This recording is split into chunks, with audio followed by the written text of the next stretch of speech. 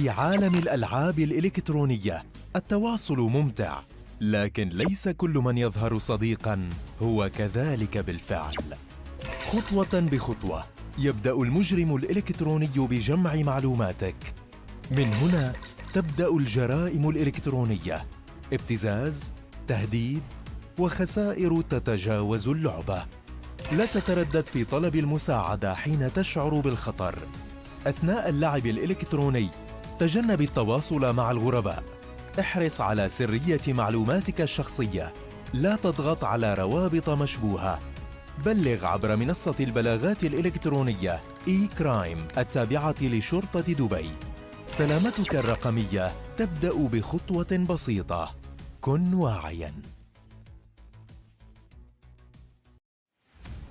Hello everyone and welcome to the Dubai Police Esports Tournament. My name is Arsha Farhad, also known as X-Arshi, and I will be hosting today alongside my fabulous co-host right here, Bibi Zumad. Thank you, Arshi, and we're very, very excited for today. Guys, today is the finals for all the games. All the excitement, all the stress is literally coming through all the players. Some of them outside were just talking to me. They were saying, we're kind of stressed, but we're confident, and I like that. You know, the prize pools are huge, 50,000 dirhams for each game to 100,000 prize pool for all the games. We're very excited. These guys really want it. These guys are really training for it. They've been up all night, really studying strategies, doing things. And yeah, we're very excited to see how it all rolls out today. 100%. It is indeed being a long 3 days for all of us here. It has started from bright and early of 9 a.m. here at the Dubai Police Officers Club all the way till 9 p.m. in the evening. So there is no time to waste whatsoever. It is a boot camp 3 days in a row, and that's how it gets done at the Dubai Police Esports Tournament. We have Valorant, for you today, and you've seen all the teams already. Today is the grand finals. We'll be seeing, of course, Fragger is one of the favorites of the audience. They've been mentioned a lot. We got people quivering in their boots a little bit when that name comes up.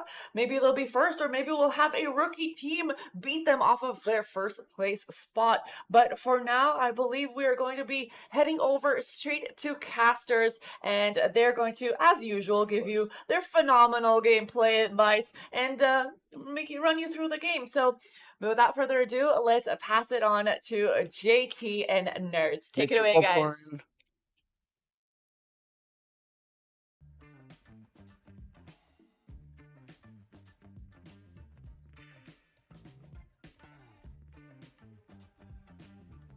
Time there on the venue, and the new guy in town. Nerds, how you doing, buddy?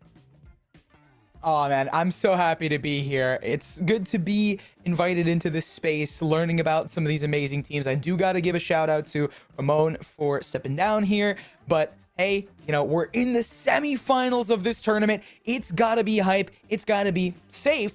And more than anything, it's going to be interesting to see how these teams pan out. For me coming into this, I'm just looking at the stories. The scores don't tell me everything, right? These guys have made it this far, so the server and the gameplay is truly going to be what shines.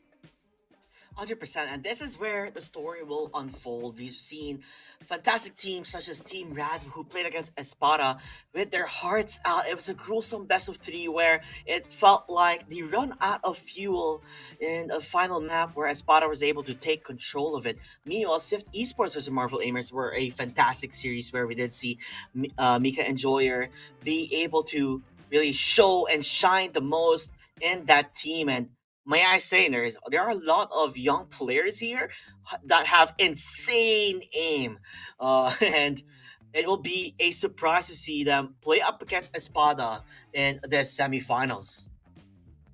Well, insane aim and solid gameplay mixed together goes for a solid team. And honestly, I gotta give a shout out to Marvel because I am having a soft spot here for the new game and contending leagues, but we're here for some Valorant action. So I'm curious, do we know too much about their map picks and bans, some of the strategies? I'm coming into this, so I would love to soak up any information from you, JT. Well, so far, Marvel Aimers, it was all about just playing with their Neon, and when they can maximize Neon, especially in bind or split, they have insane movement, and whenever they go for the frags, like Neon is a one to watch for in their team. because they do know how to push the boundaries. And when you understand, your limit testing, and you just maximize out of it. So when they do play, you can't let them, play their game. So most likely get a Sage who can slow down the run coming from them. And there we have it. Map veto, nerds. Okay, so we see Sunset and Ascent banned, pick up on Bind and Haven, and you know what? I just gotta say it, Bind, not my favorite map, but honestly, for some of these teams, it makes sense. Especially if you're going into a really solid Neon, you don't want to play stuff like Ascent or Sunset. Honestly, Ascent's fine. It's Sunset that's really worrying me. Haven getting picked as well, really solid for that Neon play. I wonder how the nerfs are going to play into this. Regardless, though, we ended on Abyss as the decider. Big maps here. Marvel Aimers, they played tremendously well on towards Bind. I believe they were up against Swift Esports, and they did quick and easy work on them because they were unable to really understand how they were playing. And they did go for a double duelist lineup. I believe they had a Yoru and a Neon at the same time, which somehow, some way, they made it work out, possibly. And sometimes we don't necessarily that being picked in that type of agent composition, but they made it work. And if it's something that you're really, skillful at, then if I'm on the side of Espada, you can't have a bit of a shaky aim here and there when you're playing up against them.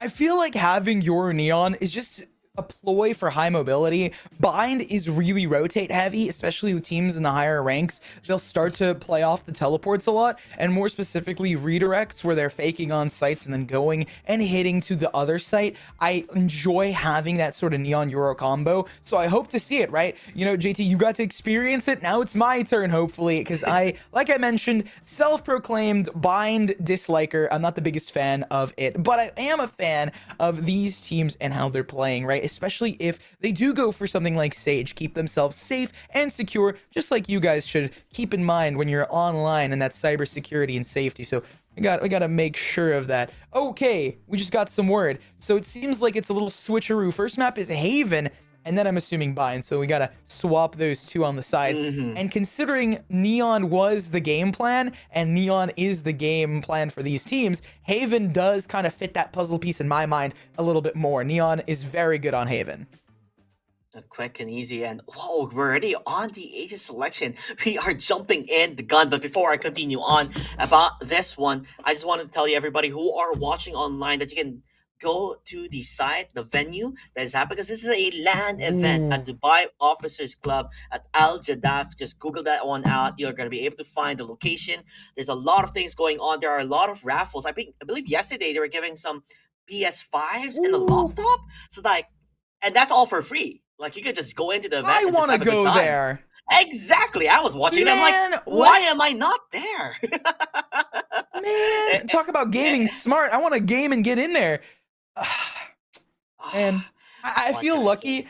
I feel for the hosts, right? They get to be there in person, but maybe next year we'll stop on by. But right now I got to stop the parade and talk a little bit about some of these agents we're seeing floated around. Some locks in, a double duelist comp here for the Marvel Aimers, as well as you have your bases covered with info and the Sentinel utility. They have a really nice sort of spread. On the flip side, we saw some hovers. They were just kind of teasing us with a Cypher. I think Cypher's very strong on Haven just because of that global utility rather than KJ, where you have to lock down into a specific area and stay on that site. So I think having that sort of interesting strategy between these two teams is going to be interesting to see how Haven plays out. Just to put more information, yesterday on Espada's game, Mashuka, who was their Cypher player, was doing okay in Ascent, but suddenly in Team Espada, they decided, you know what, let's switch up our roles. Let's make Mashuka the duelist and see how that goes. And so far, performance yesterday as a duelist was just insane. He went with a 30 bomb and then on a 40 bomb afterwards in the next map. So with that readjustment through the tournament game, at that moment, to get that decision to be like, hey, let's switch up roles, that is insane for a team such as Espada. Meanwhile, though, Marvel Aimers, they're sticking with their guns and continuing the roles that they're meant to play on. I I like that, right? Role swapping in a pug tournament is super important to be comfortable with here. We see the bye getting things started. It's a lock for a double duelist as well for Espada. I love that crosshair. Oh, that is that is such a funny crosshair here. And you're definitely going to be hitting them in the head when you need to. Well, I don't mind. I like mine being a dot. I'm not sure what type of crosshair you do it, but they're gonna enter towards the side and get the kill. No, Schnitzel's actually one able to find the first blood there, but not necessarily amazing. They do get the trades here, nerds. They do. No Schnitzel, right? Not available, at least right now here. The shots, though, Yaki will equalize. So it's 3v3 as that spike is down. Marvel Aimers, they have themselves Ahan Enjoyer positioned toward Gong. Since they had that player inserted, you have to look in multiple different directions, and therefore they fall. The crossfire being just a touch stronger for the Marvel Aimers. I can't believe that's actually working, the crosshair. Normally, when they have, teammates, it goes like this, they're like trolling around, but actually it does work out, and I'm surprised. It's rather neat here for Aya Enjoyer, bringing something new into the fray, because yesterday his crosshair wasn't like this.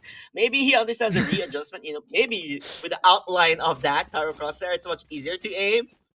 And that's just a neat surprise, Even professional players don't even use this type of crosshair. It gives you the whole body outline. One thing to note, full sheriffs bought up for Espada here, so they do have that head tap potential. Unfortunately, the Spectre's just a little shinier. Yeah. To dominate here. It's unbelievable on how fast they're playing, and it's just full confidence, and I think that's what's necessarily when you start your game, you go with a bang. It's gonna secure their game, right?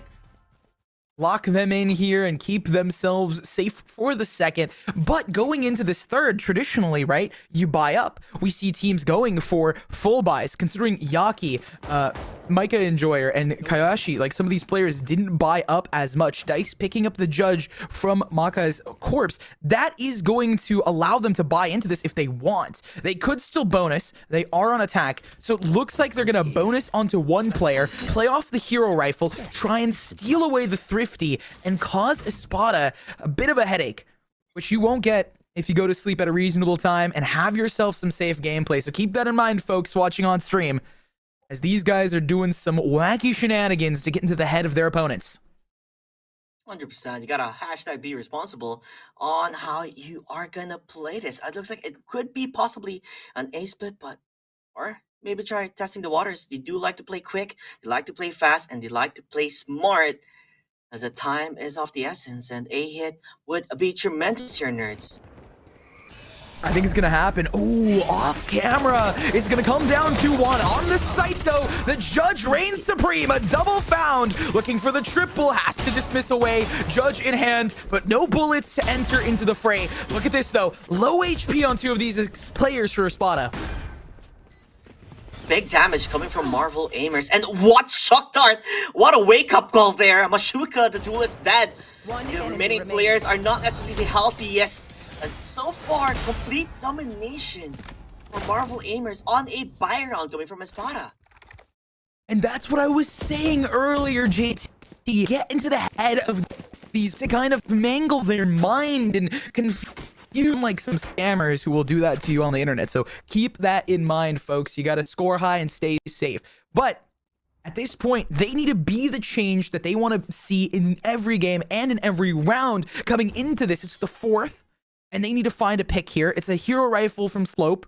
I don't think this is the best play, but it could work in their favor, especially if they find those first initial frags and carry that momentum forward for Espada. Considering this is an attack-sided map, though, Marvels does have the edge and the leg up in this series, at least right now. Traditionally, they should get the fourth, but I do not want to discredit Espada just yet. Well, if we're going to be judging on history, yesterday, Espada, in their first game, they were a bit shaky. It takes some time for them to really cool down the nerves, especially since you are the first game of the day, the first series, and not necessarily that warmed up. They do rather, how can I say this, start really slow. But once they start picking up the paces here, maybe, just maybe, they can finally have the answer up against Marvel Aimers. But you can't just give too much to Marvel Aimers, because they are a team that if you give them too much leeway, they're just gonna steamroll you. You take an inch, take a mile, right? But right now, though, seems like a tech timeout.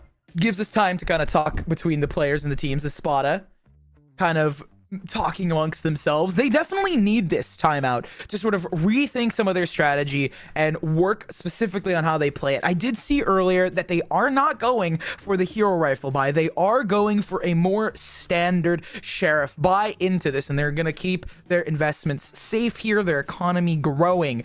On the flip side, Marvel Aimers, they're staying calm, they're staying collected, they score high and stay safe. That's all they need to worry about. And just a bit more information on the side of Marvel Aimers. Dice had his interview yesterday, and they were talking about the IGL, and he has been the IGL for this team. Everybody trusts him and the decisions he makes, the calls he gives, and they're able to really just play a mount because that they have a reliable leader. No matter, even if the call is wrong, they still trust him 100%, and because of that, they make things work. And Dice just said his in-game calls is the reason why all of them are able to shine so bright in this tournament overall. Yeah, honestly, that is a good thing to hear. I like that the team is working together, right? Especially when you have that synergy in a pug roster, making sure you can not only follow the leader, but kind of listen to their calling and just fully give faith into what's going to happen. It really shows that the team is good at compromising when they have to and making sure that they can work together when they need it. I also think we just barely saw one of the players. I think Jet for a Spada tried to updraft onto the box and unfortunately did not succeed. So that's a bit of utility waste that I feel a little bit bad for them. But regardless, still 0-3. Still, the timer ticks, and we're getting things started. Look at this stack towards A, JT. Coming back. The moment you said A, they were like, nah, it's a prank. We're gonna go for a C instead. But there is a trap there, which could make it a bit much more easier. But judging on how, Espada's playing full-on force on towards mid instead, meaning it's much more easier for them to go for the push and C. Nobody's there at all. It's gonna be quick and easy work for them. I mean, they have the better weapons, right, JT? So it makes a lot of sense. The sheriffs go flying out of the smoke, but you don't find much value. The plant's gonna go down here. How do they re-enter? They don't have much to work with, and the Empress has been popped for Marvel Aimers, so even more pressure being built on the site. It should be a foregone conclusion, but these guys aren't gone, not out of it just yet. Oh my lord, I enjoy her just popping off with the Empress remote. The true queen has arrived with a 3K. Could go for a 4K. Already knows where the player is going to be. Brings out the sheriff. Howdy, partner. As time is off the essence, Espada. Mashuka, what can he do when Yaki says hello? That is a 4-0. And Espada are struggling in this match. Then let's run it together. Oh, man. In Yaki, in Japanese, means grilled or to be cooked. Just like Yaki grilled the enemy players there in that moment, frying them so fast. And unfortunately, the poor Shu, they're going to get fried here. I don't know how good a grilled shoe would taste, but honestly, at this point, you can baste it in whatever you want, and it still lands pretty solidly here. The attack side for Marvel Aimers has just been so strong. Another win con is in their pocket. They have the Hunter's Fury after they take onto site and get this plant through. Oh, what a quick draw here. We see an ultimate pop. Neural Theft invested to prevent themselves from getting tested here, but unfortunately, the player advantage and the pressure falls as Espada loses some more players. The amount of pickups that they have with the lurker on Kyoshi. Same with Aya Enjoyer, who's been a monster in the server, finding a lot of kills. Even the Wallbang understands where the player could be. Silva, Solpi, already tagged down to a crawl, 42 HP. They're gonna push it to the limits. Kyoshi again gets the kill to Mashuka, and this time around, I don't know, the Vandal buys their buy round turn into nothing. They needed to win it.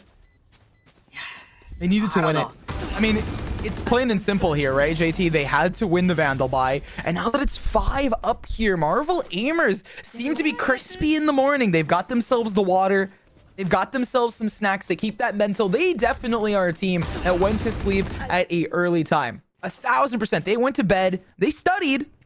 You know, as the host said, studied late into the night, but they also went to bed at a reasonable hour, got their 8 hours of sleep as the doctor ordered, and now they came in here crispy and fresh, ready to yaki them, ready to fry them. Because look at this, 13-0. Hen Enjoyer has not fallen at all. The Reyna for Marvel Aimers has not gone down yet, by the way. So if you have such a star player shining bright through the night and in the day, how do you take care of that? And the question is, maybe get the kill towards him, but how can you get a kills when you're just getting picked off one by one as the cookie crumbles? And you can tell the confidence from this team is just way up there. Solpi will fall down, 6-0, and my oh my, may I say, they are in deep troubles here in Espada, and it looks like they are drowning to the pressure that comes from Marvel Aimers and how quick they've been playing. Yeah, Mika Enjoyer may not be getting the frags, but he's creating so much of a mess that Aya Enjoyer can capitalize on. Oh, yes. Oh, yes. These guys really need to maintain awareness to achieve some greatness here. To achieve a pretty even scoreline, they need to go on a tear to get the 6-6, so they have some ultimates to do it. Honestly, put Reyna into 1v1. You have the ISO ultimate. The kill contract is available if you need it here. Finally, a Hen Enjoyer to fall. A huge win condition taken away here from Shoes Op. They get pressured out of position. Kayoshi's there to keep players, but Sammy falling in their ultimate evens the numbers out. Unfortunately, the push with the op gonna get tested. Dice is going to lay Shu to rest. The Hunter's Fear gonna try and tag them down when he can, but still not necessarily the best as Yaki's going for the dual. Solpi being able to get that kill instead, bring it back to a 3v3. I believe Schnitzel even used his ultimate, but did he get a kill? Because if he doesn't, he's gonna die. And he will die. Solpi perfect on the shots, but dies with the operator, misses the shot, did not connect. Nonetheless, they're playing it safe, but Hunter's Fury gonna trace him down. He survives, he jumps with a bunny hops. Mika Enjoyer runs as well. I mean, at this point, it's very winnable. It's a 1v1 scenario, and they have it locked in. The 4K found for Slop, and now Spada finally find the first. They get themselves an inch up, a leg of room, something that they can just breathe in, breathe out, relax. Lucky for them, Solpi became the hero for the team, but to a certain extent, you can tell by their economy, it's just not there. It's just not there. Money in the bank, with so little credits remaining on their names. Gotta make it work. Thankfully, he's able to save that operator with Mashuka. Getting that kill towards Eye Enjoyer might be the opening that they need badly to stop, Marvel Aimers creating this much of a mess of a fight. Oh, yes. Marvel Aimers, though, I feel like, right, they're just going for extra credit. If they can get the 7th or the 8th, that's fine. And the attack side is the better half for specifically Haven. So if they can just get themselves like 2-3 more rounds here, that's perfectly fine. Espada, if they can bring it back up to 6, is going to feel phenomenal, right? They just get themselves a pretty even scoreline going into attack here. But I do see a change, though. Marvel Aimers is not rushing in onto the site like they've been previously. They're taking their time, respecting the game that Spada brings to the table. You gotta give it to them. You gotta play hard, play smart, play safe, and that is what they're doing. Willing the time, and they are able to spot one out on the right side. That is gonna be the Cypher falling down. Picnics is dead. Mashuka could not see anybody with that operator, hoping to grab a kill before he falls down. Yes, he does, but at the end of the day, there's a lot of players, a lot of numbers still up and running on Marvel Aimers, especially even having a lockdown. Oh, man. From the shadows invested. Gives them some info. Koyashi, though, is back onto the site, peeks out, and Schnitzel's fried. There's that 7th, the extra credit found, and This extra round doesn't seem like much, but it gets compounded each time because the differential grows to 2 when the sides get flipped onto you. Marvel Aimers now feeling very happy with their attack side. You always want to get at least that leg up on Haven at the start here, and they've been piloting Neon so well along with Reyna. I like this strategy, and again, the one round we immediately see Ahem and Joyer fall. They fall to an op immediately, and they pick up that round. So that's like, that is the win con, I think, for Espada. How they can win these games is focusing on that one individual player. Could be massive here, Mashuka, but could not land his shots. Maybe today it's just not his day, but how things are going, just because Marvel Aimers, you know, with this double duelist role, they're making it a bit harder, and you can tell by the movement, this guy is just going fast, going quick. What can I say? Full enjoyment on their eyes, on the prize. Schnitzel won't fall down. Kiyoshi looking for more. Dice will be able to trade things off. Yeah, you have a trap, but could not convert, because guess who's covering him? It's Dice with a 3K. And there it is, an 8th. Every round that they get up on this board for Marvel Aimers just makes it just compound interest. They're really protecting their assets, keeping them safe here with the way that they're playing right now. Dice, by the way, I love that highlight because they were such a, in such a unfortunate spot that, and they still won that.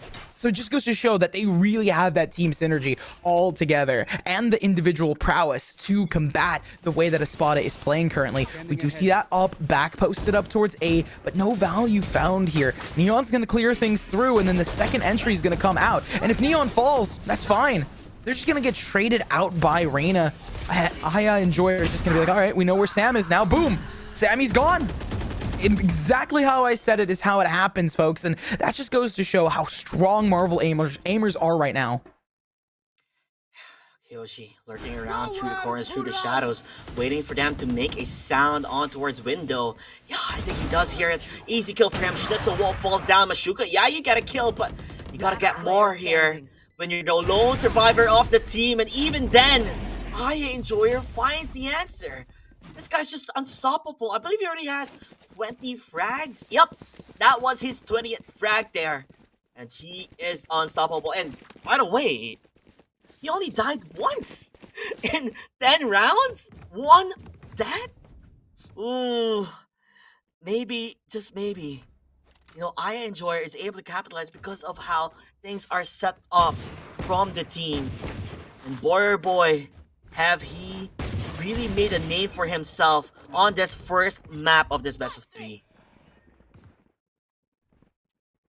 At this point, right, it's just, again, like I said, the win condition is just taking down Reyna. It's simply a star player shining through the night to an exemplary display. This pack hunt, though, coming out of Espada works for the time being. And just as I say it, it's the caster curse. As much as I have the reads and the blessings, I still have the curses here. They're just going to go for a knife. Oh, no. Oh, no. I like the sportsmanship, though. They're both knifing. My ult is ready. Okay, winnable. They took down an Enjoyer. Oh, and you know, JT, as much as you're right, you know, play mindfully, live purposefully, score high, stay safe, be the star player, and have a good mental, having a little bit of fun just brings the spice of life here, and that's going to be so good for the competitive integrity of both these teams and both these players. No more charges left. I love that, you know, they can still, even if it's in the tournament environment with a big prize pool, which is 50,000 dirhams, you know, they can still just have fun with one another, and that is a joy to see. And like you said, find Reyna, and maybe that could be the opener for you as you continue on with the push with Mashuka. Not able to land any of his shot, 30 HP, he's still pushing it to the limit, pushing it to the panel. It just didn't really work out for him. Sammy as well needs to run away. The lockdown will be there. And we do have There's Hunter's Fury though to counter. Yeah. Trying to counter it out. I got the spike. That was my big thing, right? They do have the ultimate to counter here. It's the final round, so throw everything at the wall and see it land. But unfortunately, you're going to be fried hand in hand, even toasting up their own Neon a little bit, right, as they enter. Wait, Slope got a double, a triple found. This is winnable. To find their second round in the game, Slope needs to climb a hill, a mountain, so gruesome and so big that they have to rock it in here, but the shots just do not land where you want it. It's 11-1, a clean, dominant victory here right now on the first half.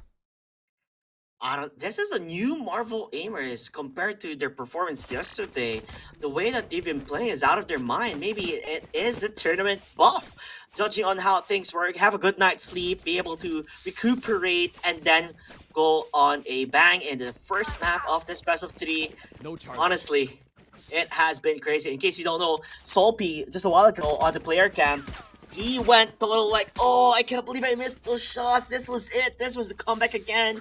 But you know, what can you do? Sometimes your aim is just not at its best, or it's just the movement coming from Mika Enjoyer as Neon being able to run way too fast.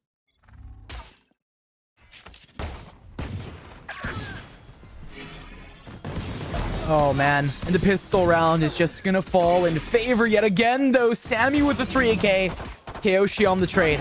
And every time you see a leg up, it just does not land. Kyoshi to lock in the 3K and ace. So close. JT so close being found. But it gets snatched away in the nick of time. Could have been the moment for him, but sadly, it's just not today. 12-1 match point, and this is coming from a bonus now.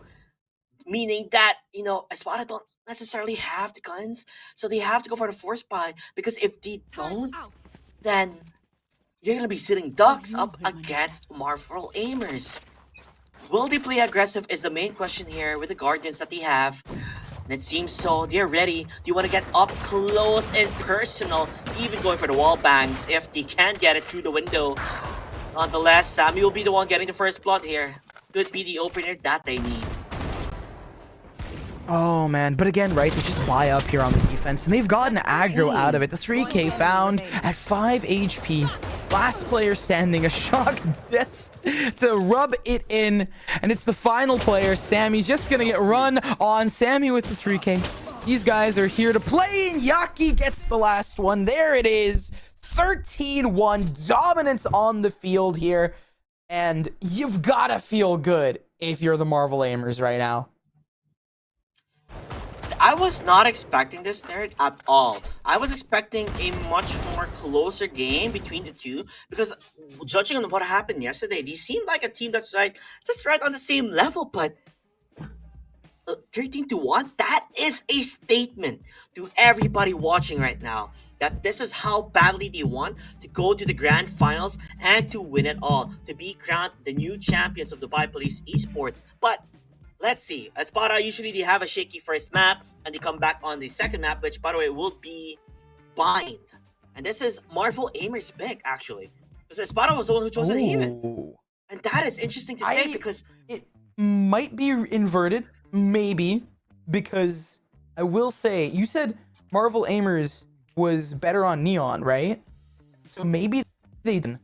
And because we had the side swapped earlier as well. So my thought process is that Marvel did pick Haven and Espada does it. And I'm going to say that the reason I'm going to say that, JT, is to give some hope to Espada. Because if they can win on their map pick of Bind and a different map, the one that does not favor Neon but does favor Reyna, there could be something brewing there. Maybe just fingers crossed, I be it. the possibility is there. History, if it is correct, the one, they usually come back on the second map and play their hearts out, and hopefully we get to see a different side from Espada, because if you let, Marvel Aimers, specifically Aya Enjoyer, play the game that he is playing, it's just so hard to stop that momentum. And I feel like a lot of these teams, Nerd, they are a momentum-based team. The moment the ball is rolling on their court, they ain't stopping. And if you can't stop it, you're just gonna get steamrolled. Yeah. That's a very fair statement to make, JT. Oh, and of course, right? Ion Enjoyer has to be at the top here. They, I think, single-handedly got every secondary frag. Every time Neon slid into the site, they made their way a path forward. It was immediately countered with Reyna. I had Enjoyer managed to follow up every single kill, every single action, and having that sort of firepower on the entry really allowed them to get those rounds that didn't seem to be like, okay, well, the first pick might have gone in favor of the defensive side of Espada. They did pick down Neon, but it doesn't matter. Neon can fall. You have an insane Reyna going and getting 3 more right as they enter.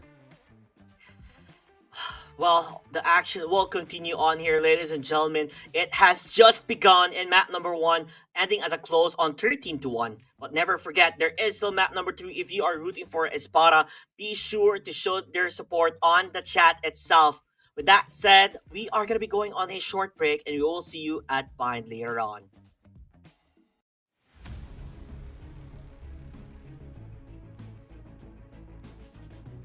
في عالم الألعاب الإلكترونية التواصل ممتع، لكن ليس كل من يظهر صديقاً هو كذلك بالفعل. خطوة بخطوة يبدأ المجرم الإلكتروني بجمع معلوماتك. من هنا تبدأ الجرائم الإلكترونية، ابتزاز، تهديد، وخسائر تتجاوز اللعبة.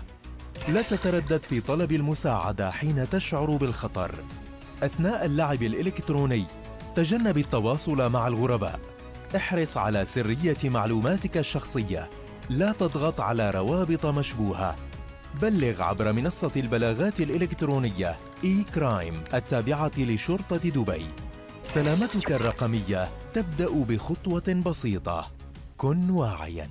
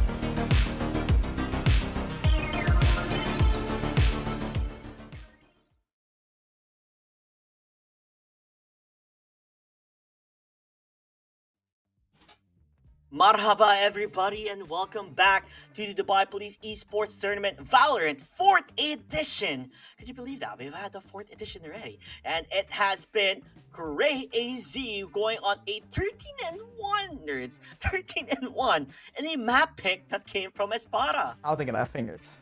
I don't think I have enough fingers for that one, JT, for 13 there. But honestly, that is just crazy.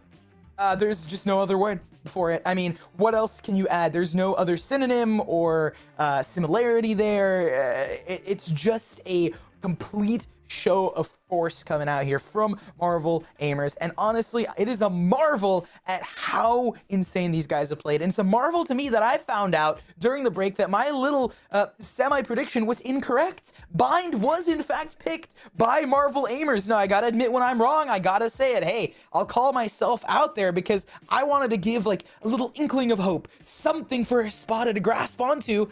And unfortunately, no. I mean, Bind was picked by Marvel Aimers, so I want to see how it shakes down. At this moment on, if you are on Espada's side, you know, with that short break that we just had, this is when you huddle up the team and even talk to each other. Like, listen, guys, we may not have the best play in that map in Haven, but we are going to show our best coming into Bind. It may be their favorite map, but we are going to show them who is boss. This is our time to shine. And we're not going to give it that away too easily to Marvel Aimers. They have to fight for it if they want to take this away from us. And definitely having those pep talks, it will definitely change the avenue for the team. Maybe bring in more confidence, more positive vibes, and be more relaxed, calm, cool, and collected in the deserted heat from Bind. You know, as you say, right? If you gotta be cool as a cucumber, you have to make sure that your game, your rules, and your safety are locked in just as icy as these guys have to be. The ice in their veins as they try and hit the head taps on these players. Bind, though, I always say this, and I will say this every single time I commentate this map, low on the totem pole for me, just because there's no mid. But some teams, especially when they have really solid aim, really solid team coordination, just win out every single time on Bind, and it's no skin off their back. They're managing to just steamroll their way through. So I feel like the momentum will carry over here is my main point, JT. That is going to be the key focal point. If Espada can pick up that momentum early, or when they switch sides, there's a shot for them to win, and I'll start rooting for them. I'll be like, hey, #1 supporter, get that momentum, start building that snowball, the Sisyphus boulder, and then just keep pushing it up that hill. But if they can't get it, I think it's going to be a little bit unfortunate and a little bit cooked. I mean, honestly, you just can't let it be. And especially, you have to come this with a proper agent composition and understanding that if you win the pistol round, maybe that sets things up for you. Maybe that will be the game changer, because pistol rounds are indeed important. It leads you up to a bonus, which you can then continue to capitalize on, which I feel like people are not really understanding the fact that pistol rounds do play a massive role in getting, you know, that momentum that Espada is looking for. And if they can get it, if they can get that grasp in the Bind map, then just maybe, then this could be a closer game. Because Marvel Aimers, they love their Yorus, they love their Neons, and this is the type of setup they usually do. I feel, again, like I said, it's very mobile. It's very versatile, and you can get from point A to point B rather quickly. I do want to see what agent selects go into Bind, so once the game is loaded up, once we get to see it, I will truly nerd out. But for right now, I'm just kind of like thinking in my mind, you know, how is it going to play out? Because you've watched them, JT. You've seen it. Are they really mobile? Are they really like just running back between sites back and forth? How does the Yoru set things up? I'm going to kind of just leave it open-ended for you. They're very in-your-face type of team. You can tell just how they're playing in Haven, right? They're very in-your-face. Even this dimensional drift coming from the Yoru player, you would expect him to just, you know, follow in and just bait it out and TP away just to, you know, for the team to just shoot through the smoke and be able to trace it. No, he actually goes TPing out right in front of you with a shorty just to fight it on, head on. And you can tell that confidence, it was always there. You know, they never had a challenge where you felt like, oh, we're losing away, it's getting out of our grasp. No, nada. Marvel Aimers, it always feels like even if you were not ahead, you were still in control of the game. You were still in control on how you wanted to play, and there was nothing to disrupt their playstyle at all. Okay, so it makes sense. They're fighting for control of a lane, right? Most of the maps, right, you have 2 split lanes, you have sometimes 3 split lanes, or something along those lines. Like, hey, Ascent, they have A, B, and then C, A, mid, and then B, however you want to look at it. And then they're just basically fighting control of a lane, right? On bind, that makes a lot of sense because you only have 2 split pushes and then rotates coming through. So for the defensive side of this team of Marvel Aimers, it makes sense that they want to go for it. But looking at the compositions here, something that I am missing is we do not see the Yoru. Instead, Chamber, there's the Yoru. There's the Yoru locked in as well. I just had to say something. And there it is, the Neon. Wow, okay, well, I guess Nerds does not get to speculate. No. I have to be put back into my little box and put to the side. I'm still waiting on seeing what Mika and Joy is going on. I mean, he's been hovering around, Raze, hovering around Jet, but you gotta go with your guts, and that is gonna be your Neon. This is their total comp that they have been playing on. Meanwhile, on the other side of Espada, Sophie will go for a Deadlock. Deadlock will do well when you're up against a Neon, able to really stop her at her tracks, slow her to a crawl, and this could be, the game changer that they need up against a double duelist. And this is when Marvel Aimers are starting on the attacking side of things here, Nerds. I still enjoy it, right? Because if you do get met with the double duelist to the face, you can wall it off, regroup, and fall back. You can do a lot of stuff around it. And let's say you go onto the site and Neon's not there. You wall off CT, you wall off U-Haul, for example. It prevents Neon from taking a further position, especially if there's some lineups. Not to even mention the Gravnet that they have in the kit for Deadlock. I mean, she's a very strong agent for a reason. So if the players can pilot her well, hey, then that's all you wrote. That's all Deadlock wrote. But honestly, it's just gonna, again, come down to the momentum in the server and how it sways between these two teams. As excited as we can be, this is as much as we can speculate as we are getting ready to travel in the land of Bind. And what can I say? It's scorching hot there, and the pressure is on in the shoulders of Espada. This is a do or die. You live to see another day, or will you fall to go for a third placer fight, clash head on? So nonetheless though, nerds, we are gonna start it on. Oh man, and look at this. Marvel Aimers immediately taking that lane control I was discussing previously. We do see a counter there. It's a double up onto it. Fight for B, and there's the 3. Okay, Kyoshi not gonna allow the 4th to be found here. You're not the only one to farm. I also have some room, some shots in my pocket here, they say, as we see Marvel Aimers yet again with a silly and fun crosshair. Yeah, I was looking at the crosshairs and I'm like, wait a minute. Oh, these guys are just having the time of their lives. And by the way, that round alone, the pistol round, I was counting in my fingers like 1, 2, 3, 4, 5, 6. That was 8 seconds. It just ended in 8 seconds. That's how quick that fight is, and they are gonna continue on the pressure. Still not gonna get much information. They have the fault line, but they understand maybe they're gonna get pushed. But Shuka wants to go up close and personal. Maybe dash towards in. There he has it. 1 frag is enough to at least stay things off. I enjoy it. Blinded to it. Chris needs to run away. TP's out. There's just only one player. Hey, good 1 for 1. Good 1 for 1. Some teammates getting caught in the Gravnet as they try to go up close here, but look at where Kyoshi is. Oh, this can be deadly out of the smoke as long as they find the timing, but finds no value and leaves Marvel Aimers in a worse off spot. The flash to come through as Yoru finds you, slop to fall, and now the slope seems so steep in the smoke. Neon just dashing their way through and still finds the shots onto the poor unsuspecting players on the other end. And for Marvel Aimers, they show us again how strong they are. You can tell just looking at the player counts, they're all smiles, laughter. Just because on how they're playing. No scopes galore, getting those kills.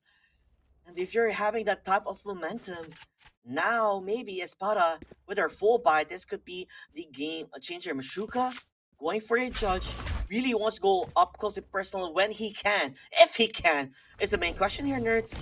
The good potential be Oh, man. a hit. Oh, Yaki has a Bucky. And we already see a double found for Marvel aimers. They're just picking up some extra skins as they pinch play into market. Sammy, though, has the back line covered as dice falls. Spada reclaims their weapons here, so we do know Marvel aimers does not have all of their weapons. Oh, this is deadly. Oh, gets out before it can be too much. That was a crosshair of a whole monitor.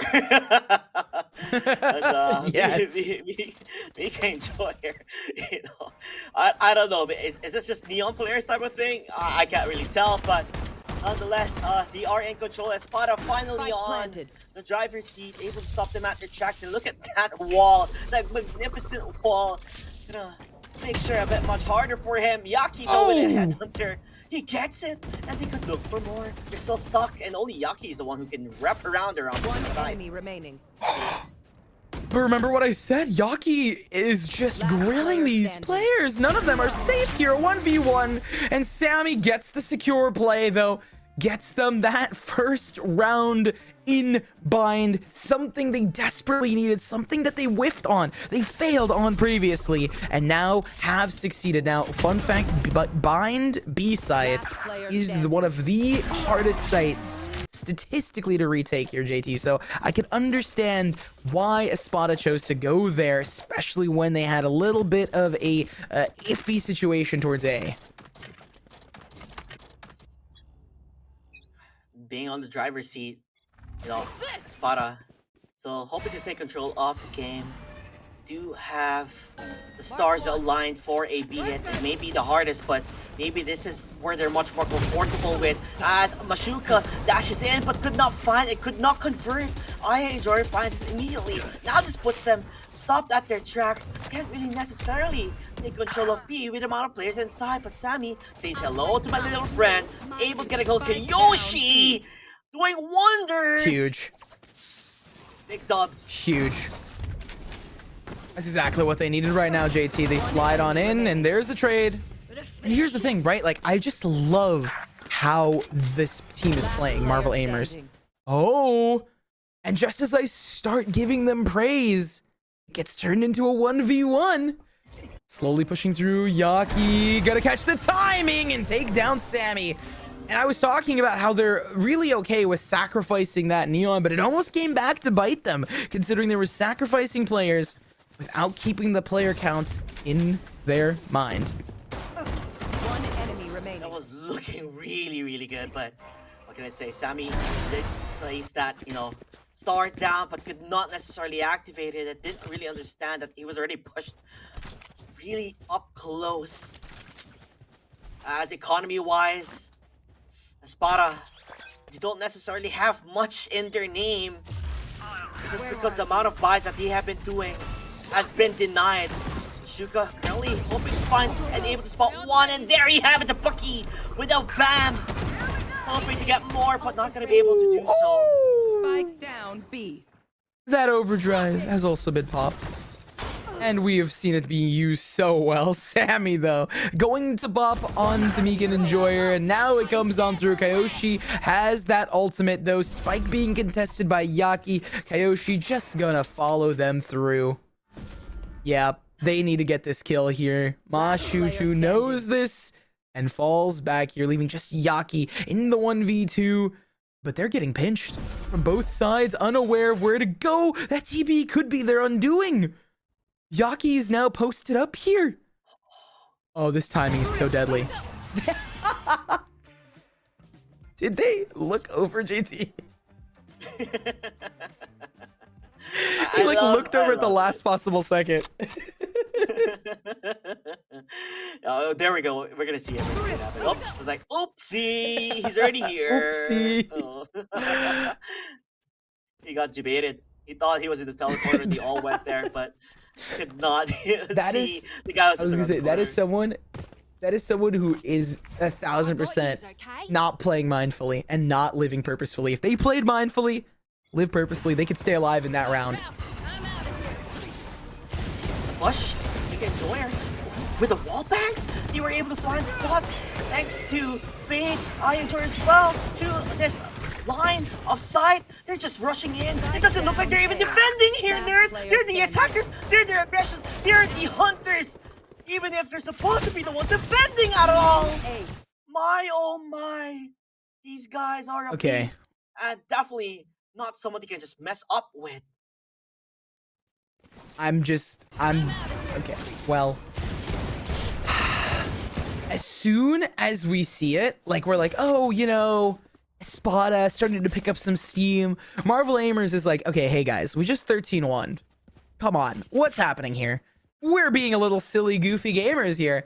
We need to be the change in every game we see, and we need to be the ones to lock in here. They play hard, play smart, and most importantly, keep themselves safe within the positions that they are in. And now they've got themselves a win, 4v2 in terms of the score. But we do have 4 ultimates as well in comparison to none. Unfortunately, Schnitzel's not going to find nada. And it seems like, unfortunately, those ultimates can stack up to something, but not to a round win, at least not right now. Especially when Spada, you know, Neon is 8 HP. Mashuka not necessarily having the best time of his life, will fall down to aim. Again, Yaki grilling them into bits and pieces. Not looking good as he gets a triple and they're just pushing it to the limit. Sammy's just around the side. He finds it, and that's a 4K from Yaki. Watch him cook. Literally. I'm just saying, Yaki definitely thinks before they click, right? 1,000% they have it locked in. They are hashtag stay in control. They are so solid in terms of their gameplay right now, and honestly, it makes sense. Spada, though, they've been trying to play off their ultimates, being sneaky about it. Yaki dropping, I see, the gun and picking up the tour de force on Chamber to try and give themselves a leg up into this. 5-2 is nothing to sneeze at here, especially if they can get the same dominant scoreline that we saw. Getting a 7-5 here on the defensive side is perfect for them. It's an attack-sided map specifically for the way Marvel Aimers plays. Not generally, but for how Marvel plays, I feel like they're going to do way better on the attacking side. I love the way they've been playing, making a lot of use on this utils, making it really work out so far. They have the Cosmic Divide and the fast lane currently being used. Neoshi already been getting 2 kills. I enjoy as well. They're just falling into pieces, falling like dominoes. They tumble down to the pressure. They already know where Picnic is going to be. The auto teleport right in front of him. And boy, Marvel Aimers. It's just a straight-on domination type of round. Hey, click smart, play smart, right? That guy definitely knew where to click and how to play it. And at this point, I just gotta say it. They found themselves the 6-3 rounds in a row picked up for Marvel Aimers. Anything they get is extra credit. Anything they get is just a little brownie point on top of this already delicious looking sundae. The double op, though, is so silly. I love it. It's so powerful here, especially if they can find value early on. And now they've just doubled up onto this angle yet again out of hookah. Stun to come through, but you still have a player playing in an off angle. Schnitzel's just down here alone. Kyoshi to get one more, and Spada is just getting fried from all these players. What can I say? Whatever they threw at them, they just have the answers. They have the solution, no matter what problem, may it be mats or what. But aim, it's just perfect. Picnics, though, this could be the momentum that they need. Unless he knows Iron just ran out of the corner, he TPs instead. But he doesn't know Yaki with an operator. He finds it, he shoots it down. What can I say? When you maintain awareness, just how Marvel Aimers have been doing, they can achieve greatness to score high and stay safe to win another round, as they are on point in this match. They've got themselves a 2-round lead going into the half, and they want to secure themselves something a little bit more. And at this point, they are definitely staying in control of this game. They're so... I wouldn't say they're not secure just yet. They want to get themselves a little bit more. They're definitely gaming smart.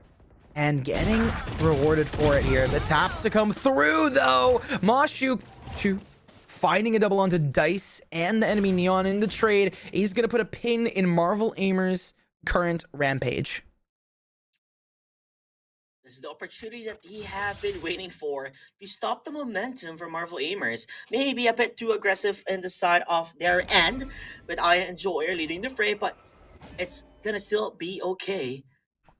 So they're still taking it to a slow type of push, making sure they're able to set up those utilities, and this could be big, nerds. A will be the hit. I think they got it though, JT.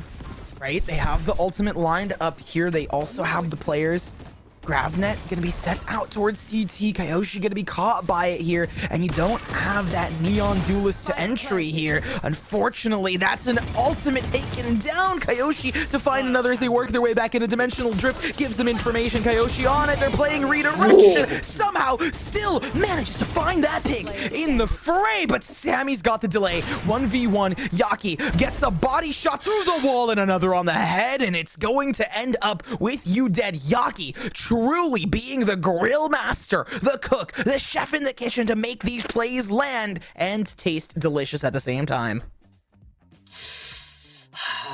When you think this is the moment for Espada, when you think, oh, we were able to get the pickoffs, we were able to get a couple of kills, it is a 3v5, we're gonna be a-okay, fine and dandy, we have the setups, we have the control, but Kyoshi starts playing out of his mind, and then you follow up with Aya Enjoyer, with the Dimensional Drift, even pops out immediately to get the shots on towards those players.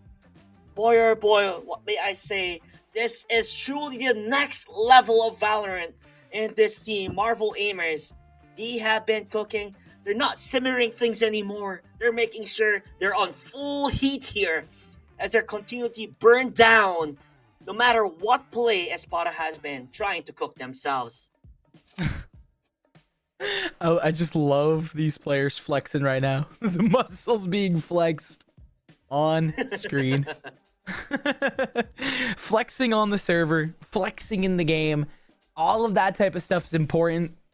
But you also have to make sure you're staying safe online, folks, here. That's what we're all here for. We just got to give a shout out during this little pause, during the break, to the Dubai Police Esports team for setting this up, for making this possible, and for maintaining your guys' safety. Make sure you guys at home watching here today, when you guys pay attention to online scammers, if they send you a link, if someone, right, who is your friend on Discord or on text or in any online game, and they DM you something and they're like, hey, you know, click on this link, check it before you do. Make sure you click smart, think smart, play your games with safety, and keep yourself safe, folks.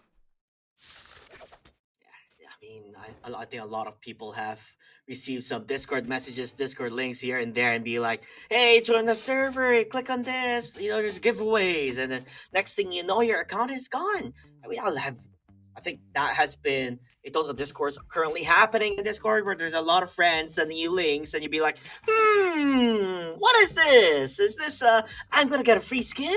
Free Valorant points? And be like, nope, you end up losing your account, so you gotta be safe, JT, guys. even more than that, making sure advertisements, right? You see just like a random like advertisement on social media, and it's like, okay, what is this?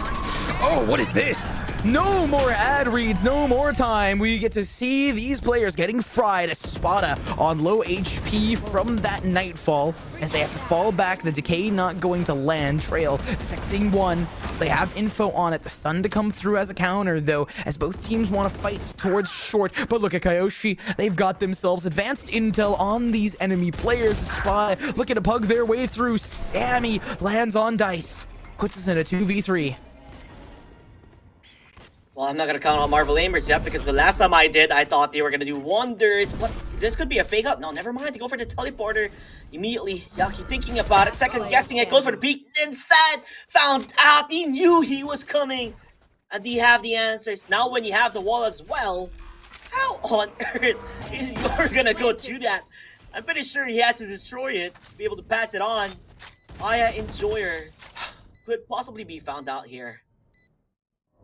Might just be playing to find value, right? Get an exit frag, find a pick on some of these players, go down with a spike here. They have won multiple rounds in a row, so it's not really the end of the world if they go down here. But it is going to be very costly for their enemy. Spada, if they lose like 2-3 players, that'll be huge for their economy because they are currently down for the count. 8-4 still isn't even a bad half to land on for the side of Marvel Aimers, but once we take a look at this economy, this is where it's going to show. Like, look at this, right? Sammy on a regen shield. You take them down, they might not be able to buy up into this. Same thing with Schnitzel. That low HP and that low credit count is what matters. Even parts of the other roster, 2K, 2K, 2K, close to 3, but it still is nothing in comparison to what we see out of Marvel Aimers right now. We'll not only have an ult, but also have a pretty solid strategy here. There's that overdrive. They're pushing. They want to go aggressive yet again here, nerds. And it could possibly work out. They are grouped up all together. Mayday, Mayday, as Spada decides to run away. Not gonna fight the clash head on. Understands if they do, it could be trouble in paradise. Fine. Hoping to be able to enter towards B, and yes, they do. Yuri is there. Oh, Yaki! Oh, it almost looked like he would whiff it out, but never mind. They're all finding the shots. They're all connecting. As Spada are burning, are getting buried alive in the sand. And you know where the last player is gonna be? That is Sammy. Who somehow, someway finds a kill. It's a big call to ask. 1v4 here, nerds. Yep. It's a tall tale. A tale that needs to be said here, and unfortunately, it's again a victory for the defensive side.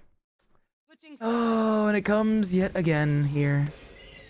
Lands in an unfathomable way for Marvel Aimers to pick up the 9-3. But do you believe in some funky numbers? Or do you not? I'm not even going to say the name. The funky numbers still land. It's 9-3. Well, sometimes I do believe. And if on the side of the spot, maybe I believe this is it. You know, you are going to be going for that switcheroo. And this is, I believe, where Mashuka could probably really show himself as much as possible. But double duelist on Marvel Aimers.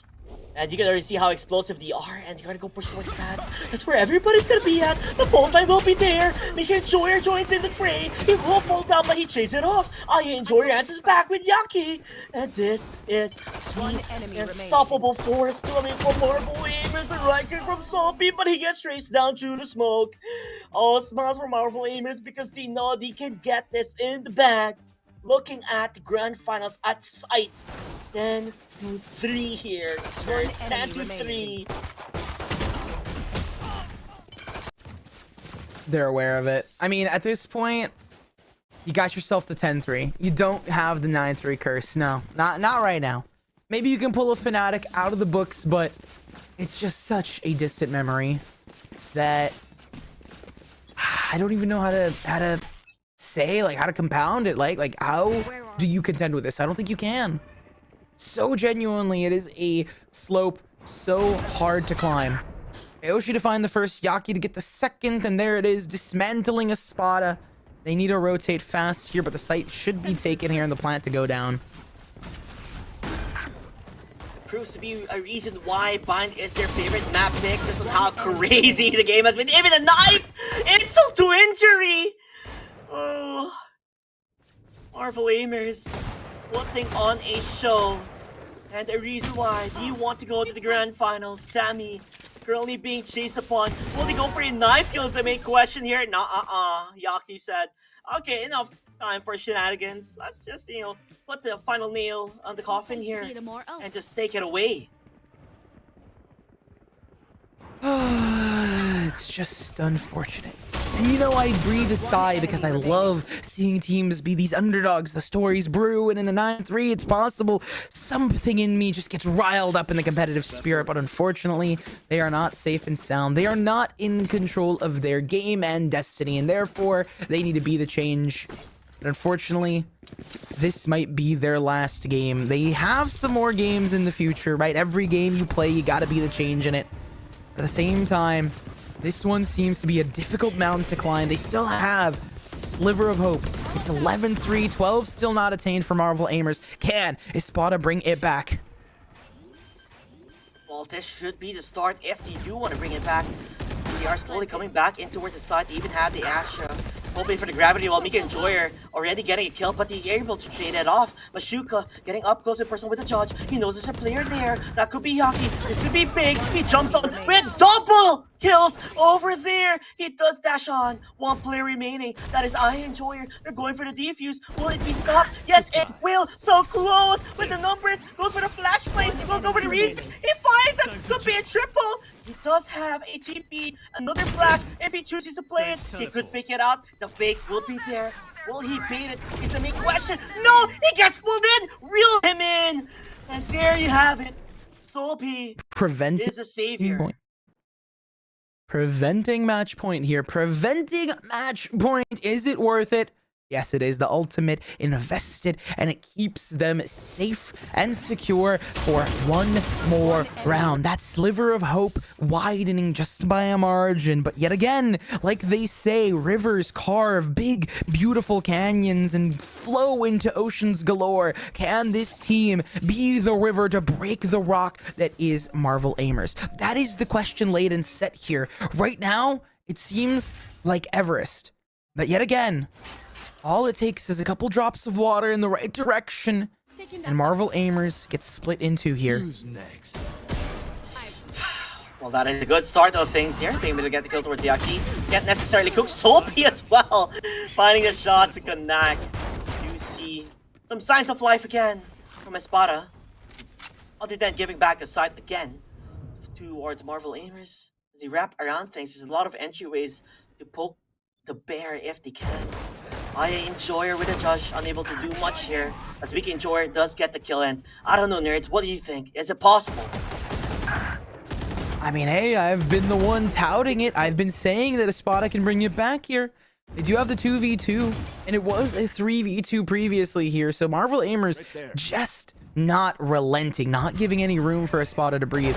The possibilities there, the timing to come through, it's not going to be in favor of Espada, and they fall yet again. Match point attained. Tremendous plays, Marvel Aimers. I mean, it is as direct as it has been. We have always been the driving force from the get-go, without a scratch at their backs. And you can tell, Dice, you know, he may not be the highest frags, not even in the double digits, but because he is the leader, the shot caller, the guy who is ensuring that his team shines the most and makes the play of the century. And he is making it work. 12-4 match point. And this could be the final hurrah from Espada if they cannot find the answers to the questions. Face your fear! This Cosmic Divide does give them some leg up here as they have to peek on through. The classic in-hand schnitzel to get on them, though. But look at this, Espada losing players so fast. The flash to come through as they dash and bash on you. It wasn't a 13-1, but it was a 13-4. They lock themselves in here. Well, Marvel Aimers, they have played continuously improved, I would say, compared to yesterday. It almost looked like I'm watching a team who is meant to be in a bigger screen, maybe VCT and the MENA region, GCC, you name it, because they have what it takes. They have the aim, they have the plays, and boy oh boy, I cannot wait to see more of them, as they are the first team to be going to the grand finals. And fret not though, nerds, Espada, you still have a chance to win the third place, sir. Oh, you know, fair enough, right? There is possibility. Wait, I'm getting a phone call. What are these guys, like, calling me in the middle of my cast, harassing me, doing these dumb and silly stuff?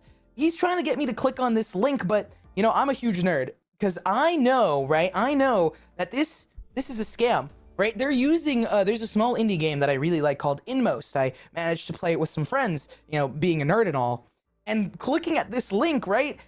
They're clearly ripping off this innocent game, this indie game here. So remember, guys, when you guys look at links, when people send you stuff, and yes, I am not making this bit up. This is actually something that happened to me literally yesterday. This is a real life bit. Inmost is a game that I've played. and someone did try to scam me. So do maintain your awareness, achieve greatness in your games, and most importantly, you know, protect what's yours and think before you click on stuff, right? I saw what it was. I saw the sprite of Inmost. I knew immediately what it was, so I didn't click on it. I thought about it like, hey, wait, I played that game like 3 years ago. It was such a good game. So you guys got to do the same. It's really important. We did see those stats, but honestly, not much to say because we just saw a masterclass out of Marvel aimers. Well, I mean, even if you pick, the best fragger, I felt like the team chemistry, the team game, the team strategy were just miles better. They already knew what the game plan is going to be from the get-go with the commander, the El Capitan Dice, just leading the way. And I cannot wait to hear more from him. What is the thought process of, strategizing? What is the thought process of preparing?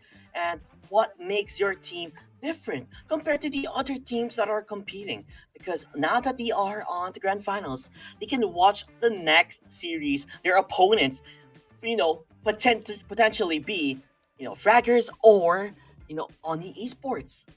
They can just chillax now, and see who it will be at the end of the day. Now, Marvel aimers also do get a little bit of a leg up, right? Because they see this game, then there's going to be a third place match, and then we have winners coming through, so they get a little bit of time to strategize and rest up. The benefit, though, for this lower bracket team is that they're going to be hot and ready, and they're going to have their aim prepared, so they're not going to be going into it cold here. But I don't know too much about Oni Esports or Fraggers. Can you fill me in, JT? Do you have any info on these two teams? Well, I didn't cast them though. That's for sure. But I do know them. I do know them. The other pair didn't cast them. But Oni Esports are a team that has been known already in GCC or in Dubai. They have already joined multiple tournaments online. We have Omar, Milpa, Susano, Stop, Discipline. Like these guys, they're well-known names, and they have continued to join tournaments such as Dubai Police Esports. Meanwhile, on the other side of things, Fraggers, they joined since the very beginning of the Dubai Police Esports Tournament. And Nerds, they also won the tournament before. So they have a crown on their heads as one of the teams that have won the Dubai Police Esports Tournament. And that is a big statement to have. They played against professionals as well, and you defeated them. So Fraggers, they're not too shabby. They are one of the favorites as well to enter in towards grand finals. That should be a pretty interesting game. I mean, hey, honestly, that's just all speculation. We're going to have Q and Tucker on that later for you guys here. But for right now, I mean, just dissecting that, Marvel aimers, they, not only to be, just for fully pun intended here, not only are they a marvel on the server, because my jaw was on the floor for half the stuff that's happening, but I wonder if these other teams were paying attention to this game, watching it while they're waiting, maybe looking behind, seeing what sort of strats, listening to the calls, because it is a LAN, so you hear them on the server, you hear them kind of murmuring under their breath into the microphone. There's a possibility that we see some counter-stratting going into it, and that's going to be, for grand finals and third place matches, but I kind of am curious as to how it's going to develop. I don't know what your thoughts are on this, JT, but I mean, honestly, regardless, it is kind of a cool thing to see how the puzzle pieces fare because it is a LAN. 100%. And this is the first time ever Marvel aimers are going to be going to the grand finals as a team, and a lot of difference as well as players. This is also going to be their first time in a grand finals. Grand Smackaroo, Espada talked about yesterday that this is their first tournament ever that they have joined. And you can tell, if they are able to sharpen their knives, sharpen their skills, sharpen their wits, and continue to practice as a team, I can see them definitely evolve and, could possibly be rivals with Marvel. And we'll see how that will go in the future. But as of the moment, Marvel aimers, they are the team to watch out for. That they are. I mean, we're still waiting on a potential interview here, so I don't know what we're going to be getting into here, folks, but I am curious who they're going to grab for that interview, right? Yes. Someone from Marvel. They're waiting on them right now, but I mean, honestly, if I had my choice, I would probably pick Reyna. I think they played really, really well. Or Yoru on the second map. I I don't want to get the name wrong, but I know it was Hain Enjoyer. I hope I'm saying that correctly. They played out of their mind. They played out of their mind. I have so many questions for that player. Yeah, 100%. There is so many things to ask about them and their performance. What is their ritual going on, warming up? Because it's like early in the morning. They went there at 9 in the morning. You can imagine when you're a bit shaky, when you just woke up, you gotta hit the showers. You don't really have much time to really warm up your aim. Maybe just a couple of minutes, and then you go to the venue, and then you just play out of your mind in the first map as Reina, and then the next map as Yoru as well. Like, that's Mr. Consistent. That is Mr. Consistency. Now, with that said, guys, I believe they are now ready, nerds. We are gonna hear so much more information with Marvel Gamers as we continue on towards the show here. I'm excited to see it. I think we're throwing an interview, or we're sending a break somewhere though. So, see you guys in a fair bit, if I'm not mistaken. We're gonna see how that pans out in a second here. I mean, who's to say? I mean, I thought we're just like miming it out here, but yeah, I do think we are setting it to a break as the interview is being set up, if I'm not mistaken.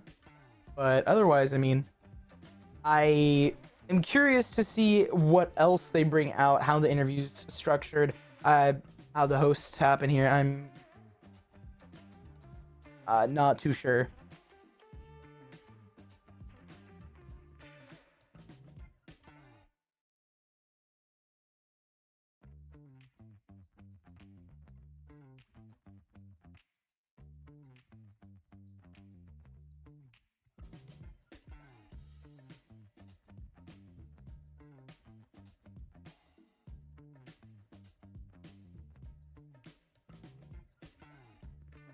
You can't hear us? Okay. So I thought I was losing my mind. I was just gonna say I can also not hear JT. So it sounds like we're doing it, but I am gonna ask Prod what. I'm just gonna say this. Let's just send it to a break. We'll get all this stuff sorted and we'll get it set up for you guys in the future. We love our production. We love how it runs here, but we're gonna fix things up and we'll be back in a bit. See y'all soon.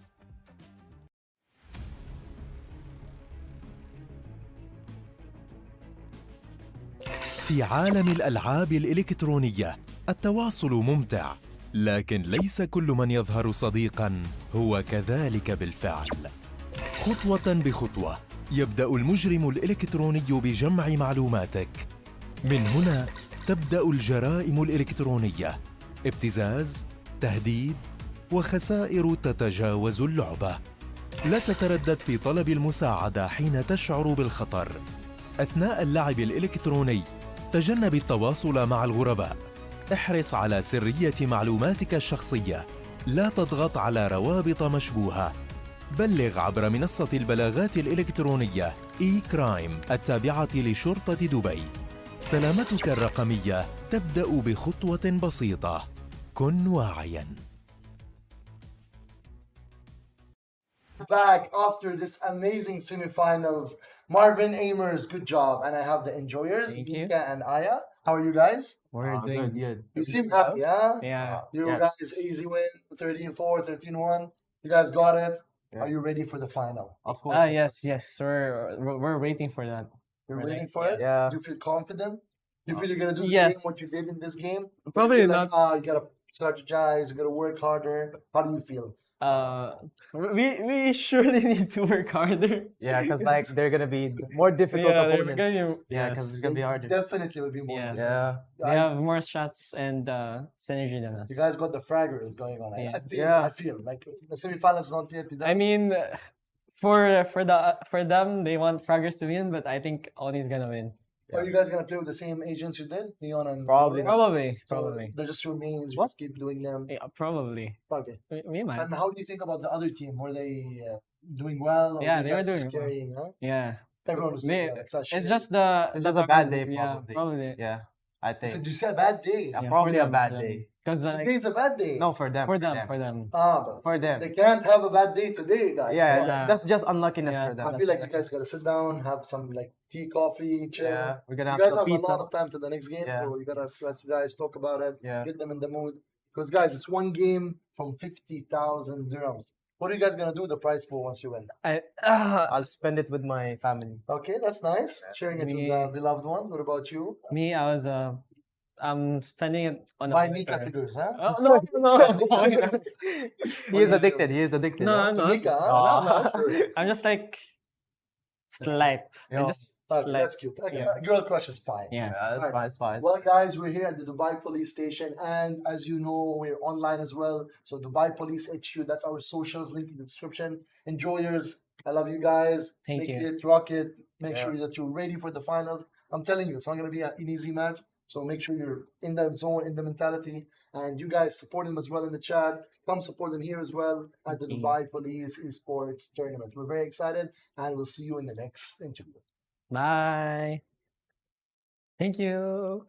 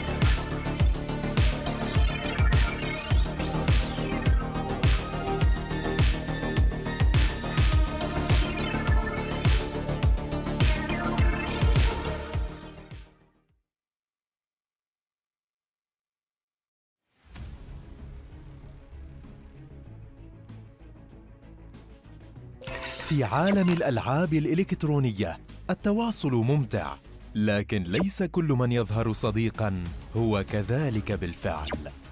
خطوة بخطوة يبدأ المجرم الإلكتروني بجمع معلوماتك. من هنا تبدأ الجرائم الإلكترونية، ابتزاز، تهديد، وخسائر تتجاوز اللعبة.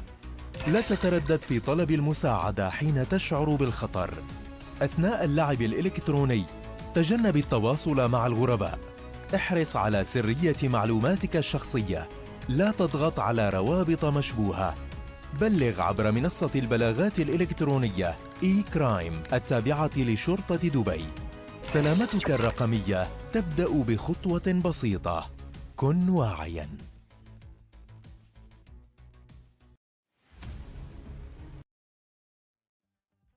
Hey yo, what it do, what it do? It's your boy Q, and welcome on back to the Dubai Police Esports Tournament. We're getting ready to get started off with semifinal number 2. I hope y'all are excited. I know I am. On the mic with me, back once again, the homie Tucker. Tucker, how you feeling, big man? I'm feeling fantastic. We got done with our first match of the day. It went in a pretty one-sided fashion. Marvel Aimers, I mean, to be fair, they have been taking down every opponent in their tracks with relative ease, and Espada was, unfortunately for them, no exception, taking down 2 maps. And I don't even think in either of those maps they even let up 6 rounds. So Marvel Aimers have a lot of momentum on their side, but they are going to meet an absolute titan no matter who wins this game. Oni Esports versus Fraggers, both of these teams are absolutely huge. Both of these teams have been playing phenomenally all tournament long. And if we have anybody who happened to miss out, when we ran things back last year in December, it was Fraggers who came out on top during the Dubai Police Esports Tournament, and they've only gotten stronger. They also played the GCC this year. They got some more experience under their belt. I feel like they got to be seen as the favorites here, but I also feel with what we've seen from Oni Esports that if they have the ability to come out and I almost use Fraggers' aggression against them, we do potentially see a world where Oni Esports could flip things around and have themselves in that grand final. Of course, we have to wait for this best of 3 to kick off, but Tucker, early thoughts. What do you think about this matchup? I mean, I got to agree with you a little bit. Fraggers seems like such a heavy-hitting team. And Oni Esports, like you said, they're another really great team. But looking back at the history that Fraggers have competing in the past season GCC, as well in the last tournament, taking down Team Falcons and Twisted Minds to earn the DPET championship last year, that just gives them so much confidence. This is the tournament that you've won, and you have beaten professional teams at this tournament. You can beat Oni Esports, and you can absolutely beat Marvel Aimers. However, the question is, will they? I mean, I feel like when you look back to that performance last year, you add Koji to the roster, you would expect to be playing better, right? But we do see our maps coming up here real quick. Our decider is going to be on Pearl. I love that for the end, but we're also going to be seeing Bind as well as Haven. Starting off on Haven, old, tried, and true. I feel like with our knowing our maps here, we can talk about it a little bit, Tucker, right? I feel like we look at how these teams have performed. If it's going to be a quick map on the 2 maps that you usually see, I feel like I got to favor Fraggers. But, Tucker, I feel like we live in this world where there's a big old scary word that we talk about all the time called momentum, right? I do see a world where maybe map number 2 goes back and forth after Fraggers win map number 1. Oni starts to get up under their feet a little bit and then almost puts them on their back foot, starts feeling good towards the end of map 2 and carries that into map 3 being Pearl. But as far as what I actually think happens, I think it's going to be too close to call. I feel like I got to lean Fraggers just a little bit here. What are your thoughts? I don't mean to copy it every which way. I'm trying to not be a carbon copy of your prediction, but I think Fraggers have an advantage, but it's absolutely not a landslide by any means. This is going to be a really close game. I'm expecting 3, but if it does go in 2, I think Fraggers will have that edge. However, there's a bit of a wrench that gets thrown into the plans of both of these teams. Whenever you throw in a map that is a little bit different, like Pearl, of course, Haven and Bind, those are tried and true. We've had them since the very beginning. Everybody knows what to do on Haven. Everybody knows how to play Bind. Pearl, you're starting to get there. It's been in the game for a while, but there's still a couple of tricks that some teams might not know about. Meanwhile, some teams do. So I think it might be in both of specifically Oni's teams, but I could see Fraggers benefiting from taking this all the way to Pearl, considering that they are probably the more fundamentally sound team, but with Oni being a little bit of the quote-unquote underdog effect here, they might actually benefit a little more from the awkwardness of Pearl. Yeah, you got the awkwardness of Pearl, but I feel like Pearl sometimes does. I feel like when you get to that decider game, I should say, maybe not so much. Actually, you know what? We'll skip Pearl for a second. Let's talk about Haven since we're going into Haven here. We'll talk about Pearl if we get there. You know what I mean? Haven does give you those 3 sites, of course. I feel like on the defensive side, you do obviously have to make sure your coordination's really on point. You would like to find those early picks, but I feel like often Haven, we see where teams play for the retake. You talk about the coordination that we've seen on both of these teams here. Who do you feel would have an advantage going into a 3-site map? 3-site map, I want to actually say attacking, I think Oni Esports. Because Oni is a much less fundamental team rather than the Fragger side. So when you throw anything off just a little bit, and whether that be changing it from 2 sites to 1 or from 2 sites to 3 and throwing in a different map such as Pearl that isn't quite as sound and quite as figured out, I think that only benefits Oni Esports because it kind of levels the field just a little bit. Of course, there are a lot of teams that decide to just completely eliminate B site, and whenever they take over B, they just run it straight up through C link or A link to avoid having to plant on B site because it's very difficult to defend against the retake on B. So it might be in Oni's best interest to actually play with that B site a little bit and try to get some plants down. We're probably going to see a B site pistol rush because that's just how the pistol round goes on Haven 99% of the time. I also feel like, maybe mistake me if I'm wrong, but I think we saw both these teams play Haven yesterday as well, right? I want to say you're right. So. I think both of these teams played Haven. And I think we saw if a they lot haven't of play played in it the today, middle. they definitely so played it in the last like, tournament they played in.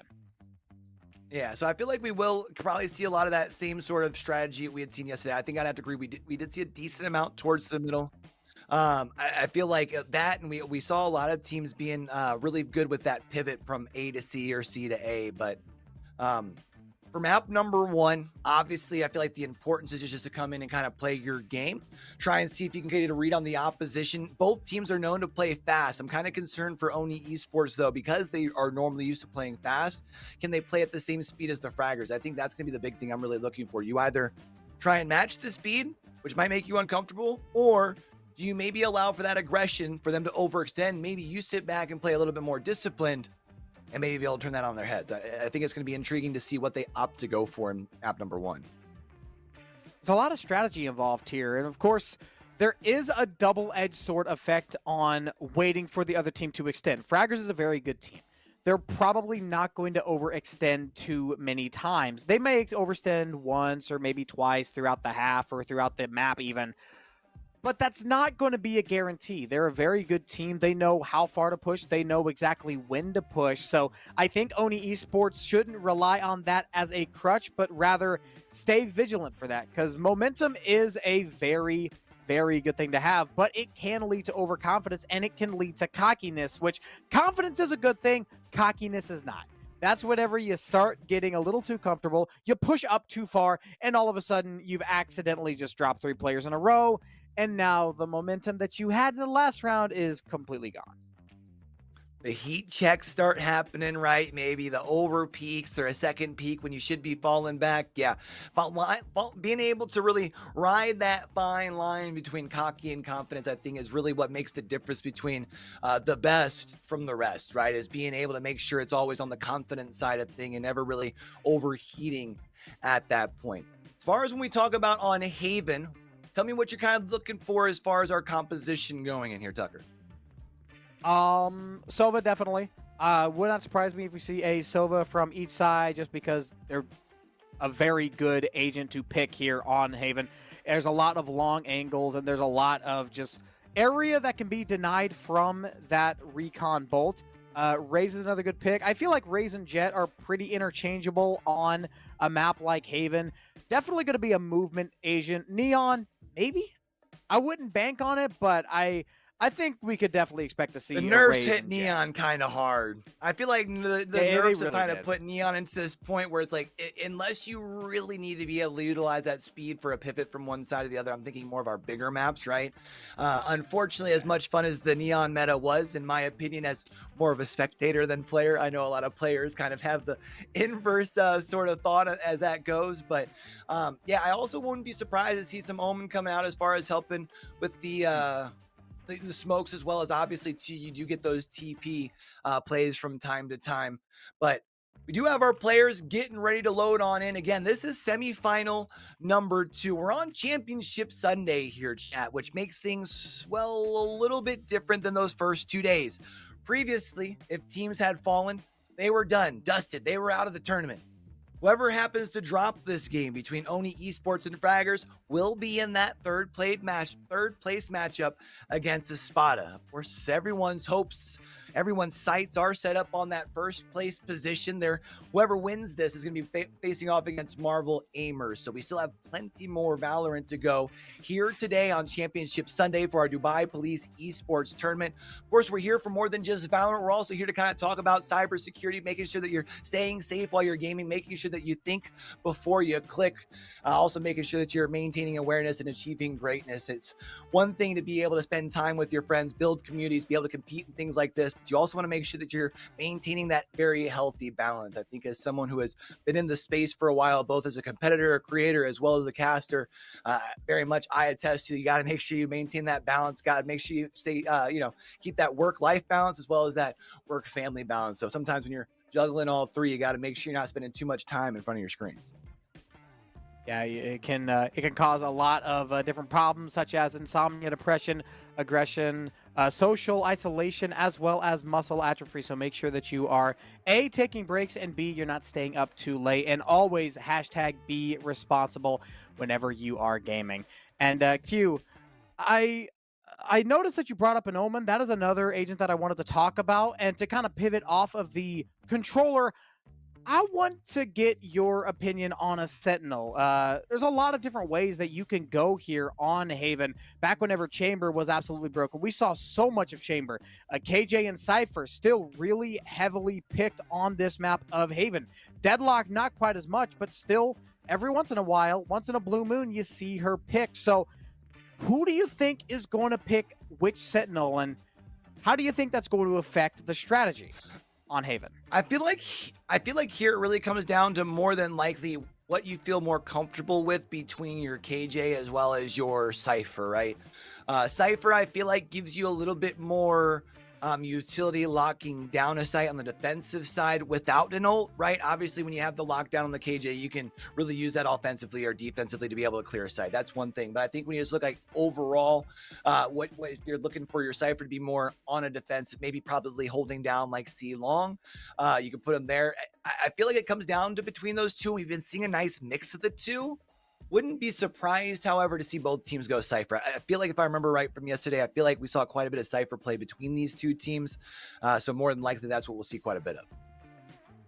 I think as the meta has progressed, Cypher has kind of overtaken KJ as the main Sentinel for the longest time. Agreed. It was KJ first and Cypher second. But time has passed, some buffs and nerfs have happened, and people are starting to pick Cypher a lot more. I haven't seen much KJ throughout this tournament, but you know who I've seen a lot of? Cypher. The Moroccan with the big funny hat. I've seen so much of Cypher throughout this tournament. I'm not complaining at all. I love seeing some great Cypher plays, but the lack of Killjoy is a little bit surprising to see. I feel like it's two very different styles, especially when you look at their ult and the differences. Would you rather have secured space and no information, or would you rather have a plethora of information and have to create your own space? And I think especially when we talk about at this point in the tournament with the teams that we're playing with, even though Gandalf's already going to make me look silly when I'm saying these teams are probably going to pick Cypher, and here he is locking in a KJ right up off the rip. I just feel like, though, you see for a lot of teams at the highest level, you would rather, when you talk about the ult, get that extra info off of the neural theft as opposed to just simply having a site cleared with that lockdown. But when we're looking at these agents getting locked in, we are indeed potentially going to be seeing one of each up here, one Cypher, one KJ. So who knows? Maybe we get to talk about it all throughout the course of our first map as far as how those two Sentinels are making their differences. Possibly. Koji's hovering pretty heavily, going to lock that in. We've got our composition locked and loaded. And I want to talk about Koji for just 1 second. If you remember back, WKNK actually won versus Team Fraggers in a different tournament. And that player, Koji, was a part of WKNK, which took down Team Fraggers. Now Koji joining the team that he beat, making them all the more stronger, which I think only helps him a lot. I feel like when you look at this roster for Fraggers, they have to be coming into this series as the favorites, right? I think it's going to be up to Oni Esports to truly embrace that underdog role and realize, hey, we're playing with house money at this point. No one's really expecting us to go into that grand final. And sometimes being able to have that sort of pressure relieved up off of your shoulder allows you to play super clear-minded and just have some fun. So let's see which of these two teams is going to be able to do the better job of being able to score high and stay safe here in the pistol round. They come Oni Esports starting off with the attack. It's around a lot of players going straight through mid and likely going to be a B hit. Typically, that is the meta play on Haven for the pistol round. And as you start getting a little bit better guns, you kind of fall away from the middle portion and you start going for the big sites, the A and your C. Here comes the push, and the first headshot, rather the body shot, goes to Aim Hunter, taking down Gandalf before finally it is even up. Not for long, though. Koji with a headshot. The Cypher even being up and pushing even farther. 1 versus 3. Stop is put into the ground, and the Fraggers will win the pistol round with relative ease. Kill them again. Well, you mentioned Koji just before we jumped into our pistol round, and who better to get a 3K than Koji on the Cypher, one of your favorite agents as well. That's going to be a first round on the board for Fraggers. Of course, we talked ad nauseum over the course of the last couple of days how usually you're able to turn that pistol round into a solid second round, but these teams consistently have been liking to prove me wrong here, Tucker. It will be Oni Esports walking in at a very disadvantage. Of course, they are going to be grouped together for a push, looking like they're going towards A. Let's see if they can make their magic happen. Nice shot by Triple Z. With that Marshall taking down the other team's Jet and winning the Jet battle. 5 versus 4 as Oni Esports looks to push up through A and hopefully clear out a little bit of space, maybe get that spike down, but I don't think Fraggers is going to let that happen. Might be in their best interest to switch things up and maybe rotate, but he's been kind of hanging around, looking for a lurk. Flash comes out, Smoke is going to deny visuals.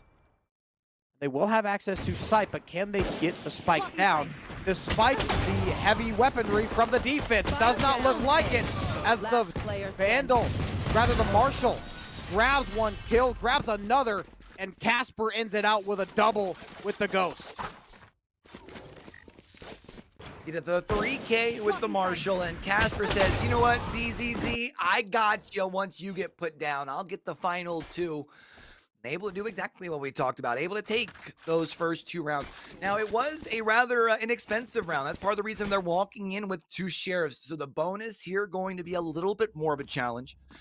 But if they do have the ability to take down Oni Esports once more in round 3, their econ is going to be stacked. This is true. Bonus round can only really give you the bonus if you win it. And Oni Esports, it's in their best interest. I'm not going to say they have to win this one because we've seen comebacks happen. We've seen a team go up 4-0 and then not win another round on the half and go into the half losing 4-8. However, best interest, Fraggers has the disadvantage for this round specifically, considering they just kept the guns from the last one. And Oni Esports statistically should take this round, but whenever you're going up against a team like Fraggers, who are just so mechanically sound, no round is a guarantee. But they start things off really nice with 2 kills. Not for long, though. Got another one. Oni Esports starting to fall apart. Team Hunter with the shots with the Sheriff evens things to a 2v2. I don't know if they had the location on the spike. Someone pinged it. Yeah, they know that spike's down there in the corner. They've got a couple of people loaded into the site. Aim Hunter's going to be able to find their third. Koji found 2, and those 2 have been laying it down all weekend long, and it's no different in round number 3. Fraggers are going to break the bank. Bank is locked down, and Oni Esports has to reset after losing the bonus round. Right spot to take away from that. They did take a lot of money away. They were able to get 3 kills, but it didn't affect them too much. They still have an operator available to be bought, and that they are going to 200 creds left for that op. Some would say that the operator is practically priceless. Let's see as far as if they can push in through Garage. It looks like to be the call this time around for Oni Esports.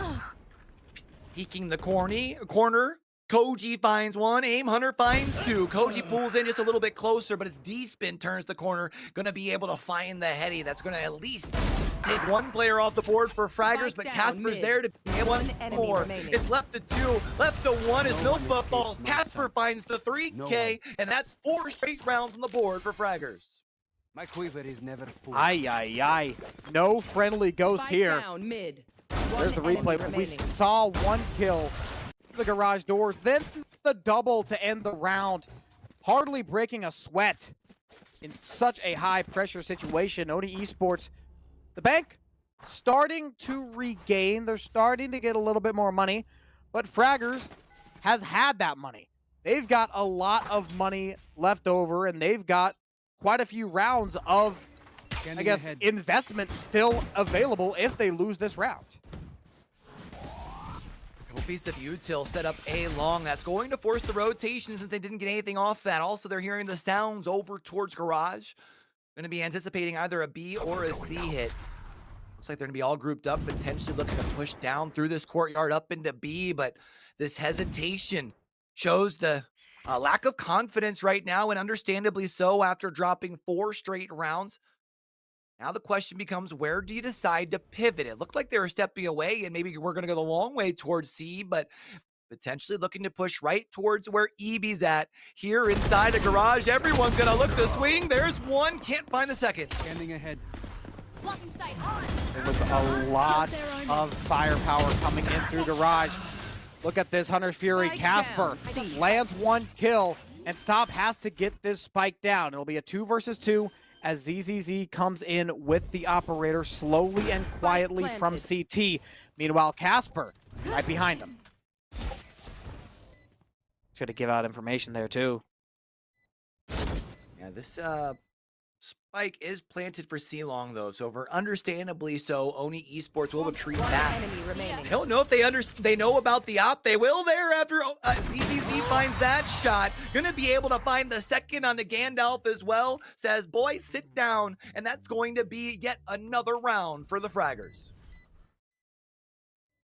Typically, Haven is a little bit more attacker-sided. Fraggers is not making it look that way.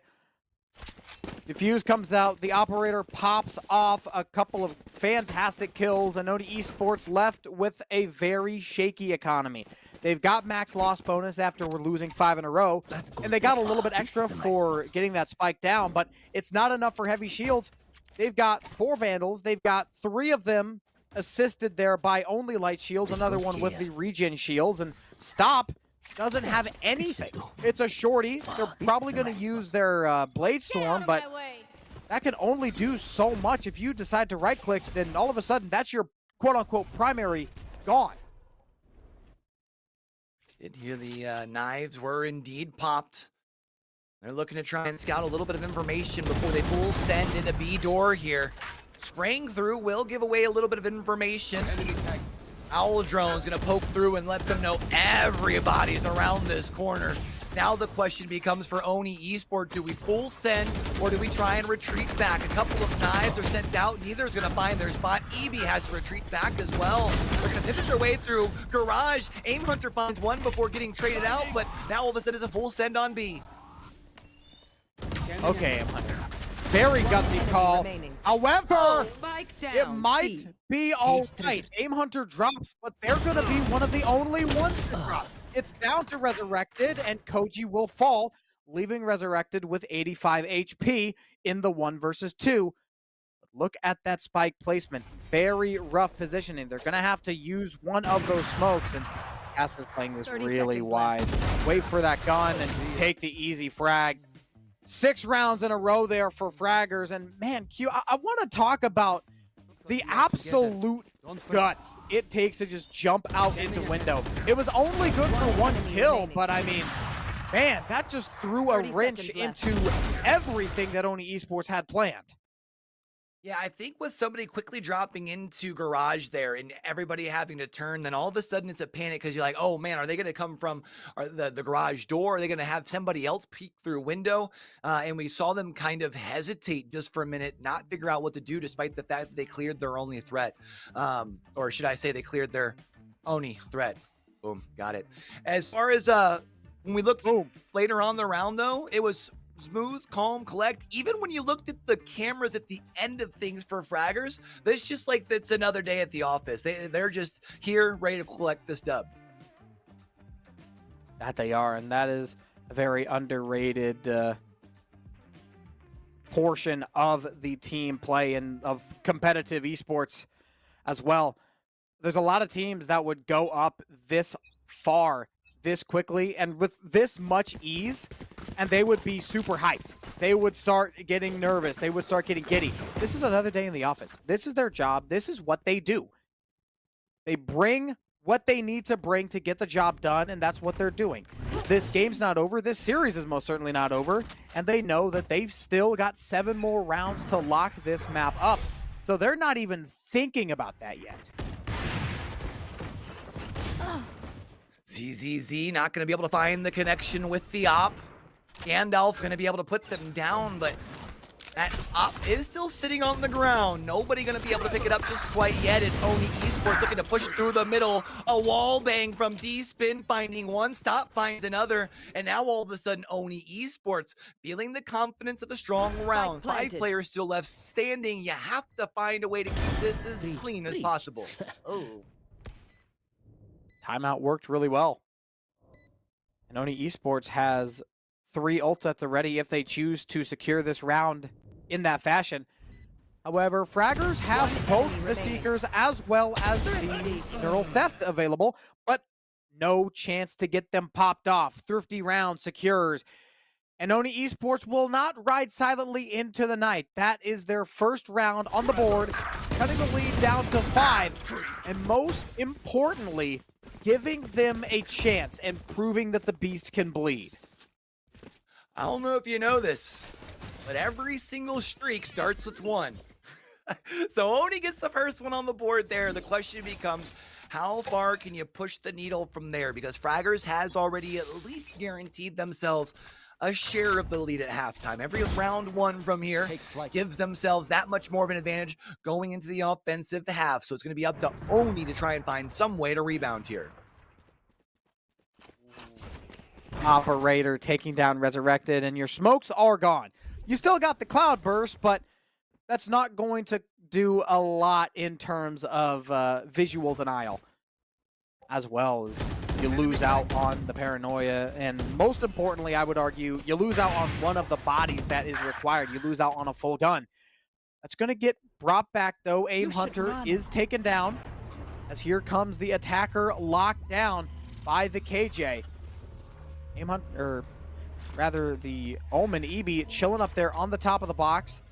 has to get away, maybe using the Shrouded Step. And doesn't look like they have to. Nobody will get locked down, but that does give Oni Esports a little bit more information. Here's a double piece of utility. The flash comes out as well. And deciding to fake it, going over to the A site after faking all of the utility at C. And you have to watch out for that lurk from KJ. I'm seeing a lot of hesitation right now. Did we just see back-to-back ults and they didn't push through anywhere? Shadows traveling. No, they faked the rotate back to A, and now they are attacking C and committing. 12 seconds left. They're going to get this down with a lot of time remaining, and the lurk finally works out. Nobody expected Gandalf to be hanging out in the backside of B for however long it was. Now ZZZ has a clutch scenario. Shot's going to miss, and that will likely be the end of this round. They know exactly where they are. And you just don't risk this from either team. You don't risk dropping any more players if you're Oni, and you don't risk losing this operator if you're fraggers. You just simply let this one go. But hold on a second. I might be wrong. I think Oni's on the hunt. I mean, they're sending one. I think they were hoping that ZZZ was going to push over towards A little bit more. And yeah, that way Gandalf can turn that corner. So they are going to be able to force that rifle down, or sorry, that op down onto the ground as they do secure themselves another round. And look, I like that they're able to continue putting rounds together. I still don't know if I am feeling the 2 ults used to just fake and then full send anyways. It worked. I can't complain too much, but now you don't have those ults for later. You know what I mean?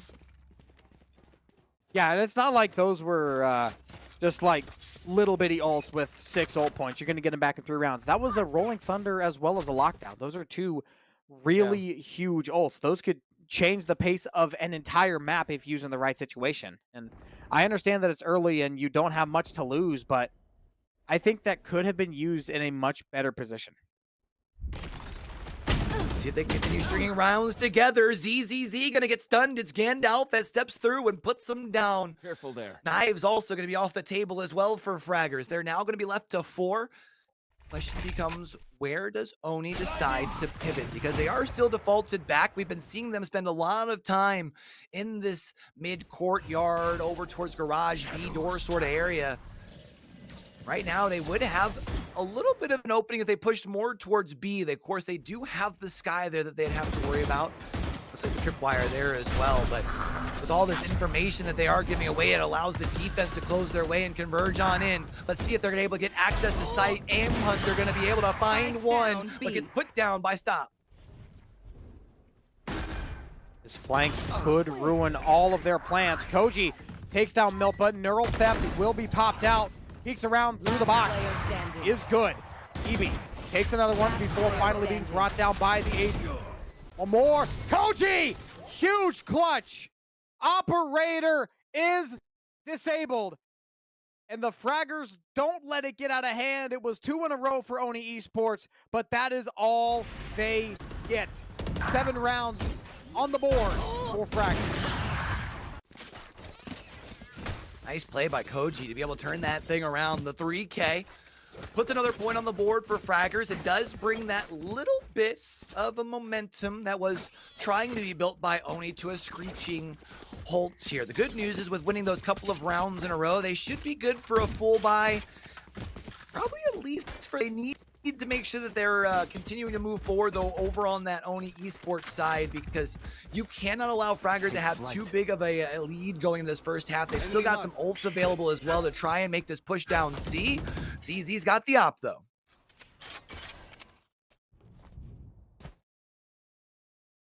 ZZZ playing this really interestingly. I'm not going to say poorly or a little bit too aggressive, just jumping around, not peeking anything, not far enough to, or not close enough to get any audio either. Just jumping around for no reason. Simply a joyous individual. A site hit. Oh my goodness, Koji, what are you doing? Spraying through the box, casually lands a nice kill. Don't even think he knew he was there. And Gandalf found 2 though, turned things around, gave him access here to A, but they have been unable to get the spike down. Evie. One enemy remaining. Play ring around the rosy, pocket full of posies, and at the end of the day, they all fall down. It's going to be Fraggers putting 8 on the board. Yeah, that round was very nerve-wracking if you are a Fragger fan. Because first of all, you had your Jet over there, ZZZ, just running around, jumping up and down, not knowing what he was doing. And then you had those shot through the truck, just casually landing. Then the 2v2 post-plant with Oni Esports in a great position and still able to come out with it. The heart rate was going up and down the entire round for both of those teams. I mean, we're going to have to check on everyone's pulse after that. There they are. Let's get down to it here. Oni needs to be able to bounce back. You need at least one of these last 2. Really, I would say you need both. It's EB falling back. Stop's got the judge. Turns into the executioner as well, but Koji's going to be able to find one. Stop finds a second, and that gives him full access on a C. Disadvantage for Fraggers as well, but that does not last long. You should run. And it is immediately put back into place. Lockdown is activated for Oni Esports. ZZZ is going to push into this. And look what they might have. Placing swarm grenade. Doesn't look like much. Lockdown is going to get popped.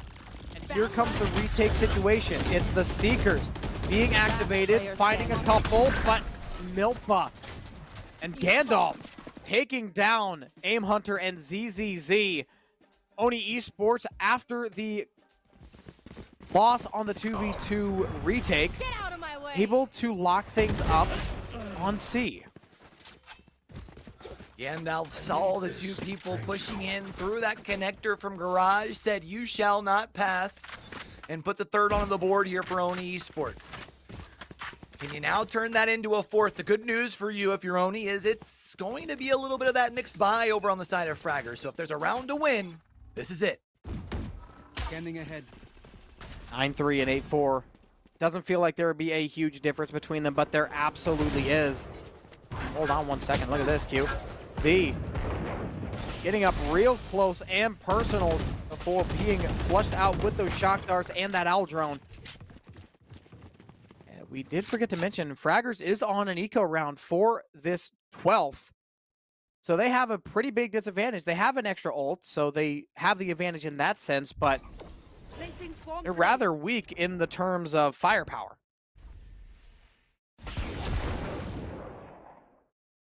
They still are making this a little bit of a slower play in the middle of the map, which is kind of strange to me. I feel like you'd like to start upping the pace just a little bit here. I mean, obviously we have the advantage of knowing exactly what the econ looks like. Spraying through the smoke though as Koji finds 2, Casper finds another, and that turns this round on its head.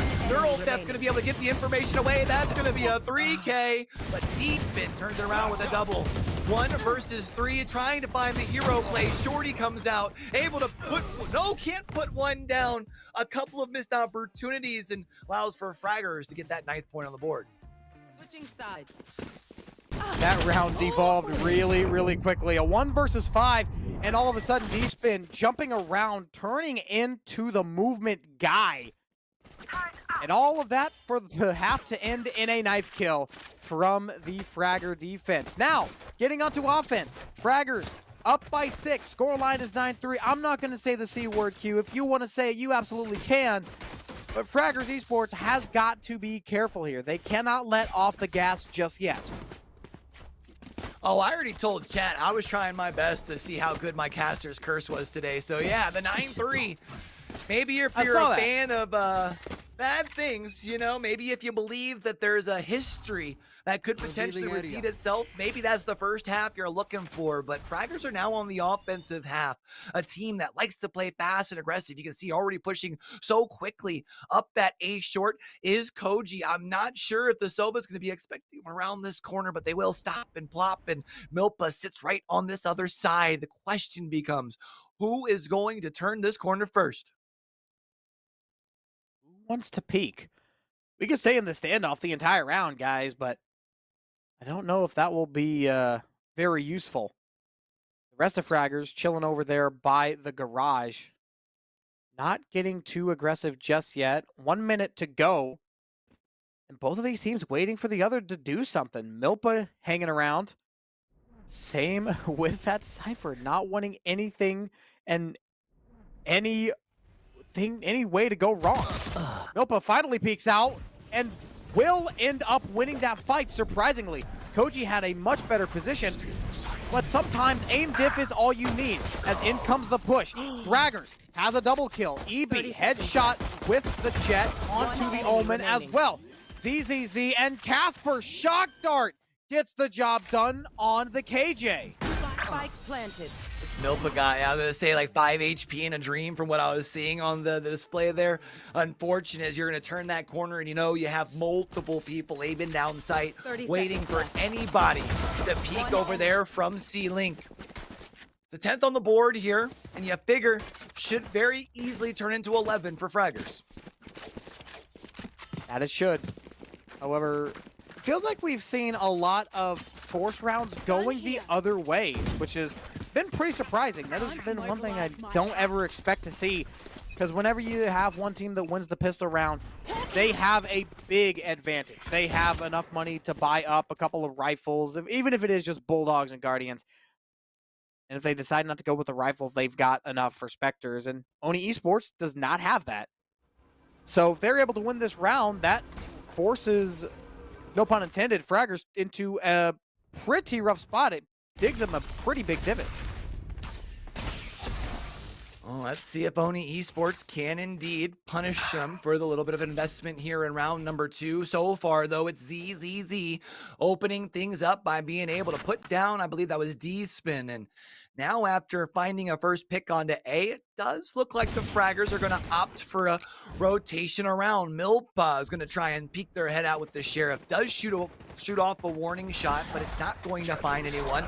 And now here's the full send towards C. You're getting the help as well from the dog, from Sky. A quick peek out from Stop. Ends up putting themselves right back into the crosshairs of EB, but Resurrected to be able to bounce back with a double. One enemy remaining. Oh my goodness, Triple Z with the triple kill, looking to make it a quadra. Ghost comes out, headshot, and down. Fraggers deny the force round after winning the pistol, and they can't let the anti-eco slip. And thus they don't. They stay locked in, and the triple kill through the smoke, ZZZ. Are you kidding me? Built differently is ZZZ here, Simply as that's put. now going to break things down to this point where now rifles are on the board, but I would say you need this round, but I think it's obvious at this point, with this being the rifle round, you don't want to go into map point for Fraggers on a lower buy. Oni, it's now or never. Bonus round stands as their last chance. If Fraggers win this round, Oni Esports will be completely out of money, and they will have to do what they can with the pistols and a stinger, probably. But as the round matures, Fraggers drop a couple of players, make that a trio of players. Fraggers left in the 2v5 scenario, but not for long. The right click from the Bulldog, able to grab 1 kill, but still, Fraggers has a big disadvantage. They do have access on a B, though, and Casper watching that door coming in from C, now going to turn towards A. Stop, turns the corner, the one tap. Let's make it 2 to be able to find 2. And that's going to be a point onto the board for Oni Esports. But that has to be just the start of the climb to the top if you're going to be able to surmount this comeback. Great bonus round from Oni Esports. Fraggers not able to buy up fully. One of them will have to be a little weaker, and it looks like it will be EB with a Spectre, but as they shift the funds around, they are going to get away with having 5 rifles, and only one of them will be with light shields, so it could have been a lot worse, but I mean, Fraggers definitely would have liked to make that round a little bit closer. And Stop not holding up at all, pushing through, 2 kills for 2 kills, but Stop definitely made his presence known and has his ult ready for the next round. So the next round, though, going to be set up for the potential final round. That's going to be the question, because Oni still has to be able to hold the line here. D-Spin hasn't been given any other indicators on whether this push towards A has been brought to a halt or not.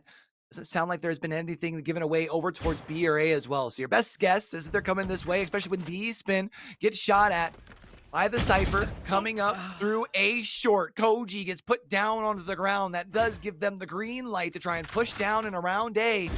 But D-Spin and Resurrected are both ready there. He's been holding out that utility. Hold on a sec. EB sees something. Shot through. And D-Spin will fall back. Taps the bomb, spraying through. And a great timing peek there from D-Spin. Lands the shot and the triple kill on the round. And Oni Esports, after winning the bonus round, they've got another one afterwards. And Fraggers push onto an eco round. Don't say die just yet. Oni Esports not out of it. Placing swarm grenade. It ain't over till it's over, and you mentioned the bye going to be very much in favor of Oni Esports in this 17th round. But for Fraggers, their story is going to be the same for the following few rounds. One round away from being one round away from sending things to map number 2. ZZ quickly spending themselves onto the site here with the knives, able to stay tucked, but unfortunately falls to Gandalf. Gandalf has 3 actually with the assistance from Resurrected, and it's Gandalf. I'm not sure what resolution y'all are watching this in chat, but that does indeed look like a 4K to me. Wow. So aggressive from the Fraggers, and I'm over here asking for what? You use an ult for that, you pushed into the site. I mean, Oni Esports is really locked in right now when they still decide to just throw everything in the kitchen sink at that round. And I mean, no surprise, it does not go the way they expected. I mean, it's definitely a strategy, but not one that I particularly agree with. They've been finding a lot of success pushing here towards A. They've been at least getting themselves onto site, which is, I think, part of the reason why that they're going to want to try and duplicate sort of the initial push towards A long, and then they'll decide where they want to rotate from there. But since you look towards the window for Koji, finds themselves right in the crosshair of D-Spin. And D-Spin now going to be able to know exactly where that spike sits. As you can even see KJ, Gandalf here doing a great job, pushed all the way up through spawn, looking for a pinch. So now it's going to be up to Fraggers to try and push, and they've got to do it quick.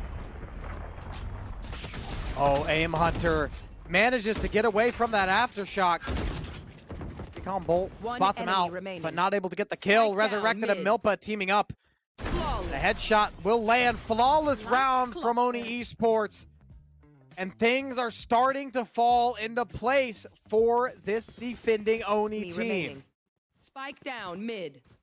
Don't call it a comeback just quite yet. There's still plenty more to go, but being able to turn this thing into an 11-7 has the Fraggers concerned. You can see they decided to pump the brakes a little bit, call their timeout. And while they do still look that same sort of calm and collect that we saw earlier, maybe not quite the same smiles behind the calm and collect. They need to make sure they can lock it in, secure these last 2 rounds. That they do. Time is starting to run out. They're only winning by 4, and at one point they were up by 6. It was 9-3, and now that's not the case anymore, especially after winning the pistol round and the force round after it. To fall from grace that hard, the nerves are going to start showing up. Fraggers is a very mentally disciplined team, but it only has so much. Your mind can only take so much before things start to happen. You start to get a little nervous. You start to second guess yourself, and overall, you start playing a little worse than if you were still in that lead.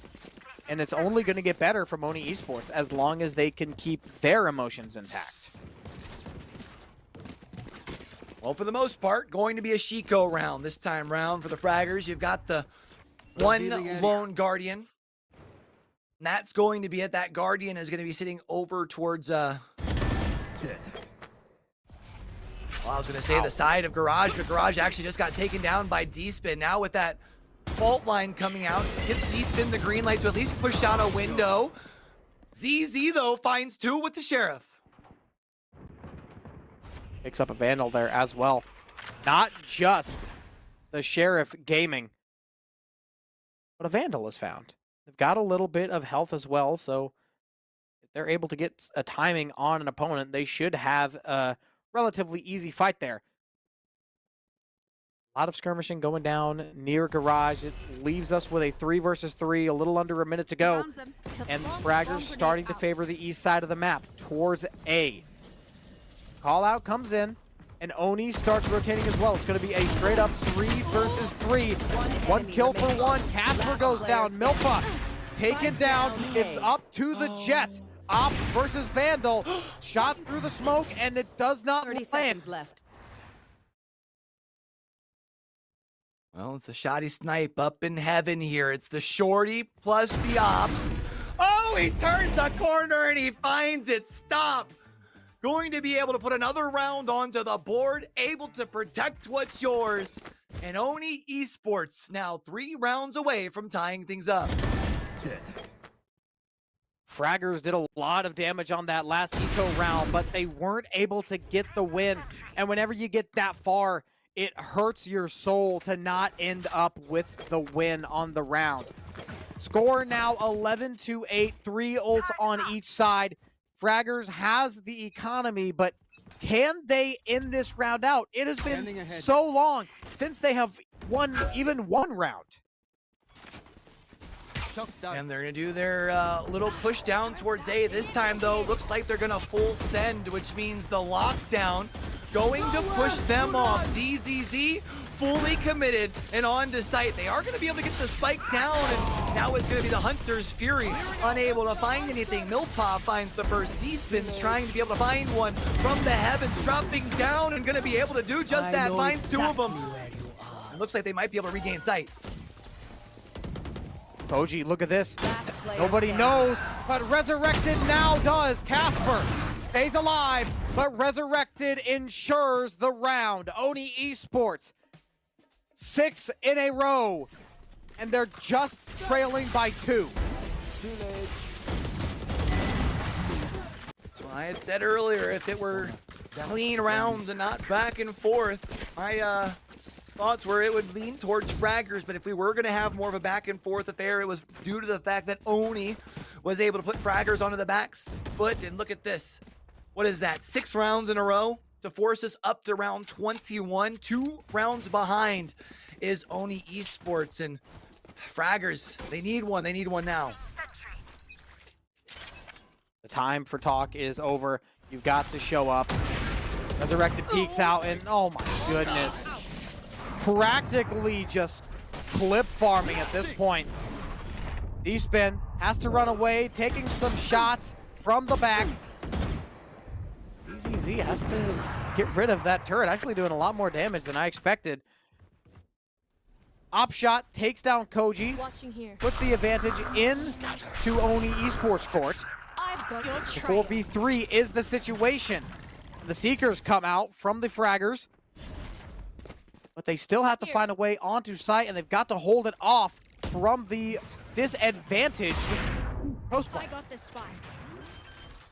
Well, the Seekers finally find their mark, but it's far enough Spike away that planted. all it really does is it slows down Oni from pushing onto A. Allows for Fraggers to get this spike down, but now they're getting converged at from multiple angles. That smoke inadvertently cuts off their teammate that would have been able to have a shot towards Gandalf.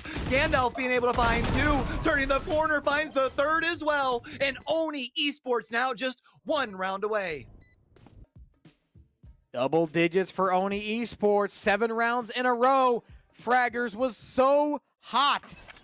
It was 9-3, at one point 11-3, and now they're only winning by 1 with no momentum at all. And the economy is hanging on by a thread.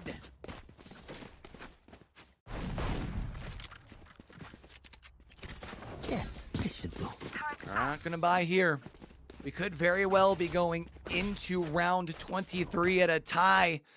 Unless Fraggers can find a way to pull off the thrifty round here. Get out of my way. Once more, setting up to push down towards A long. They've done it time and time again, being red this time as well. ZZ does have those knives popped. I'm going to go for a quick, brief look down towards A. Isn't going to find anyone, however, and going to go ahead and fall on back. This spike is still defaulted on back, more towards the middle if they're looking to potentially push towards B, but I think they're waiting to see if Oni Esports and their momentum has a little bit of a heat check at any point in time, and they try to overextend. Fragger's playing with a hyper default setup right now. I mean, it's practically as close as you can get to 2-1-2. But a couple of seconds have gone by. We're about halfway through, and Fraggers Esports, no surprise, they start favoring the west side or the east side of the map. That has been their bread and butter throughout the entire attacking half. They've been over at the A side a lot. The spike, which is the most important part of the offense, is going up through mid, trying to make its way into B, and the spike gets stranded down. Operator, headshot, body, D-spin headshot. Last one left is the Sova, and it's a flawless round to tie it up.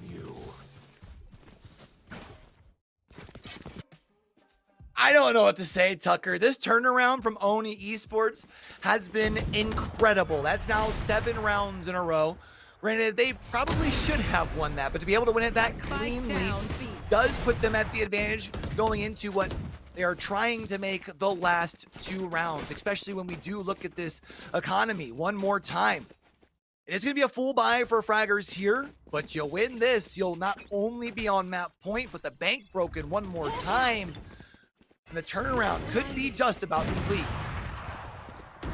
And Stop puts up 1 kill on the round right off the get-go. Oni Esports in a 5 versus 4 scenario. A site looks to be the point of attack again for Fraggers, but it feels no matter where they go, what they do, Oni Esports is there to shut them down at every wing. So this is going to give him a little bit more intel over by A main. Koji, though, pushes out, and Casper finds a headshot as well. ZZZ looking to push through, and Resurrected is really close there with that shorty, and it's going to pop off. Get 1 kill, misses the op shot, and Fraggers has a 1-man advantage for what first time in what feels like forever. 3 out of 5. Pushes it to 2. Yeah, Koji able to find one there, make it actually their 3rd kill, but it is Gandalf who has been able to pull off some miraculous plays thus far, but at this point, you're going to have the ability on the Fragger side to check both entryways in from this attacker side spawn. Time of the essence for Gandalf, having to spray through. Koji finds a 4K of their own and puts Fraggers on that point. Match point. Their winter has come. Bury them. Fraggers just had to let him know, had to let him get a little comfortable there. That round looked from start to finish like it was going to be Fraggers all the way. Played a little bit of a prank on us. So it's map point here for Fraggers. Only 1 ultimate on the entire board throughout the entire lobby. It's the neural theft, which we have seen be a huge portion and a huge part to these rounds in previous ones. And if it can pop off in a huge way, again, that could possibly end this map and deny the comeback. Aldrone gave them enough information to feel comfortable to full send here on to B, and with the help of ZZZ leading the charge, it's going to be EB able to get this spike on down, but with no frags found early, it means this is going to be a full 5v5 on the retake. It is set up for a C-long plant, so everybody retreating on back. Let's see if Oni Esports has the ice in the veins. There's no real utility that Oni Esports can use to deny it. The Oni Esports team will start to fall apart at the seams. Resurrected lands a shot through the smoke. They've got another one. It's up to the 1 versus 3. Milpa is the last one. Caps it, and there's the Hunter's Fury. Likely going to secure this map.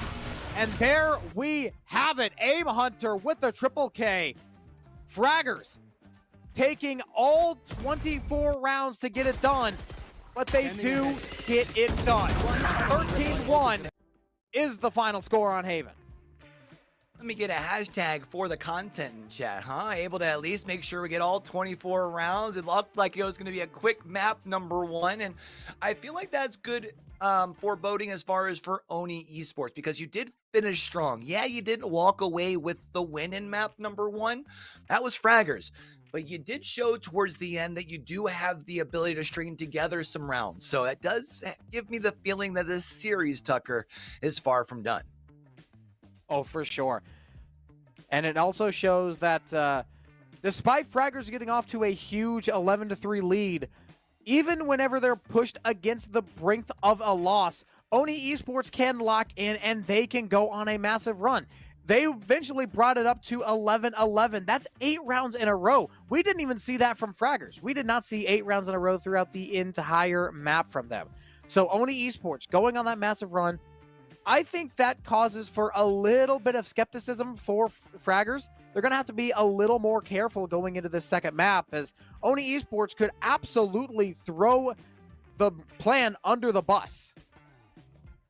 It was interesting, right? Because it felt like very early on, most of those rounds for Fraggers were oh so clean. It's not like Fraggers were winning rounds with like 1 or 2 players left standing and then all of a sudden it was turned around, right? But when we do look at the overall scoreboard, there was one player who did separate themselves from the rest, and that was Koji, able to lead the charge and able to do so while playing a Sentinel as well, and for good reason, going to be our MVP of map number 1. And we talked about the Sentinels right before going into this game, and it feels like, and it shows like Cypher is a little bit better of a pick in that certain scenario, but also that could just be the man behind the screen, Koji. And Koji, we talked about him a lot before the map started, how he actually took down Team Fraggers in a different tournament while being a part of WKNK, and now he's on the team and fragging out against Oni Esports. Man, what a big game from Koji as well as from the rest of Fraggers to be able to, I think, regain things again. It felt like early on so smooth, and even those last couple of rounds, very, very clean from them. I'm really kind of intrigued to see if Oni Esports is going to be able to at least hone in a little bit, learn their lesson from map number 1. You don't have the ability to fall that far behind against a team that is this darn good. But you know what? We have ourselves a minute before we go to map number 2, Tucker. How about we grab ourselves a quick drink of water? I suggest that our viewers do the same. And right after this, we'll be back with map number 2.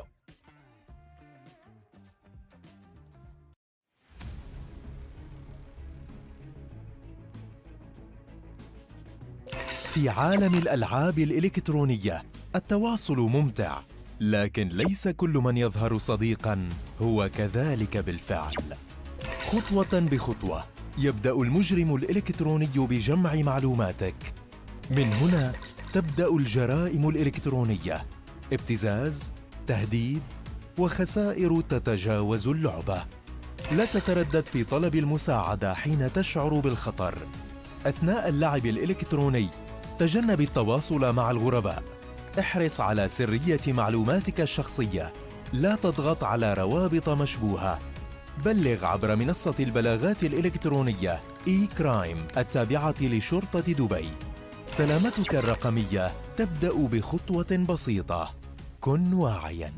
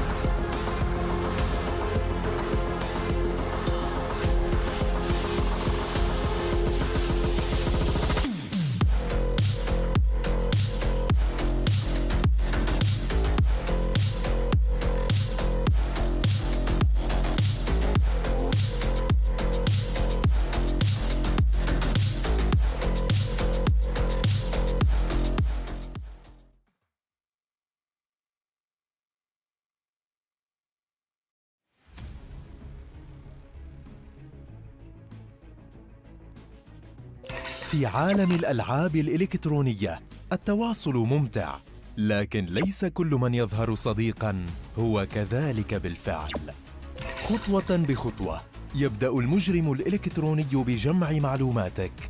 من هنا تبدأ الجرائم الإلكترونية، ابتزاز، تهديد، وخسائر تتجاوز اللعبة. لا تتردد في طلب المساعدة حين تشعر بالخطر. أثناء اللعب الإلكتروني تجنب التواصل مع الغرباء. احرص على سرية معلوماتك الشخصية. لا تضغط على روابط مشبوهة. بلغ عبر منصة البلاغات الإلكترونية إي-كرايم التابعة لشرطة دبي. سلامتك الرقمية تبدأ بخطوة بسيطة. كن واعياً.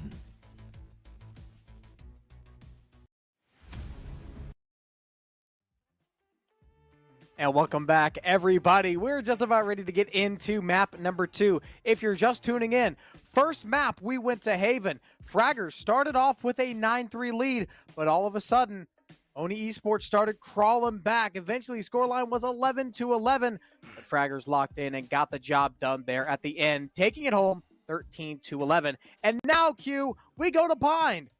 To one tried and true map, straight to the next. From one tried and true map straight to the next. And, you know, I thought for a minute we were going to see that 9-3 curse be able to claim yet another victim.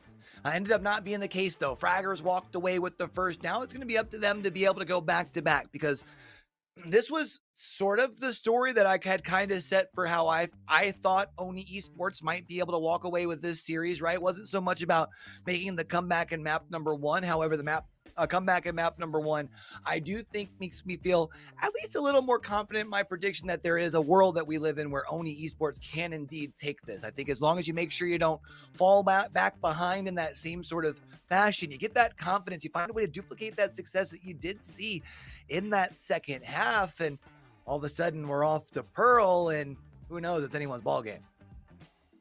That is very true.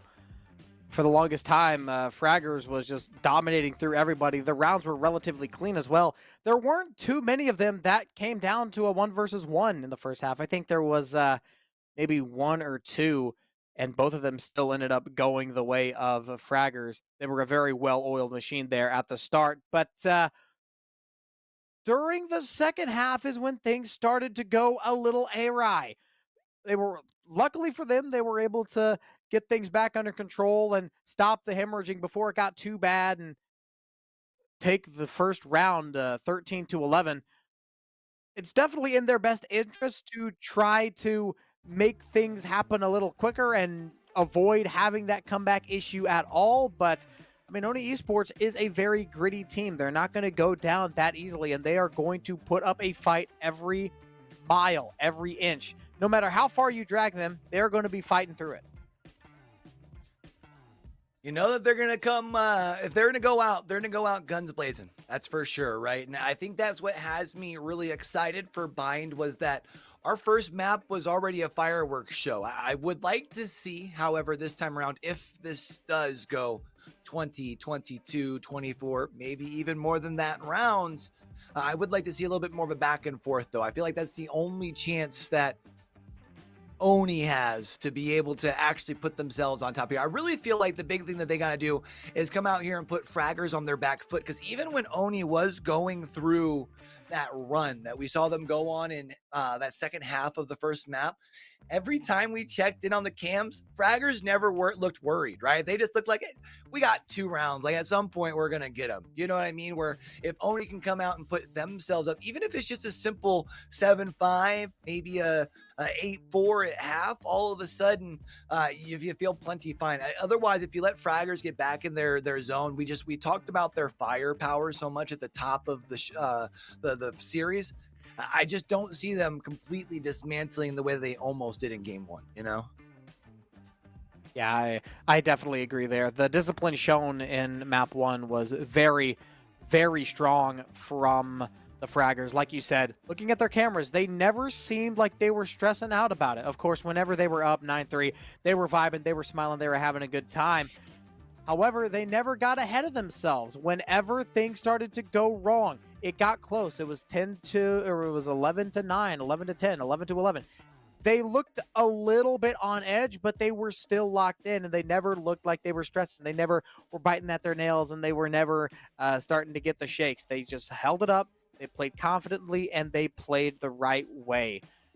If they can do that one more time, then we won't even need Pearl. Of course, Bind, we're seeing it on our screen here now. We mentioned earlier, tried and true map that we've seen for a long time when it comes to Valorant. It's a two-site map, and of course, when you're on that offensive side, when you're attacking, you do have that link that you can use to rotate from one side to the other based off of the information that you might have gathered. The defensive side doesn't quite have that same option unless they opt to go through that portal right by A Cubby there, but you feel like if you're the offense, the big thing is being able to find those initial points. I feel like on Bind, as long as your utility, your early utility, as far as being able to scout out sites, is able to find its right mark. On the offensive side, you should be at a pretty good go forth. So I feel like depending on who's on the offensive side, the big thing for them is to really set the tone. Yeah, I definitely agree there. And speaking of utility, we touched on the utility on Haven. I think it's time to touch on who we're going to see on Bind, as here we see the agent select. Cypher versus KJ was a big discussion that we had in the pregame of Haven. This time, probably not going to be as much. Bind is pretty much Cypher's heyday wasteland, as the only Sentinel on the board that's been locked in is, you guessed it, Cypher. A deadlock, though, being hovered on the side of Oni.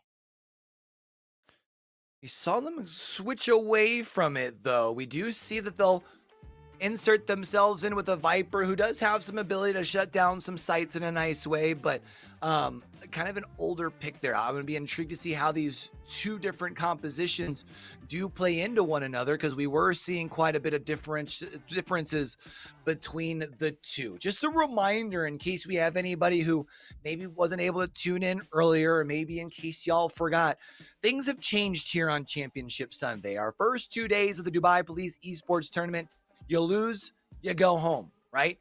Whoever loses this series does still have one more series on the day. That's going to be for that third place matchup against the Spada. So that is at least something that you can hold on to if you're owning. Maybe just try and at least make sure the gunnies are as warmed up as possible heading towards that series. Meanwhile, for a team like Fraggers, who did win the last time that we met for one of these DPET events, they're looking to go to the grand finals and square off against Marvel Aimers. Of course, we can't get through map 2 without starting off with our first round of pistols. So Tucker, ain't no more time to talk about it. It's time to be about it. It's time to put up or shut up. Fraggers not looking to shut up. They've been loud and they have been aggressive. This time they will start on the defense, so they are at the mercy of Oni Esport to start this round off. Scout destroyed.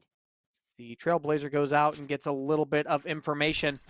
Milpa holding close range, going to use the bird, and still goes down. Aim Hunter completely blinded, still manages to find that kill onto Milpa.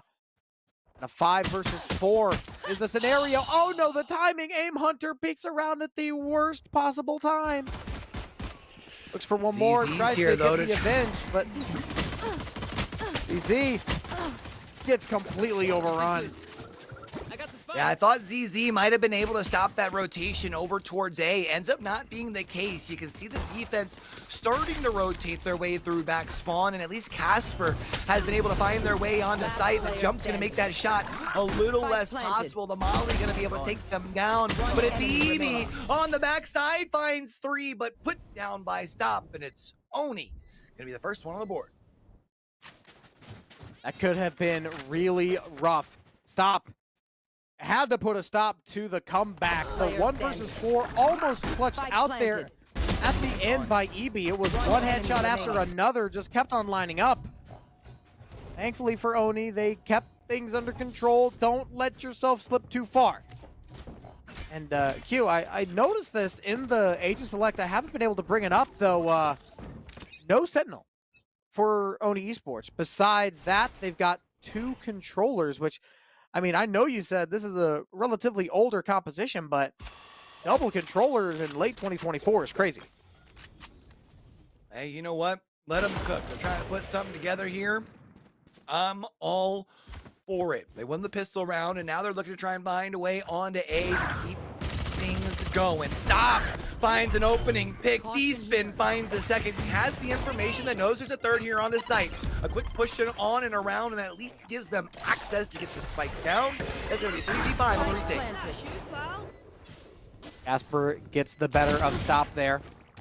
Looks for one more. D-spin, jumping around. Knife, maybe? No need for the knife. It's the Guardian to pop through. OG popped up by the blast pack, and the team ace will be the call on the round. Oni Esports, after taking the pistol, will also extend into the fourth round and go up 2-0. You're wondering how they would respond on map number 2. It's been all good thus far, and since you did have a few people fall, since rifles are on the board for the fraggers, you'll actually have a few in your hand as well. You will still have that outlaw by stop, as well as the sheriff in the hand of Milpa, because you don't want to over-invest into this round here as far as what could potentially be a really big bonus. Now for fraggers, you either turn things around for your econs in a troubled spot. Let's see if their defense is able to do what they do best and protect what's yours. ZZZ lines the shots up. Has to do a little bit of spray control and takes a little bit of damage, but not enough to fall. Fraggers will start this round off with a one-man advantage. Duelist for duelist trade.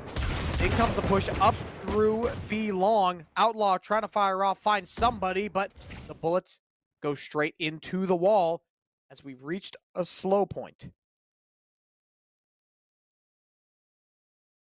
Saw Koji put that cam up there before. I like that spot. Good place to kind of oversee the site in its whole. 50 seconds left. And they always have the option for that portal, but nobody over towards A. Doesn't allow them to really have much scouted out to see if that's a good choice or not. So they should just invest into this exec onto B. Noise enough has come across where the rotation is going to start coming in from the defensive side. That means they need to move quick, fast, and in a hurry. It's Evie finding one, but only one. Casper peeking out, decides to take down the wingman, which might come back to bite them. Here comes the Thrash, looking to find somebody. Milpa has the headshot onto ZZZ. Look at Aim Hunter. Is spotted out. They know exactly where they are. Got 125, but they don't have any flashes active. They've got the Vandal, but how are you supposed to get through this? Looks like one might be enough. No. Gandalf lets the Guardian pop off, and the bonus round will be denied. Oni Esports going up 3 after a fantastic take on to the B site. Well, they have been able to carry over that momentum from at least the majority of round number 2, or the second half from map number 1. I know that they ended up losing those last 2 rounds, but they started cooking, and they've brought that flavor with them here over to Bind. We will be seeing the Shiko one more time from fraggers, thanks to losing round number 3, which for Oni Esports could very well put them in a 4-round lead early. D-spin, he hits those. Now trying to push ZZZ back with the assistance of Milpa. They're gonna find those first 3. 2 versus 5 comeback has to be the result for this round if fraggers want to win, but this might not be out of the play just yet. EB has a headshot and steals away a Vandal. Wingman's going to get this spike planted down onto A site, and here comes the Cloak. Here comes the Sova as well. Spraying through the box and taking down Resurrected. But the knife! Backstab! D-spin, taken down. EB on the 3K, only 5 HP left. And that Molotov is going to deny a lot more. EB has another one. One more to go, and Stop pulls out the Outlaw. Oni Esports nearly fumbling that round. A great clutch attempt there by EB, but the Outlaw runs wild. I thought we were going to see that thing get turned around at the end, and unfortunately it does not, but it does end up being a relatively expensive round. You string that together with a couple of round wins here if you're fraggers, and all of a sudden you're not too concerned about the way this first half started, but you do have to find some way to hit the 180. You got to do it quickly because D-Spin and company, they're moving in. The Showstopper not going to be able to find his mark, but D-Spin knows there's one more player here. Right now, Oni Esports still trying. I'm trying to think of a better term to describe Oni Esports playstyle here, but I think the only way you can describe this is just simple pub stopping. I mean, they are just pushing through and killing everybody in their path. Another 1 versus 1. Gandalf is the one player on Oni Esports, and he's going to peek and get aggressive. He's going to look for this kill. He's not going to plant this just yet. He wants to get maybe a little bit extra. Interesting here. You see the full rotate over to B. I'm not sure what EB made him think that was going to be the play over there. Instead, Spike is going to go down onto A, which makes more of a need for a quicker rotate back towards A, right? Because now the timer clock has started. EB turns the corner. There's going to be Gandalf, but EB just better. And fraggers get themselves a point on the board. It took them a while, but they have got at least one.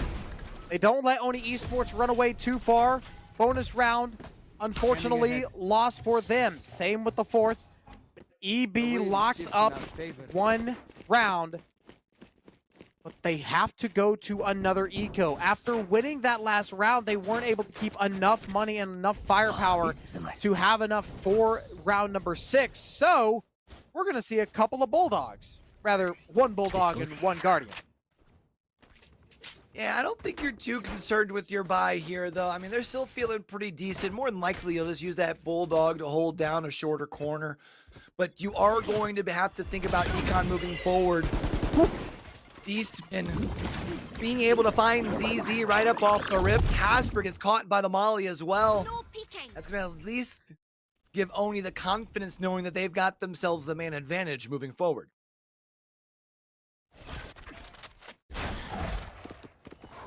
Oni Esports deciding to slow things down just a little bit. Use the utility, waiting for the Viper Wall to go down. Out comes the ult. Oh my goodness, RNG. Simply better for D-Spin. That's 3 in a row. The blast pack spraying through the sky. Just casually lands right on the head. 5 versus 2 on this retake for fraggers. Down. And I think at this point, if you're fraggers, you just hope to be able to... It's not a fun play to make, but it is the right play to make. You don't have much left in hand. You got to try and save these rifles. And I don't think Oni Esports has the need to go hunting right now either. This is going to get you a 5th point onto the board. 1 more round, and you're at least guaranteed a split of the lead at half. We are going to see, though, it's going to be at least 1 player now, a couple players who have actually pushed through the teleporter. They're going to try and hunt down these 2. Can they find at least 1? Milfa turns the corner, and it's going to be EB put down. Oni Esports, like you said, only 1 round away from guaranteeing at least a split. Finds a pretty defender-sided map, so doing all of this on the attacking side, incredibly impressive. Likely going to get this split as well, considering how awkward the buy is. Last round, like I said, there was a couple of weaker links of that chain, but you said you didn't have to worry about it too much. This time, you kind of got to worry a little bit more, as you got a couple Spectres and a couple of guns that just cannot compete with the Vandal long range. This time, taking a peek over towards A. It's stopped with the Outlaw.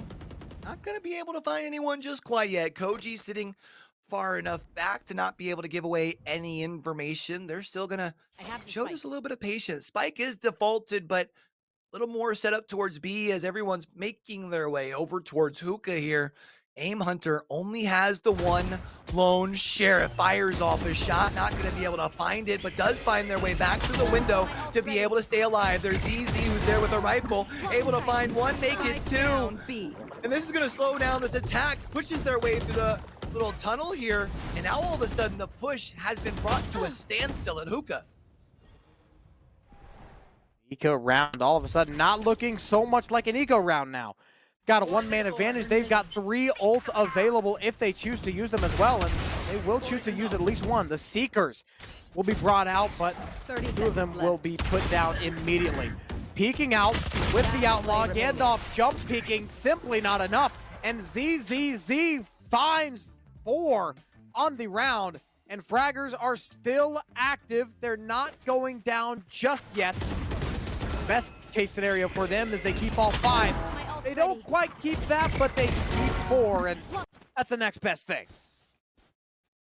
ZZZ has been rather quiet today. It's been more Koji and EB who have been the ones popping off. Remember, Koji was the MVP of map number 1. EB currently leading the charge here on map number 2. I feel like for Fraggers, if you want to be able to really lock in here, make sure you do not allow for the momentum to completely turn over to the side of Oni Esports. You got to look towards ZZZ and hope they can make a play or 3. Esports has 1 ult available if they choose to use it. It's the Seekers. Meanwhile, Fraggers, they've got Not Dead Yet, Blade Storm, and the Neural Theft. All 3 of those ultimates can be huge if used in the right scenario. So Fraggers might not be as out of it as we might have thought at one point. Eventually it was 4-0. All of a sudden, 5 versus 2 with a couple of ultimates at the ready. Things are not as bad as they once were. And ZZZ just showing that to be true with a triple kill at A short. I had just said, who were we looking for to make a play for Fraggers? And ask and you shall receive, I suppose. Triple Z getting the 3Ks there to start things off. Can they find maybe a 4th or a 5th frag? Try and secure the ace. That then becomes the question. EB not going to be able to find it. It's Koji who finds the next 2. And Fraggers put another point on the board. Cut the lead down to just 2. And I believe, not 100% sure, this should push Oni Esports onto either an eco round or on their last leg of this bank statement. They will take a timeout here, which I absolutely believe is the right play. Yeah, you're starting to see Fraggers get warm here. It's trying to ice the kicker, almost bring a little bit of the standstill to the momentum. Seeing some nail bite, one of those things you always look for. Fraggers starting to feel nervous over there, Tucker. Just a little bit. It was a really rough start. And speaking of nail bite, oh my goodness. Oni Esports, they got 4 players with their hands over their face, and there's a little I bit think that's of showing how stress. tense it is. Absolutely, yeah. Milpa is feeling the pressure. If you can't handle the heat, get out of the kitchen, but we know we can handle it. Had to burn off just a little bit of stress there. As the timeout runs out, Oni Esports knows that they cannot afford to give Fraggers too much. You use this term a lot, but they are one of those teams that if you give them an inch, they will take a mile. Preferably for Oni Esports, they take all of the inches. They take it all away from Fraggers. See if they get themselves the timeout buff here for Oni Esports. Otherwise, it could just be Fraggers continuing to build. Yeah, we didn't see the timeout buff work last time around. Hoping to maybe get a little bit of a different result here. One thing we do see, though, Gandalf going to be able to find a perfect shot. But not just that. Triple Z is on the hunt. Currently in B short, potentially taking a peek towards that link here as well. ZZZ, he sees D-spin, but can't find the Ks. Oh, can't find the shots. Finds one, but has to know that D-spin also there as well. A bunch of utility getting sent, but Gandalf able to backstep, able to find a third kill in this round, and now it looks like they look to pivot to B. Last player standing. Casper taken down, not dead yet, is popped in this scenario. Simply not a good place to do it.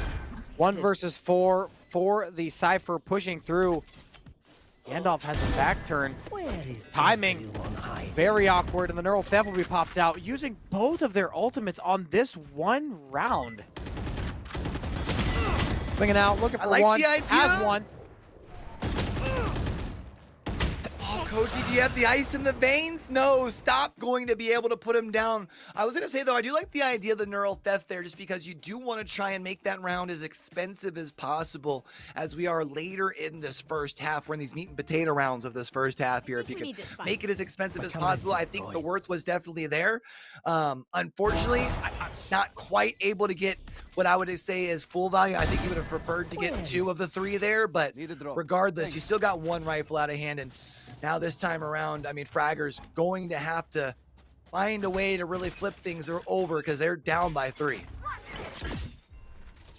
It's a pretty even economy as well. They've got enough money for this round, but not many more after that. So both of these teams would really like to get away with this one. Of course, not a deal breaker, but definitely preferred to take home this round as first kill goes the way of Fraggers thanks to the Hunter's Fury. Poor Milpa, I don't think ever got like directly hit, but was dancing around and got tagged a little bit on all 3. That's a big old feels bad for us. First kill gonna go over inside of Fraggers, and that should guarantee that Oni will want to play comfortably towards A. They are still hesitating just a little bit here. Triple Z has the knives in hand to rotate back towards this middle. Sees D-Spin entering in quickly. Luckily, Koji's there to help. Gandalf takes a lot of damage. Stop, though. Has a couple of shots onto Koji.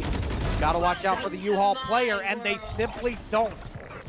Hyper Pit going to be activated. EB, nice shot. Left up to the Viper, and Stop is killed inside their pit. And Fraggers cut this lead down to 2 again and keep the chance of a split alive.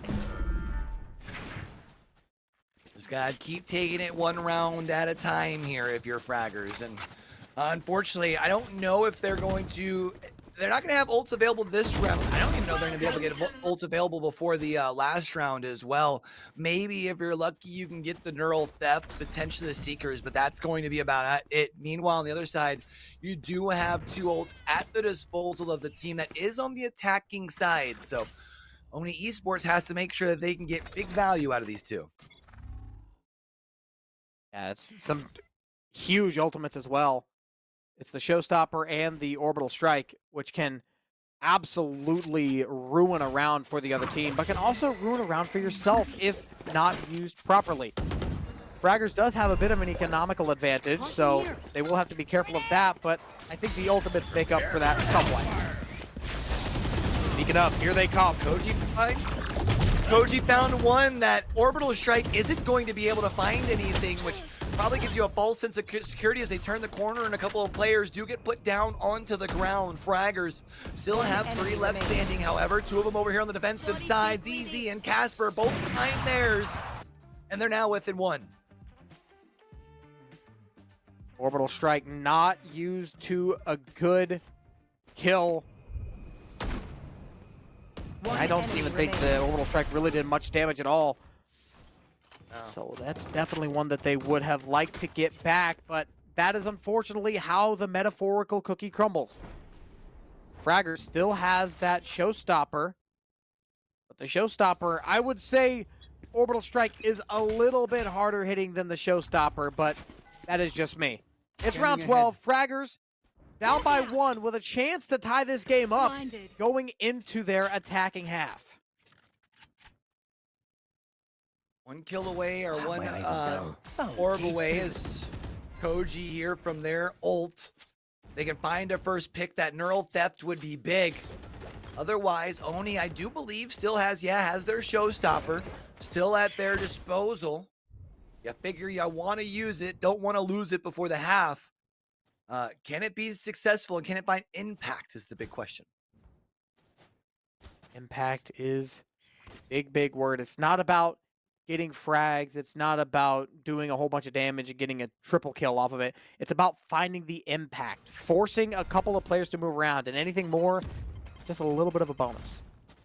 Here comes the push. The paint shells thrown out over by B. And speaking of the showstopper, here it comes. And it's not enough for the kill, but here comes the plant, and here comes the retake. Sky still there, taken down by the other Sky. Milpa has 3 on the round, and it's a one-man advantage for Oni Esports going into this last post-plant scenario. Last player standing. Comes the peak, and Gandalf lands the double. Talked about on the offensive side. If you can try and put yourself up into a lead, that's what you need to do here on Bind.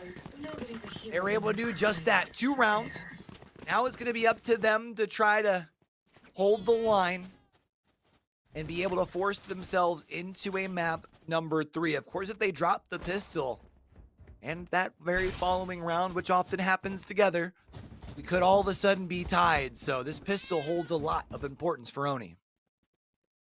I want to take a look at the pattern that they have for the rounds. For hypothetical, let's say Oni Esports did not go on a 4-round streak. Let's say they only won the 2 rounds. Fraggers has been winning rounds in 2 and then only losing 1. So they have been essentially, since the streak ended of 4, they have been doubling Oni Esports rounds ever since. And they've been able to cut to the lead for sure. Who's going to be able to do anything with the lead to start off? Half number 2, Gandalf gets caught trying to put out their utility. Resurrected goes down as well. Fraggers have full access on to A. The spike's going to go down. Now it's going to be up to Oni on the retake. 3v5 to make some magic happen. Right-click classic. Good for 1, but traded off immediately. One more shot to the head and stop. Is the last one to fall before D-Spin has to clutch. Koji denies. The pistol round goes to Fraggers. Koji ends this round with the headshot from the Ghost.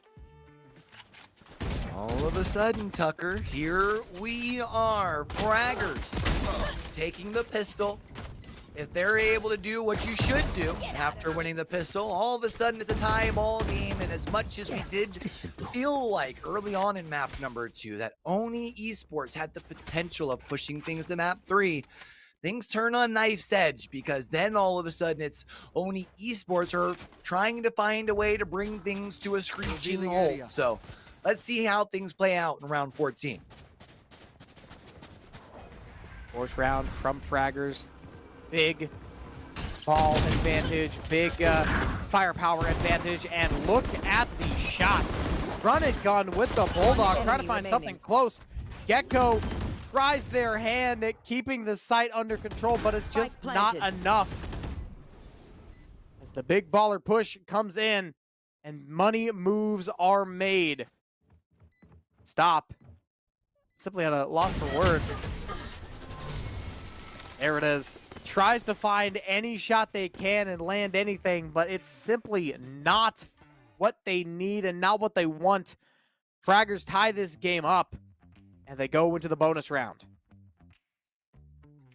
Think Stop realized somebody was going to be looking at the window there, right, for Cubby, and was hoping that anybody was going to look away, might be able to catch somebody at a disadvantaged sort of turn. Ended up not being the case. Now it plays into this rifle round. It's going to be rifles onto the board for Oni Esports, and it's going to be a very, very dangerous position for them if they drop a 3rd straight round with the economy reset. It's Milpa looking to turn up and out over here at B long, looking to look towards that fountain there at B. Decides against it, and probably for good reason. ZZ and company gonna slowly work their way up B long. This is a pretty wide default. Not a lot of pressure over by mid/hookah. A lot of the pressure is on the far east side of the map with the Sova and the Clove. ZZZ spreading out and taking a lot of shots, eventually dropping down. And Oni Esports start off with the advantage in this round. Koji tries to even things up, simply not happening, and got to get themselves away from these open spaces. They've been spraying through all day. They're not going to stop now. Gandalf finds one. Resurrected's going to be able to find one here as well. They know there's one player sitting towards Shower, and that's EB, who steps out, finds two, and now is going to have a Vandal in hand. Can they find the third? Yes, indeed. Can't find the fourth. Millpop puts them down, and Oni Esports able to get around on the board here in the second half. But it's worth noting it was a relatively expensive round. I was about to say that. There's definitely good news to that round, but there is also quite a bit of bad news. Good news is Oni Esports denied Fraggers from taking the lead, and they are able to keep the lead themselves. Bad news is, like you said, it was very expensive. There's a couple of weaker links to this chain. We've got a Guardian, we've got a Vandal with Light, we also got a Vandal with regenerative shields. So Fraggers has a little bit of an advantage, but they still have to play this really nice. There's a chance that this still ends up being a loss. In comes the Hunter's Fury. 1-for-1 trade-off. That could have gone a lot better for Fraggers, but with Gandalf dropping down, they've got a one-man advantage, and they've got complete control over a site for now. Gonna go to the spike down as well as Koji gonna put down stop, and it's gonna be a 2v4 on the retake. So the Fraggers looking to try and continue putting points up onto the board, able to do that, and we're tied once more at 8. That was a much cheaper round for Fraggers than the last one was for Oni Esports. That's going to lead to Oni Esports pushed to an economic collapse. They've got a little bit of money, enough to buy up for a Bulldog here and there, but it looks like they are going to opt for the shotgun approach. We've got a Bucky on the board. We also have a Judge coming out to the field as well. And Oni Esports is going to have to make these Judge pop, going to have to make that Bucky go crazy. They cannot afford to lose another round without taking at least a little bit off of Fraggers' economy. Oh, that's a big one loss. shotty to the body, but it wasn't able to get enough to get this player down. So it does mean site controlled here from Fraggers. EB is going to be able to get a little bit of information. They know that they got two at Hookah. Koji going to be able to find one. And now it's going to be up to Fraggers to be able to hold the line, defend what's yours. As it's going to be all left to stop. The only one alive for Oni. Stop finds a Vandal on the ground, but Fraggers deciding to get a little risky and hold on a second. You've got to secure your play. But they're not doing that. They're rushing all in. It's a 1 versus 2. This is all of a sudden a very winnable clutch situation. Aim Hunter is able to deny, but I mean, come on, man. The economy's so close, and you just give up 2 for free. Yeah, I'm not exactly sure what the thought process was pushing into Hookah. I feel like the disciplined play would be to sit back. Kind of a lucky spray through the smoke, though, and I wonder if the thought process for ZZZ was they got to be getting ready to reload soon. It is a risk to take. They did take it. It didn't pay off. Good news for Fraggers, though. Heading into this next round on offense, they do have 3 ults at their disposal. One of them is going to be popped. It's the Blade Storm from ZZZ, following the Owl Drone D-spin on top of that box, causing a lot of chaos on the Fragger side. Not dead yet as well. Has to find a little bit of damage, and I don't think anything is going to come of it. Casper will eventually drop. And a 2v5 is the situation after D-spin gets a couple of kills. What, that was at least 2 of the ults that have been popped here from Fraggers, and they haven't even been able to find a single frag, let alone find space or any room to breathe. Of course, the knives are still in play here for Triple Z, who's going to turn the corner, and it's D-spin with the 4K. Cool, calm, and collect on the face cams all the way around. One-man army is D-Spin on that last round. One enemy remaining. Ties up once again, 9-9. Oni Esports not dropping a single man, therefore they don't lose any money at all.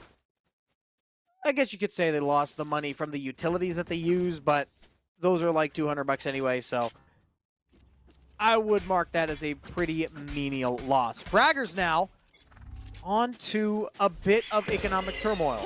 Got the money to buy up for this round, but this is a pretty big round to win for longevity. Spin gonna get hit, but Oh, does no. hold the line, doesn't quite find the angle they were looking for there with the paint shells, but is going to retreat on back. Koji gonna take a quick peek down B long to see if they can potentially punish anybody trying to overextend. Ends up not being the case. It's a push on to A here, initiated by Fraggers. EB trying to keep a eye out. I think they realize somebody's on the other side of the smokes. They just don't know exactly where. Spike is going to go down. It's gonna be a 5v5 on the retake. Have to watch out for that Odin. Into U-Haul, there's a lot of animosity there. The Odin continues to pop through. Milpa defusing, and Milpa lands the last kill. Oni Esports will regain the lead on the retake. One round at a time, able to put themselves into the lead. They're the first team up the double digits here as well.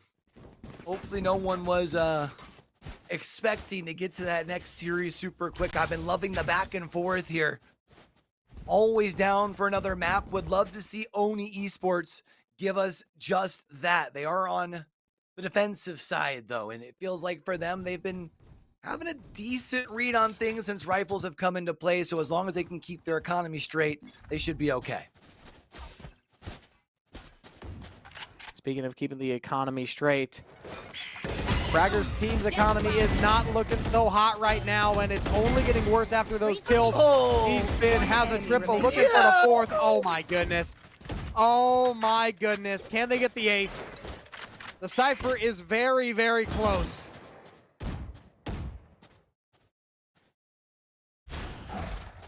E-Spin, not sure which way to look. I think he's anticipating this player towards Hookah.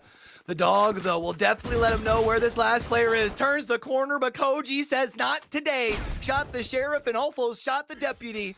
Question becomes, can you have the ice in the veins? Gonna have the Molly force them out? Stop. Lays them down with the Odin.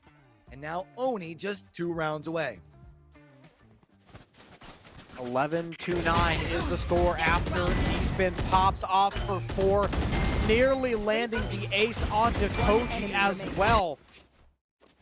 And I mean, it was an eco round, so you couldn't expect them to win that one too much, but I was hoping for a little bit more from Fraggers. Dropping everybody is a little bit unrealistic, but dropping 3 or 4, that one's a little better. Koji got a hero play there at the end, taking 2 down, but I think they needed a little bit more. As out comes the orbital strike, pushing them off a little bit farther.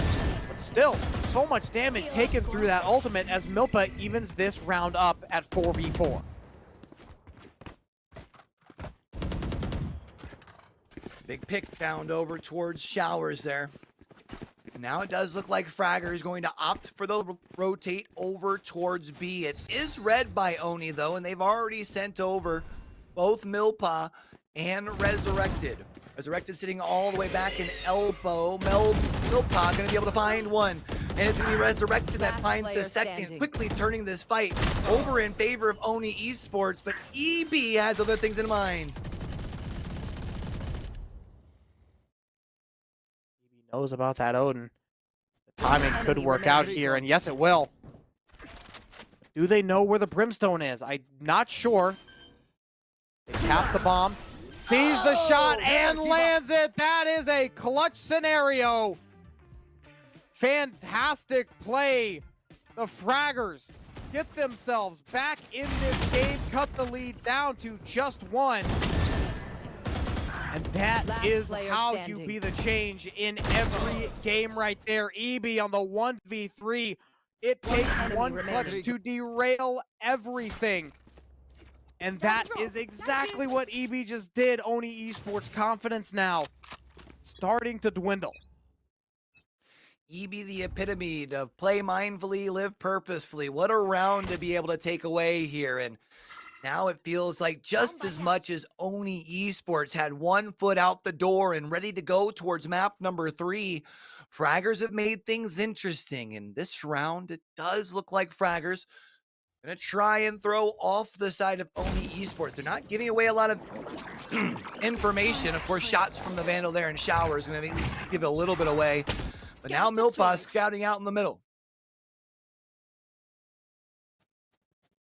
Oni Esports has 3 ults on the board available to be used. Viper's Pit, Showstopper, as well as Thrash. Meanwhile, Fraggers has the Seekers and Sova's Hunter's Fury.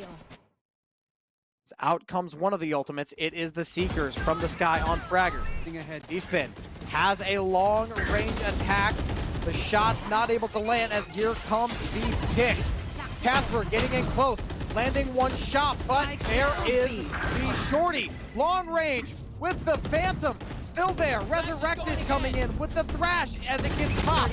We've got to find a way to get this clutch out into a 1 versus 2 scenario. Koji, Wingman running around trying to find something. Wingman, huge distraction. And Oni Esports gets pushed onto the last leg. That's match point for Oni. Of course, winning map number 2 would indeed send us off to Pearl. And they have got our champions from last year's event sweating here. Of course, it only is 2 rounds needed to be able to force an overtime. So it's not like you're out of things here, but Fraggers are going to go into this round with a rather low buy. You do have a Hunter's Fury. You will have the Neural Theft to be able to give you some info, but you need the maximum amount of efficiency out of both of those ults. That you do. It's an eco round for Fraggers as well. Here comes the Showstopper, trying to find something, and it is good for at least one. Spraying through, it's Milpa to find the 4K. And Oni Esports take down one enemy Fraggers in round 2. They go on to map 3. Q, we extend all the way to Pearl.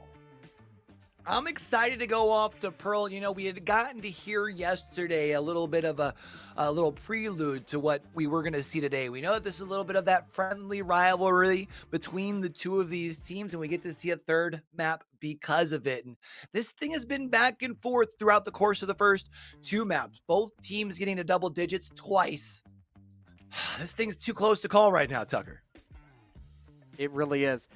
As we go to Pearl, I brought up that whenever you deviate from the tried and true, I think that's only going to help out Oni Esports. So now, I think Oni Esports has the advantage going into this third map. Pearl is a little bit of an oddball pick. It's not just like your Havens or your Bind. It's not run it down. It's not just your, okay, here's the strat, we do it. You got to think a little harder than that. And I think that's going to throw Fraggers off their rhythm just a little bit.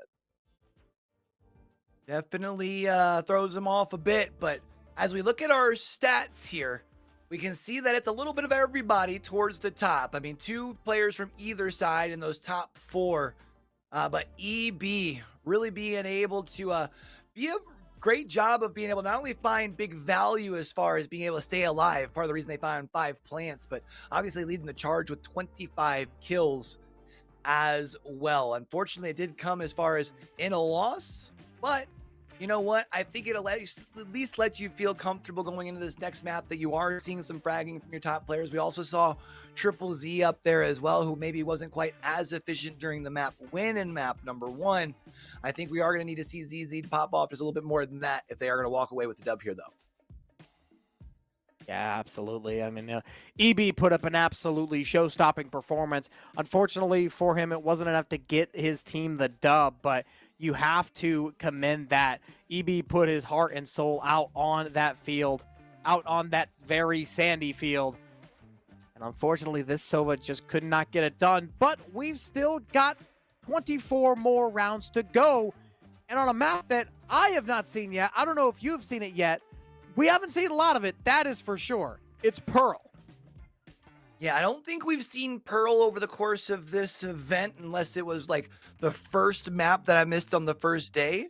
So I'm excited to see it here. Pearl also one of those maps that doesn't always necessarily find its way even while it's in rotation. We don't necessarily see it the most even at the highest of levels, but something we do need to keep in mind before we head off to map number 3 is while neither of these teams may have necessarily picked this map, neither team also banned this map, right? So I think both teams will probably feel at least a little comfortable. I've been loving the back and forth between these two teams. I'm hoping we see the same in map number 3. But how about this? Since these have been some long games, I don't know about y'all. I need to go refill my water here, make sure we're ready for map number 3 because I expect this one to also be a banger. So we're going to grab ourselves a quick couple minute breaks here, and on the other side, we'll be off to Pearl.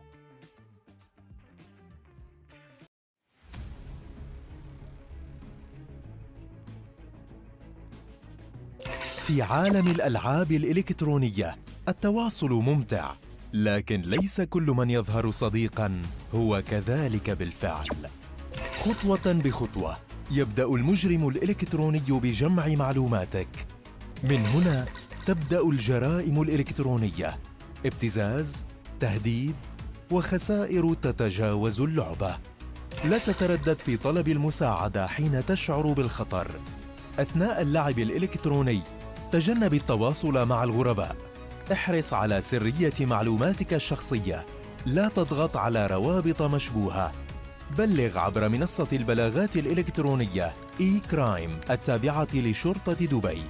سلامتك الرقمية تبدأ بخطوة بسيطة. كن واعياً.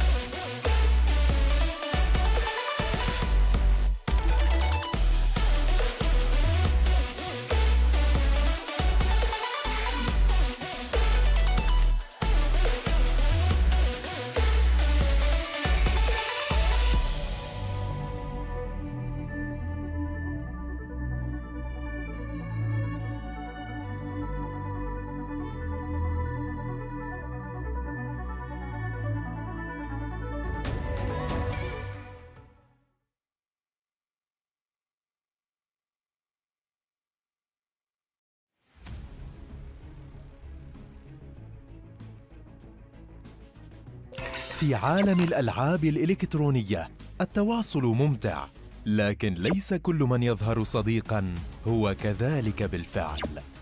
خطوة بخطوة يبدأ المجرم الإلكتروني بجمع معلوماتك. من هنا تبدأ الجرائم الإلكترونية، ابتزاز، تهديد، وخسائر تتجاوز اللعبة. لا تتردد في طلب المساعدة حين تشعر بالخطر. أثناء اللعب الإلكتروني تجنب التواصل مع الغرباء. احرص على سرية معلوماتك الشخصية. لا تضغط على روابط مشبوهة. بلغ عبر منصة البلاغات الإلكترونية إي-كرايم التابعة لشرطة دبي. سلامتك الرقمية تبدأ بخطوة بسيطة. كن واعياً.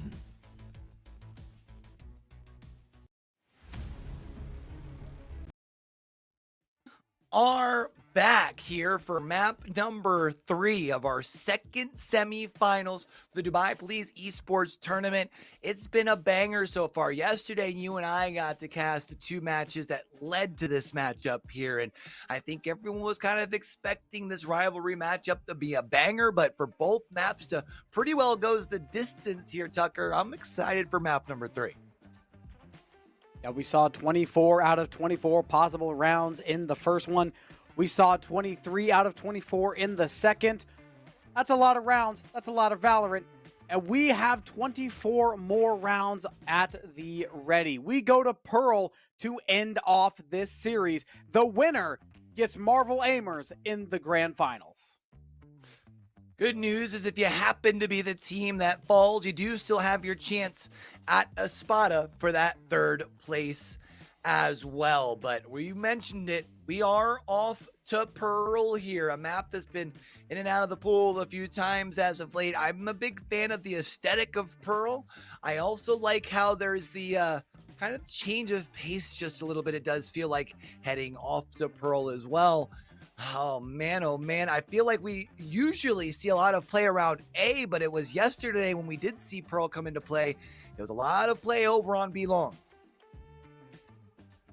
Yeah, such a wide and long angle, which is a little bit out of the ordinary. Typically for a quote-unquote long angle, you see a long and skinny angle, but Pearl has a very long passageway as well as a very wide passageway, so that's going to throw a lot of confusion if you're not able to handle it right, because you've got just about double the amount of space you have to cover with your crosshair. As here we see the agent selects, and early on we got a Neon being locked in on the side of Oni. Yeah, you know, we had mentioned earlier when we were talking about Neon, maybe not as prevalent in the meta after some nerfs, but because of those longer rotations that you can see either through middle or back on either spawn, Neon does sometimes come into play on this map. I'm going to be interested to see what D-Spin is able to find there. I also really like when we look over on the side of Fraggers, we're seeing the Astra coming out. We're seeing the Fade as well. So we're seeing some agents that we haven't necessarily seen throughout the course of this series. Yeah, I have not seen a Fade so far at all. Neither Arena. Saw a little bit of Neon action yesterday, but as of today, no Neon either. So a lot of new agents coming out, which only makes things even more unpredictable and, in my own personal opinion, more exciting. I think things are going to be an absolute fireworks show. I can't wait to get down to it here on map number 3. I do feel like the rate of play here in map number 3 is going to be very dependent on who walks away with things. There's been a couple of times that we have seen the Fraggers do a phenomenal job of being able to up the pace and being able to run away with things. We saw them do that very early in map number 1, but when it has been a little bit more of that back and forth affair, things have tended to favor Oni. Fraggers are going to have to set the tone on the defensive side. It's going to be up to the Fraggers. Hey, you guys over on defense, you got to protect what's yours. Where are you? Another mirror composition is going to be the double Astra, which, Q, I love to see. My favorite agent in the game is Astra, so to see double Astra at this point in time fills my heart with joy. Yeah, Quick push down B-Link here. ZZ turns the corner, finds one, tries to find a second, but no dice. It's Resurrected who's being able to find two. Also looking for the lurk on the backside. It's a 3K, and Oni Esports gets the spike down. It's going to be all left to the lone Cypher. Koji looking to make a play. That Haunt's gonna not technically spot Koji, but everybody knows exactly where he is due to shooting it immediately. And Oni Esports, thanks to a very clean couple of shots there from Resurrect, it is going to take the lead first here on the decider map. Resurrected, I believe they got 3. Yeah, 3 on the round. Yep.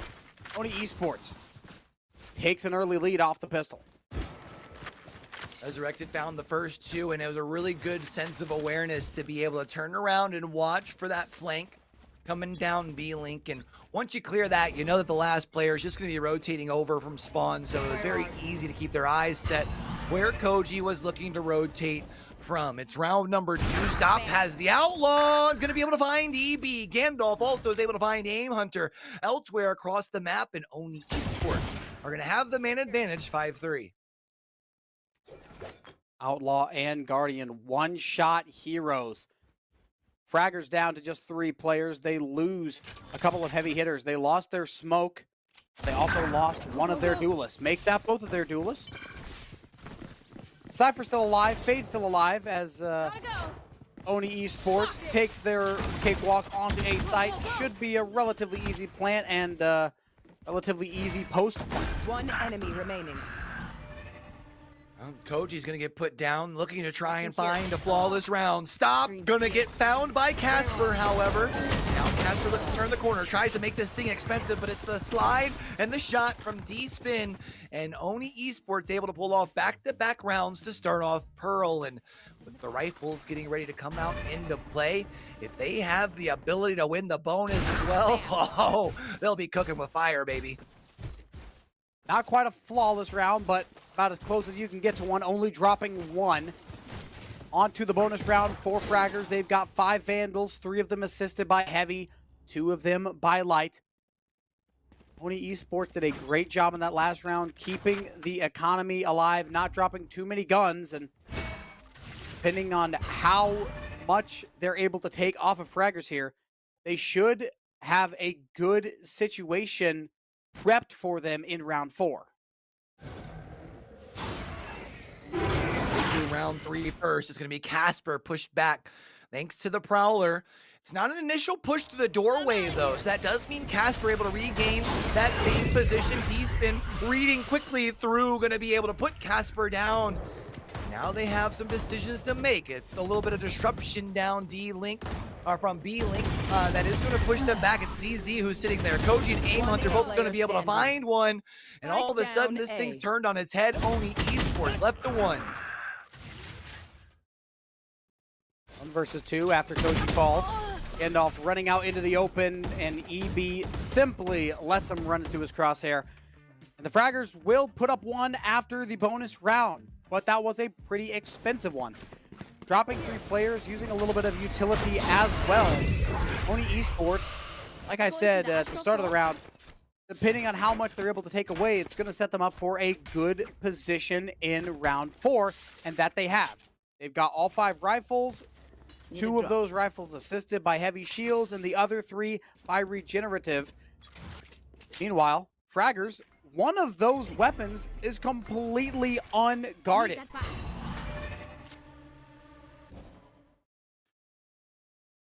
Now for Oni Esports, they've been showing a lot of presence over here at this A main, and then sometimes pushing also through arts as well. D-Spin gonna move quick, fast, and in a hurry. Gonna be able to find the one, living life in the fast lane as well. Gets put down by Koji.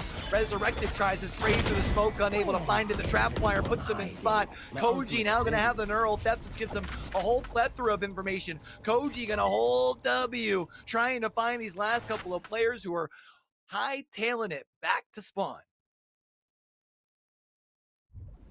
Get over to spawn and decide to make a right turn, going up through mid and through art.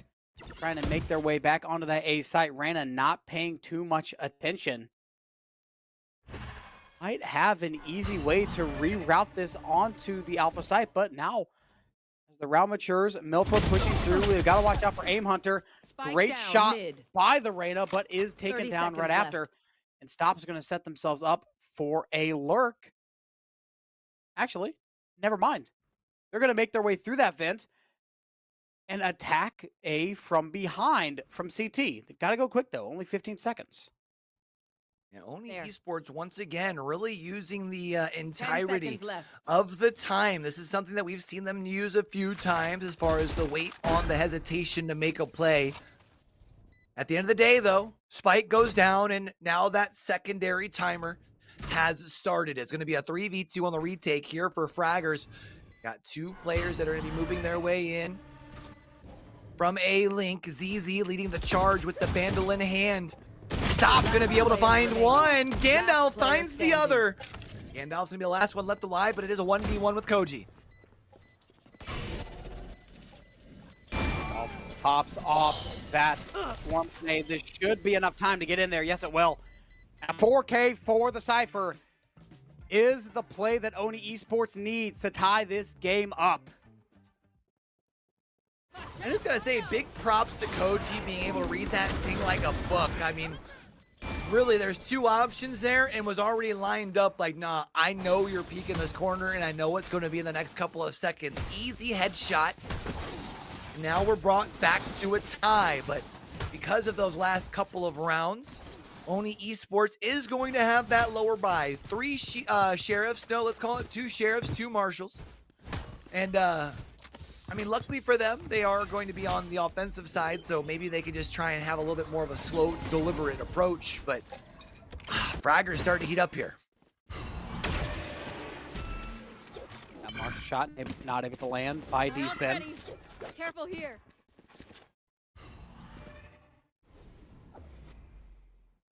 Wanted to poke at B side for a little bit, but immediately deciding to fall back, make their way up through mid. Overdrive is the ultimate that is popped, and D-Spin running through, trying to find a gun, trying to find something to do with the Palpatine fingers.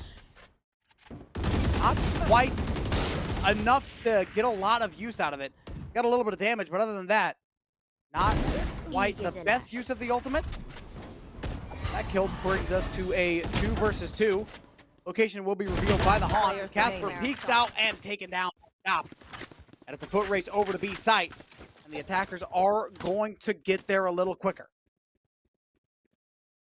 Last player Got standing. the man advantage, but Koji puts him down, able to hit the first couple of shots onto Stop as well. Puts them down. The clutch going to be pulled out. And what a round for Fraggers. 2 rounds in a row that could have gone the way of Oni Esports, but Fraggers, specifically Koji, clutching up and holding them off. That is one that Oni Esports will be looking back at and kicking themselves for. Can't dwell on the past for too long, however. You have to stay focused on the present and the future. Right there. Oni Esports has to figure out a way to shake that off and, most importantly, not let it happen again, but at the same time, not think about it too hard. Agreed. There's a reason that the windshield is bigger than the rear view. You got to be able to look at what's in front of you as this is what's most important. Oni Esports opens up this round by finding the first pick. And now it's going to be about what you do with it. Looking to potentially rotate this thing over towards A main. They are going to be running into quite a bit of the Cypher utility, though, if they do indeed push all the way through. You should run. Yeah, gonna have to watch out for Resurrected there, pushing in from Art. Attacker lockdown is popped as they look to take their way onto a site, getting outside of that barrier to avoid the ultimate before finally being pushed back in. Has to watch out from behind. It's a great play from mid, and it's up to EB. 1 versus 2. One enemy The remaining. Nova pulls, rather the Gravity Well pulls one in, and don't do it again. 1 versus 1. Astra versus Astra, and 3 rounds in a row!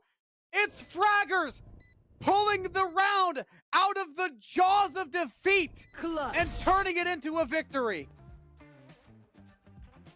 Wow. Oh, wow. Oh, I don't know what else to say other than that. The plays by EB here. You find the first two on basically the collat, then it's a 2v1 on the A site. And EB with a big round.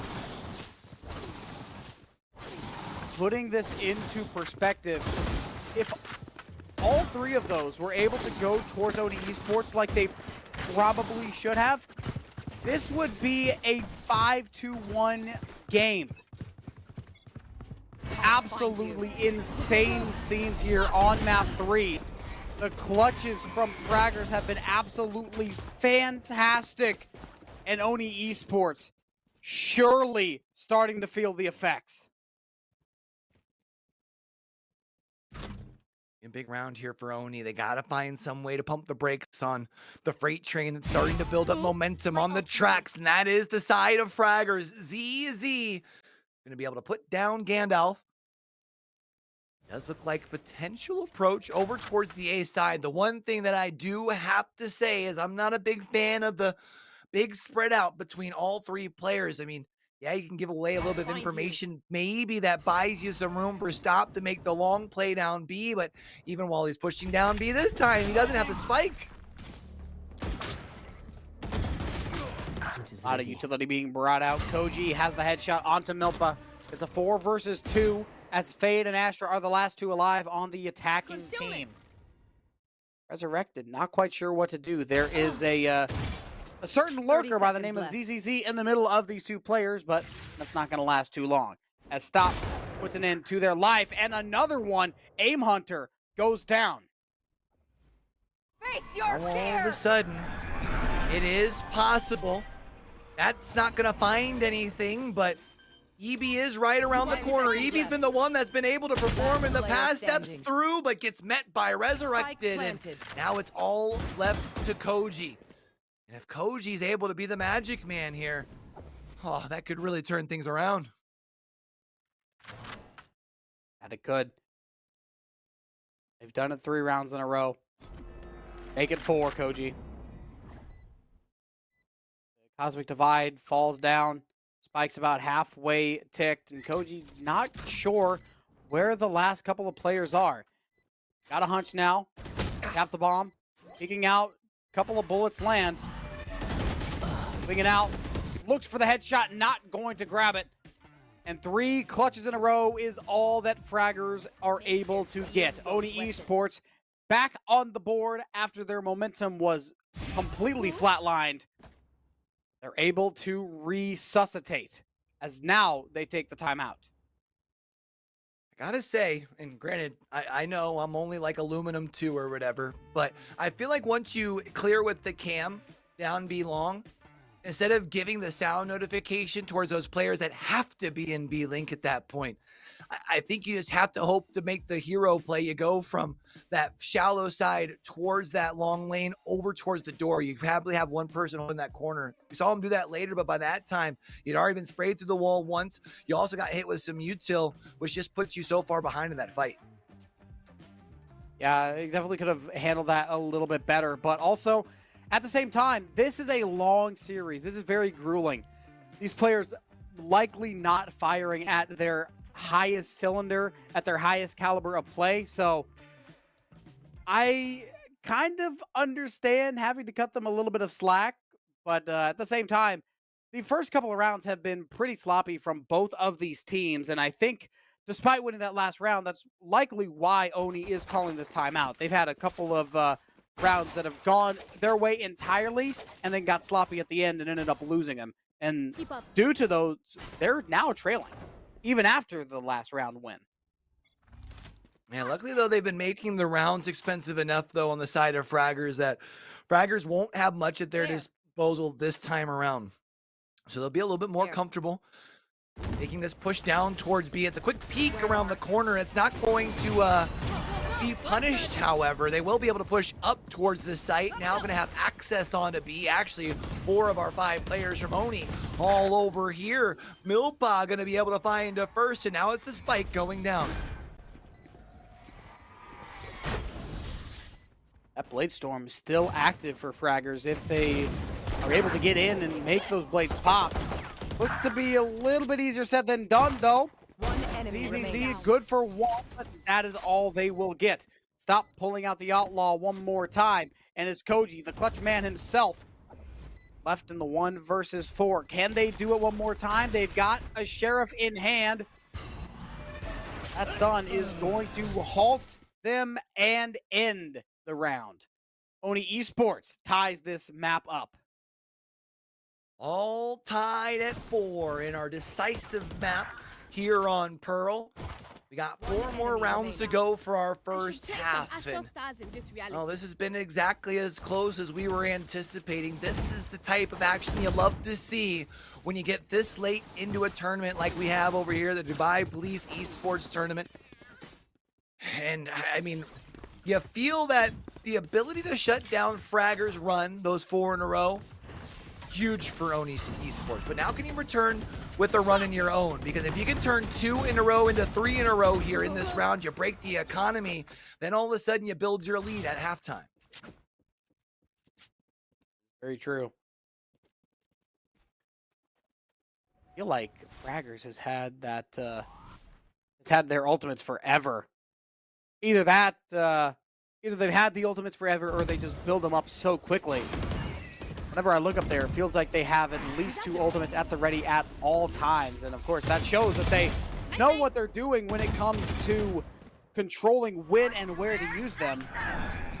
Speaking of one ultimate, there goes the Nightfall being popped out by the Fade to hopefully extend this lead from a 5v4 to maybe a 5v3 or even more.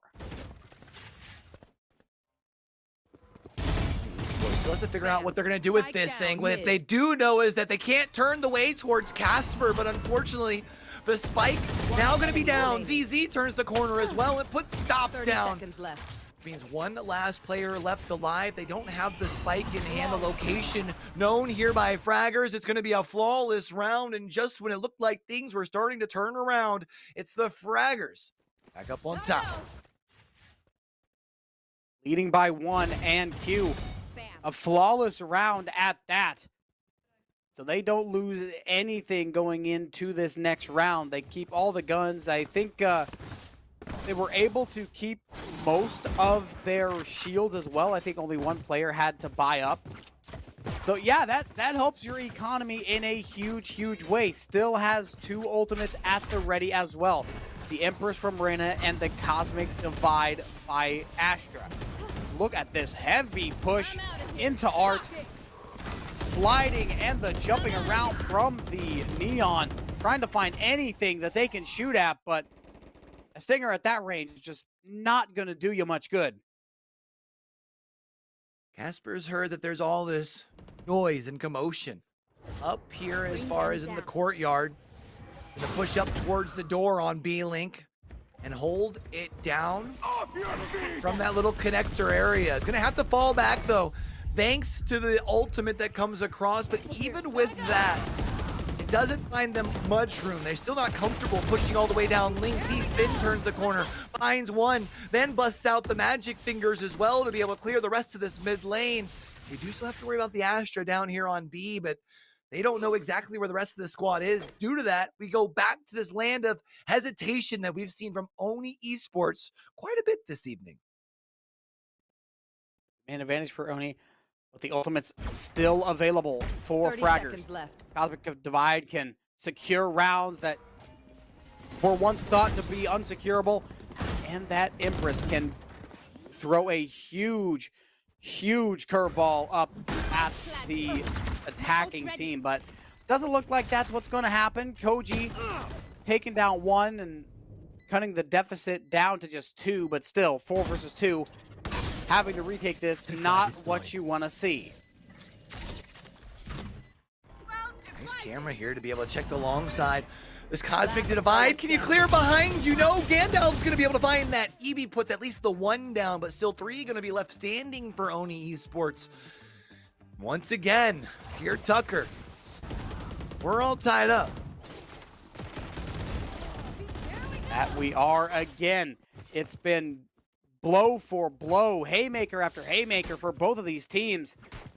And neither one of them can pull away as we go to the last 2 rounds of the half. It's either going to be 7-5 or 6-6, one way or another. Both teams have one ultimate at the ready. Honestly, this one could go either way. I feel like we've been saying that for every single round throughout this entire game, throughout this entire series. But it just can go either way. EB needed to find a way to buy a little bit of time, because otherwise it's just one other player rotated on over. They're sitting on the backup hall. It's Casper. Casper, though, does get put down, and now it's all about the way to put the spike down. And could be left to a 2v1. Let's make it a 1v1 here. Aim Hunter still left alive, but has to find a way to secure this last kill. Empress, not enough. Gandalf lands the headshot, has enough time to get the plant off as well, and they are only 1 orb away from this lockdown. Fraggers pushed onto an eco round as well. So Oni Esports has a very high chance to go into the half up by 2, considering the task at hand. Thank you. Oni Esports, I told y'all the longer this thing went, if it went to map 3 and it was more of a back and forth affair, I favored Oni Esports. People told me I was crazy. They said this Fragger squad, they took down pro teams last time around and only got better. No charges. But there can only be one, and they're looking to try and secure it here. ZZ gonna find the heady on a D-spin with the Sheriff, shutting down the initial push towards A. Dead. Great use of the Aftershock to make it as hard as possible to get that gun as well.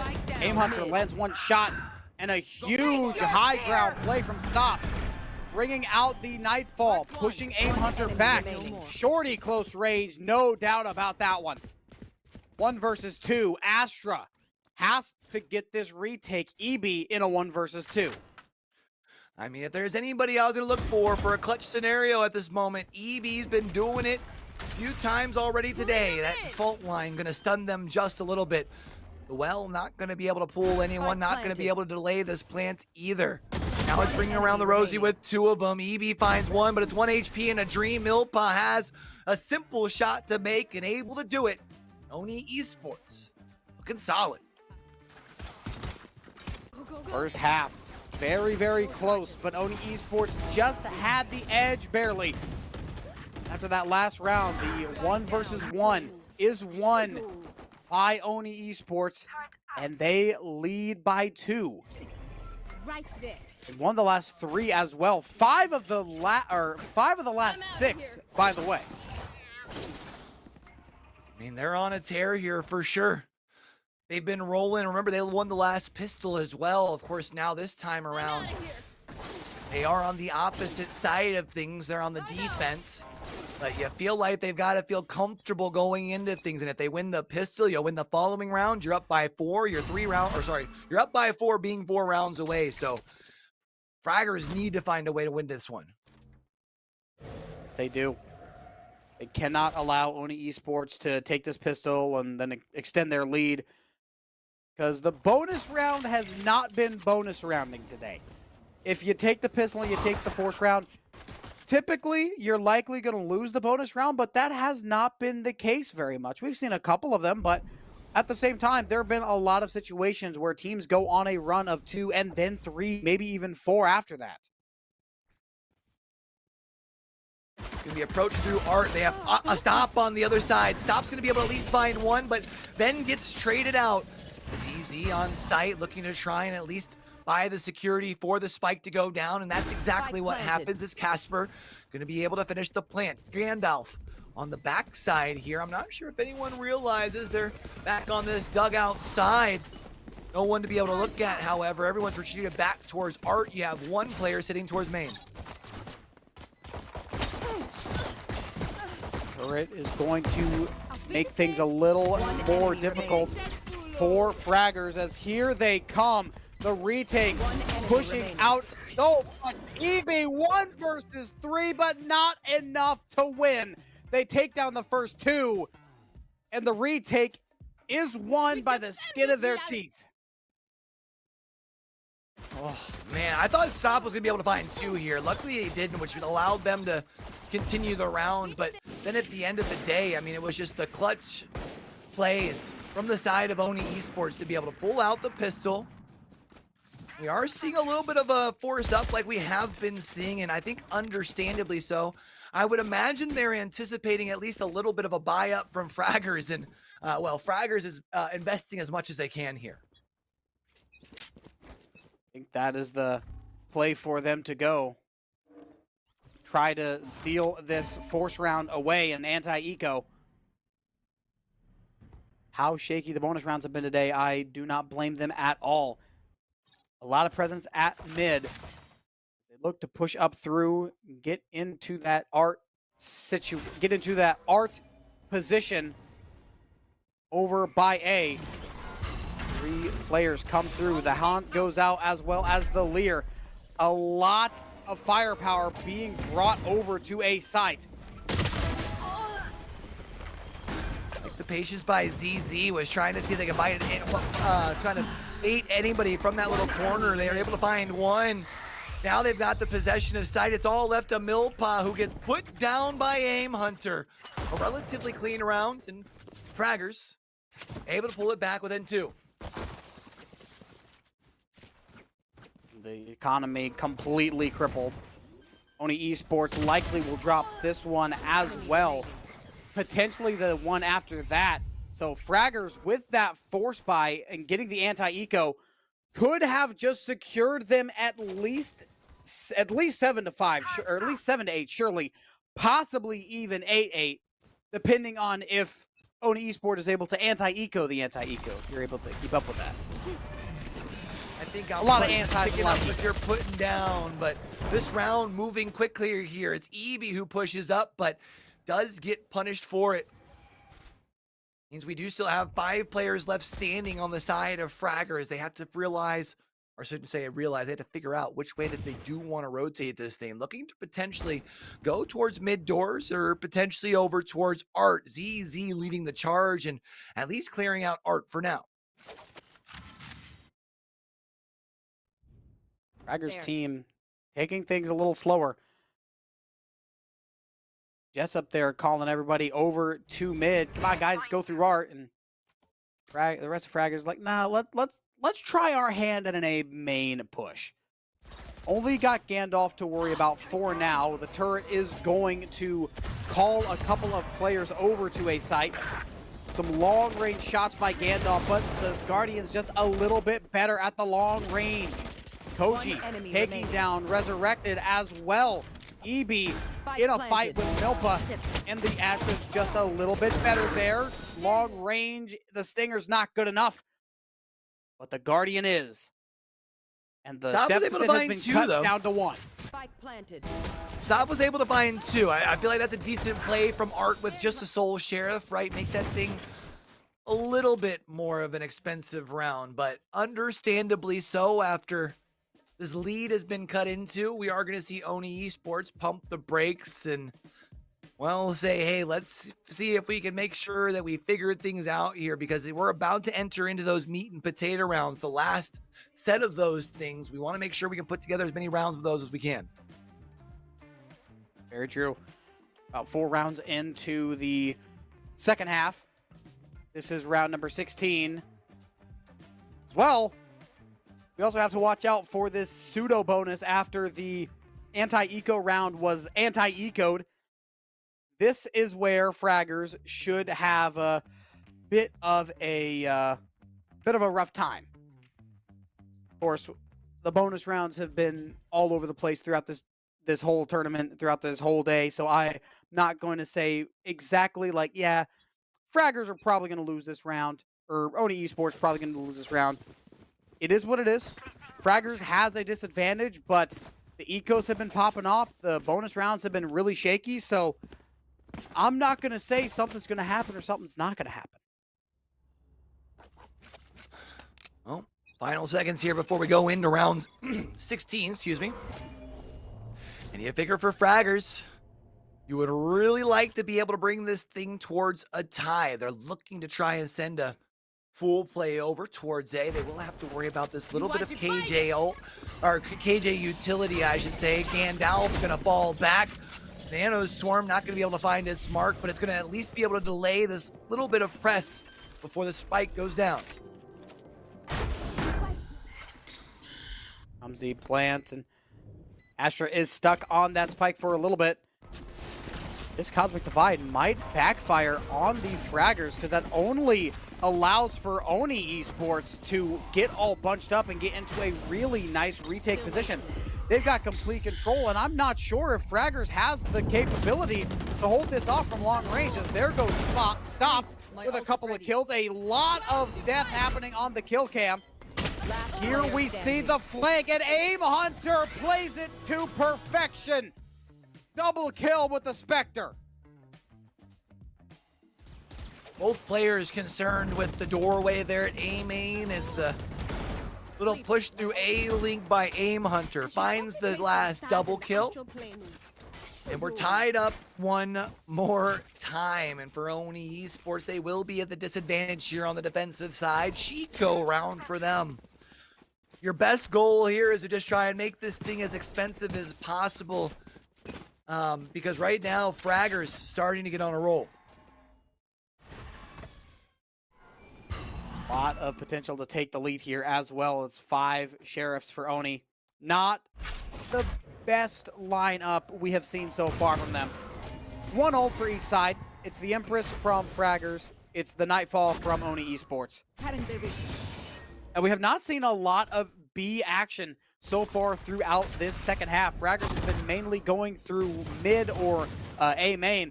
I don't think we've seen them try B once, maybe once, definitely not more than once.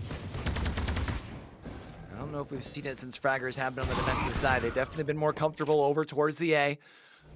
Right now, they are stuck in that courtyard, though. They've got to figure out which way they want to rotate things. Z-Spin holding the corner, but I believe the tip of the gun was seen by Aim Hunter, who has the heads up, able to put him down. Now it gives the man advantage over to Fraggers. And you know what, Tucker? I guess ask and you shall receive. As we are seeing Fraggers making a play. They're looking to push this thing down B long. 30 seconds left. Good old-fashioned B hit. Gandalf, though, on the flank, catching Aim Hunter off guard. ZZZ going to dash, trying to find a couple of shots, not able to land. Koji and Casper making those guns pop. Has to watch out for the side shot.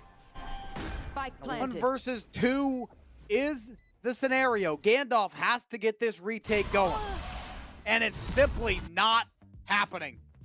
Fraggers take the lead back. I was wondering, since they were missed by that ult there, if that might have worked to their advantage, but instead Fraggers already had the beat on it. We saw Casper aimed down sight right towards that doorway at B Link, and that is now 4 rounds in a row. They have been rolling on the offensive side. Of course, we look back to that first half. The last time the Fraggers went on a 4-round run, then it was Oni who was able to turn things around. So let's see if they can do just that here in round 18. Historically, these long runs have not been able to get too long, but Fraggers has a lot of ultimates available, and one of them is going to be popped after ZZZ wins the gunfight against the Neon. Fraggers knows exactly where a couple players are, and it looks like another B hit is on the menu. Also sending some play over towards A, though, which is very interesting because right now it's a full push onto A itself. It's actually going to be Aim Hunter who's going to be able to find the first. So as much as they had space over towards B, they then find their way over towards A. They've got themselves a full minute. Resurrected, stuck here on this back side, ends up falling down. They're stopped back here as well. They'll be able to at least find one in return, put Aim Hunter down, but it's up to Stop and Milpa to prevent this spike and this plant from going down. Looks like it's going to at least get planted. Spike planted. Fault line is activated. The breach comes out of the smoke and grabs the kill onto Koji. Only a 1-man advantage here. Casper needs to play this one smart. They don't have a lot of HP. Nope, but starting that defuse, Gravity Well going to bring them off of the defuse, and Stop, taps it one more time. Casper swings out, takes some shots from behind, is Milpa, and stop. Not expecting it. Fraggers in the round again. They get to double digits first. I really like the play, the patience on the defensive side. You send ZZ on the far, rotate around water. So then you have one player in flowers, one player at A link, and then one person at A door. You're literally able to cover more angles than the other team because you've been able to keep more players alive. That allows them to secure themselves yet another round. 10 could very easily turn to 11 due to the sheriffs and hands over on the side of Oni Esports. 10 rounds. You're very right. Could very well turn into 11 rounds. This is 5 rounds in a row as well. So they've got a chance to get 6 in a row, the longest streak we have seen throughout this map. That would be massive to put them on 11, just 1 round away from match point. We might be getting ahead of ourselves just a little bit. There's still a lot left in this map. It's not over just yet, and the double kill from D-Spin shows us exactly why. Aim Hunter takes 1, takes a second. Gandalf peeks out.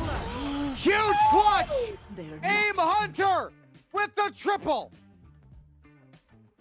Wow, that what a play by Aim Hunter, the triple kill. And that got to be something that just completely takes the wind out of the sails over on the side of Oni Esports. And especially when you're the last one left alive, you're turning that corner with just a sheriff in hand. You have to hope that first shot lands, and it doesn't.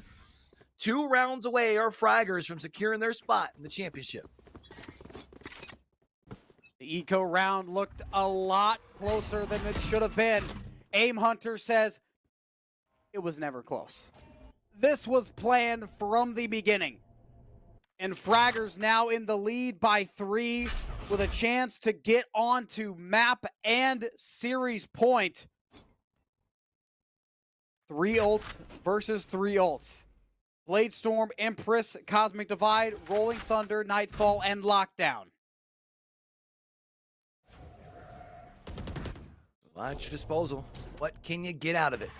That's going to be the true question here. ZZZ tries to fall back, but it's punished by D-Spin. There's going to be the Rolling Thunder that comes in, knocks 2 players over. D-Spin going to be able to find 1. No, it was actually stopped that found a pair. It looks like Oni Esports has a little bit of fight left in them. It's going to be all left to Koji, who's off by themselves and maybe looking to try and just simply keep this rifle in hand, or potentially try and take a rifle or 2 out of the side of Oni Esports. Looks like that's... Oh my goodness! Koji Mike goes down, but that 3K was disgusting. What did he just do? I've never seen a crosshair move that fast, that accurately. Check the PC, Almost got the 4 too, though. Did you see that? Almost got the 4, which would have been absolutely disgusting. You made that round expensive for Oni Esports, thanks to that phenomenal rifle play there by Koji. But now it is a 2-round game. Oni Esports has to keep the pedal to the metal. Too slow. Look at this.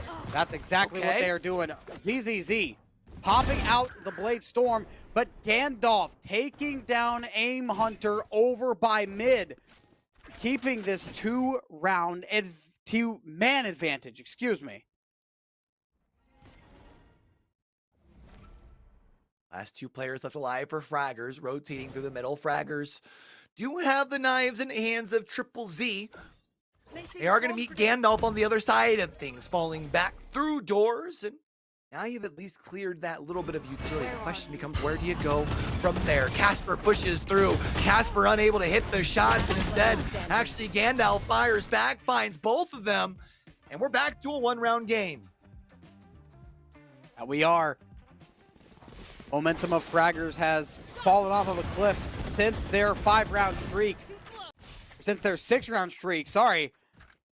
and their economy is reaching its last leg. They've got enough money for one more round. After this, they're probably going to have to eco round, unless they're able to save a couple of guns. But at this point, I'm not sure if they're going to want to save, or if they're going to try to just grind it out and try to sneak away with a couple more rounds. Go, go, go. See if they can keep things pushing here. Fraggers have seen their lead dissipate down to just the one. It's up to Oni Esports here. Protect what's yours. You gotta find a way to step up on the defensive side. One more round brings things to a tie. Could very well be this one here. You've got the breach pushed up all the way up B link, just in case we do see the peek over at door. Just might happen. Aim Hunter trying to buy some space over at Art here. Stops on the other side, fires a warning shot at the op, but unable to connect. First kill goes the way of ZZZ. Nightfall popped out by the defending Fade. Pearl Theft is going to be activated by Fraggers. A lot of potential here. Spraying through the box is D-Spin. Are they able to grab any kills? Not quite. Resurrected trades off one. Koji drops down as it's a foot race over to the A site. Going to be met up there by the KJ. And speaking of, here comes the lockdown as well as the Cosmic Divide. Gotta make a decision here. They're gonna at least get the spike planted. Is anyone gonna get detained? I don't think that's gonna be. No, you do got two players detained. Can you hunt them down? There's one. There's two. The Cosmic Divide allows for Gandalf to get away for free. Maybe being able to find the third, but no. ZZ steps right on through, finds the headshot. Casper also gets put down onto the ground, and all of a sudden, a round that you thought was going to be in favor of Fraggers, Oni Esports have the ability of winning. Looking over towards where ZZ is, it's a shot with the Shorty plus Resurrected with the Vandal, and a big round for Oni Esports. Fraggers simply played way too careless with that lockdown. You have to respect the lockdown. There's not many ultimates that can just completely render you useless, and that is one of them. And all of a sudden, from 6 rounds in a row, dropping 3 of them back to back to back, we are tied up 11-11, guaranteed. All 24 rounds will be used in Q. For the first time in what feels like forever, the Fraggers are on an eco. Fraggers are definitely going to be on the back foot. They are on the offensive side, so I feel like if I were to be on an eco in round 23, that's probably the side I'd prefer. They've also got themselves a rifle or two. It's just not a full buy. The question becomes, can you find an opening pick? Do they know that Stop is on the other side of this doorway by A main, looking down sight with an op? It's going to retreat back just a little bit, but you wonder if an opening pick could find its mark. Looks like smartly played here by Fraggers. No information found, and they're going to default their way back to middle, but they don't have, I mean, any information here. Where are they going to go, Tucker? Looks like they're going to congregate at mid, but the last couple times they've done this, it has not worked out in their favor. They're going to have to be really careful. They have a couple of ultimates, but they are at a disadvantage on the firepower side. And speaking of the Empress, it will get popped out as they start to head to the west over towards B. Here goes Nightfall as well. The Neon on site, popping out the stun, needs to land one shot, and that they will. ZZZ goes down, misses the shot onto the Reyna. Spike will be planted, but still an advantage for Oni Esports. Not for long, though. We're going to be re-peeking here. Aim Hunter finds one, able to get away with their lives. After that, it's left to a 3v3. The timer has officially started, and the Fraggers gotta find a way to hold the line. Aim Hunter finds a third. Going to be able to get away here for a moment, but only for a moment before Resurrected puts them down. Not much time left on the clock for this round. Koji puts down Resurrected as well as Milpa in a round that we didn't think they would win. The Fraggers do just that and put themselves on the map point. Great use of the ults. The Nightfall doing work, as well as Aim Hunter deciding to utilize the Empress. and it worked so well. It did enough to get them that round and to get them on to match point. This is a really close round number 24. However, I see a couple of weak points, Q. I see a couple of light shields. You know what? Oni has had clutch in their veins in the past. Let's see if they have the ability to send this thing to overtime in a third and decisive map. It looks like Fraggers have opted to push pretty far down A main here. You do still have your Cypher hanging out in the middle, waiting for anyone to potentially rotate through that courtyard there. But the good news for Fraggers is they have not full committed. They actually do look like they're going to fall on back. They're going to wait for a little bit of that doubt to creep into the mind of Oni Esports. Good idea. You have the lead. Where are you? You can be calm. You can stay cool and collected. You can secure your play. Oni Esports, they do not have that privilege right now. They are down. They are on defense. They are at your mercy. Fraggers has to take it at their pace. Don't let anything bad happen and just keep on keeping on. Aim Hunter finds the headshot onto the fade as A site looks to be the target of attack. Casper leading the charge, a couple of smokes going out, and EB looks to get this plant down and dusted. Play onto the site here from D-Spin, but can't find their mark. Casper going to be able to put down Milpa and then Gandalf, which means it's going to be all left to Resurrected. 4v1, finds one, finds two. Hold on, this thing ain't over yet. Not yet. 45 HP and a dream. Peeks out, not enough. Casper with the shot on the head. The chair falls over. Unbelievable. That'll do it, Fraggers, taking every single round in map 3. A total of 71 rounds of possible 72 throughout the entire series. Unbelievable. I saw a chair fall over, and it looks like Q's chair has fallen over as well. What an amazing series. What an amazing map to end off on. 13 to 11, 13-10, and 13-11 again on Pearl. Aim Hunter, well-deserved on that MVP with a combat score of 299 on that last map. What a big play. I mean, it really was Aim Hunter leading the way. Remember earlier, I had mentioned how ZZZ needed to kind of jump up and join Koji and company there to be able to push this team across the finish line. And they were able to do just that. That they were. Q. I mean, we could talk about that series for hours. We could talk about that series for days. That could have easily been the grand finals, but unfortunately, only one of those teams could make the grand finals, despite both of those teams absolutely deserving that spot. It's the Fraggers that get it done, winning just a couple more rounds.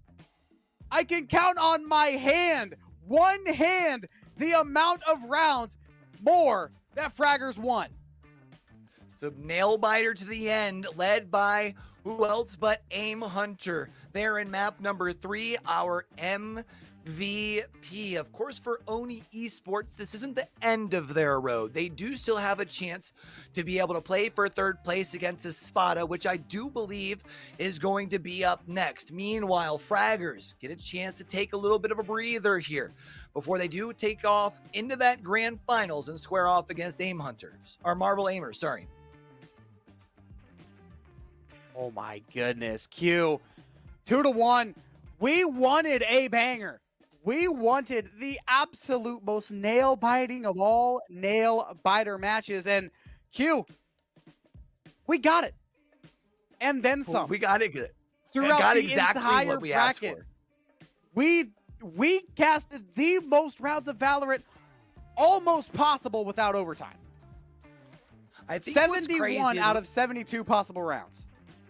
Yeah, we saw every game go the distance, and what's crazy is going into this series, we had seen people in chat talking about how the winner of this match could very well be our grand champions because they felt that this was a grand finals quality match. It's now going to be up to Fraggers to prove those people in chat right when they do square off against Marvel Aimers. But the way that series played out, it's hard for me to call those chatters wrong at this point, you know? Yeah, absolutely. And I want to look at it from an interesting perspective. Looking at Marvel Aimers, watching this game go on, I'm sure they are absolutely biting their nails with us, seeing just how close all of these games have been and seeing the caliber of play, knowing you have to go up against that in the grand finals. That has to psych you out a little bit. Well, if I had to guess, Marvel Aimers were probably anticipating as they walked into today that Fraggers would indeed be the team that they were squaring off against in that grand finals. Remember, this is going to be them going for the back-to-back on the side of Fraggers, right? If anything, I feel like for Marvel Aimers, you just saw this team get pushed to the limit. You know that the monster does indeed bleed, right? So now it's about being able to find some way of duplicating the success that we saw from Oni Esport at times during the course of this 3-map series and be able to push Fraggers to the limit, because I think with the way that we saw Marvel Aimers playing earlier today, if they keep hitting those sorts of shots, they can go toe-to-toe with the squad. I think they can, and it's going to be of the utmost importance here for the Fraggers to use this break, kind of bring themselves down, because the heart rate is up through the roof, all the way up there. They are going to have to calm themselves down and lock themselves back in for this grand finals match, because the work is not done. Mamba mentality in full effect here. It was a nail biter. This was probably the match of the tournament. This was probably one of the best matches we have seen here in the history of the Dubai Police Esports Tournament, but the work is not done.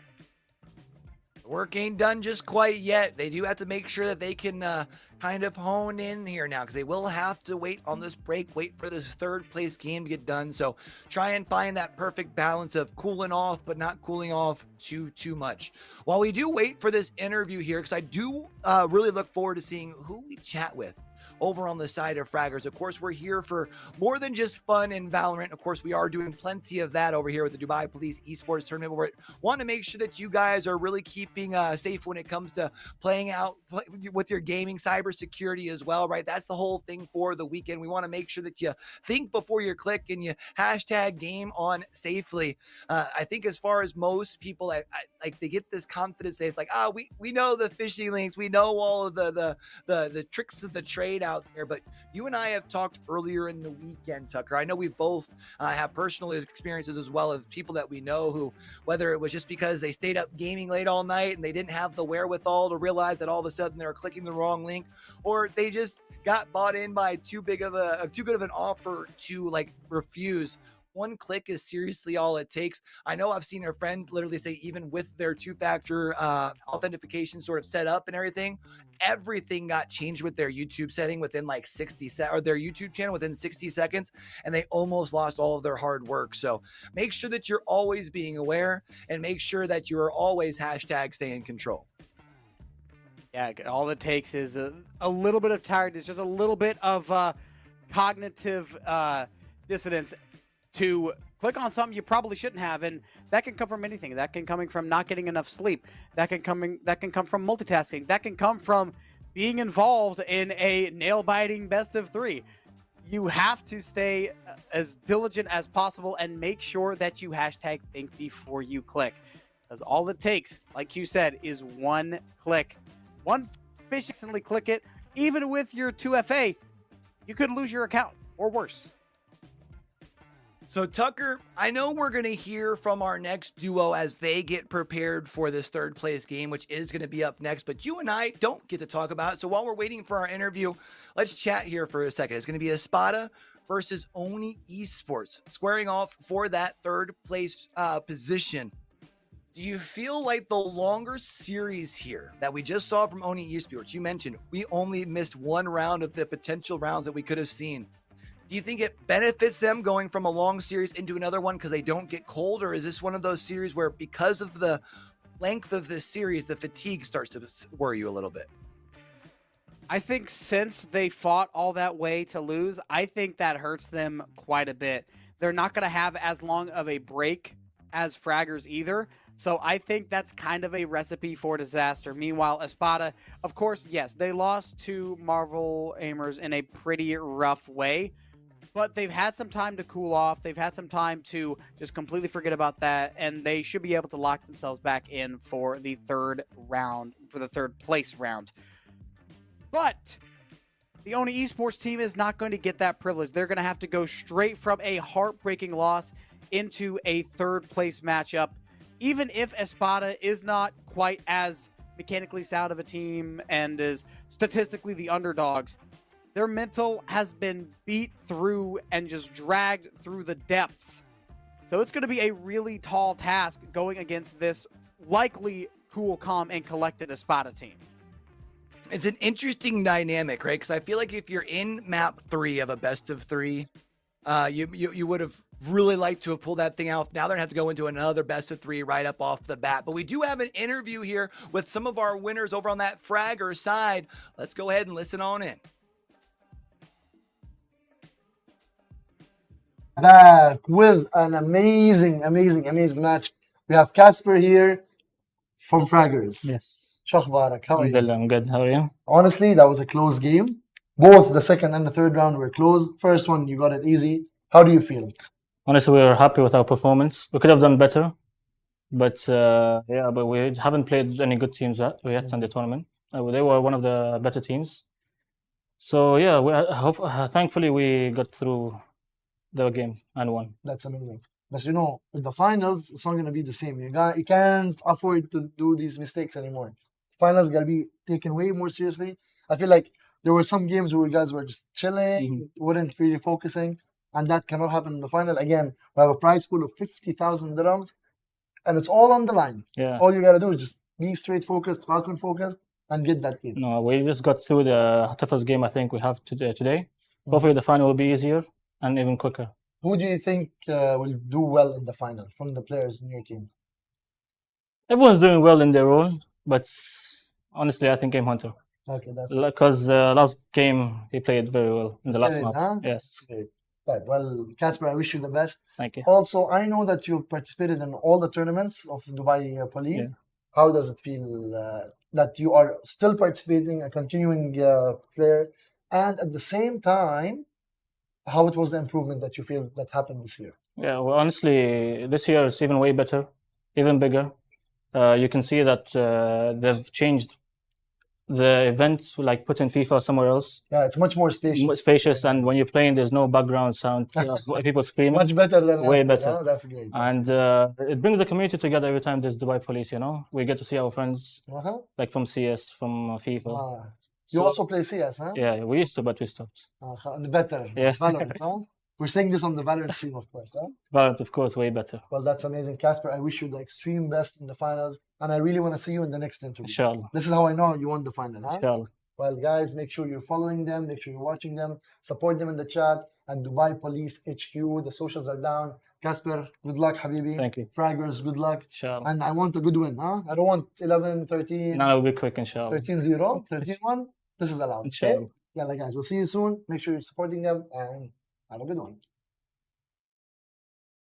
I don't know. Maybe it's just me. I'm on the opposite side. I enjoy the 13-11, 13-10. Don't show me any of these 13-1, 13-2s. Not on Championship Sunday. I want to see as many rounds of possible. Man, Casper delivered us some beautiful words there at the end of things. I'm excited to see how the Fraggers look a little bit later in our grand finals. I am as well, and I agree with you wholeheartedly. As much as my heart rate probably does not, my brain does. It brings all the dopamine to me. But we are going to take it to a short break. It's going to be hard to one-up that last match, but we've got our third place match coming up right after this break. So make sure you stay tuned. you get a drink of water. You're definitely going to want to hydrate after that. Make sure you are continuing to hashtag be responsible and make sure you stay right in your seats. Get some water and then come back immediately. So don't stay in your seats completely. Get your water, come back, and we'll see you right after the break.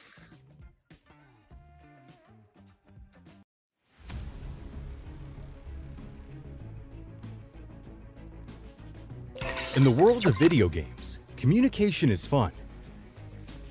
But not everyone who appears to be a friend is indeed so. Step by step, the cybercriminal starts collecting your information. From here, cybercrimes begin. Blackmail, threats, and losses that go beyond the game. Don't hesitate to ask for help when you feel in danger. While playing online, 1. Avoid communicating with strangers. 2. Keep your personal information confidential. 3. Do not click on suspicious links. 4. Report via Dubai Police e-crime reporting platform. Your digital safety starts with a simple step. Be aware.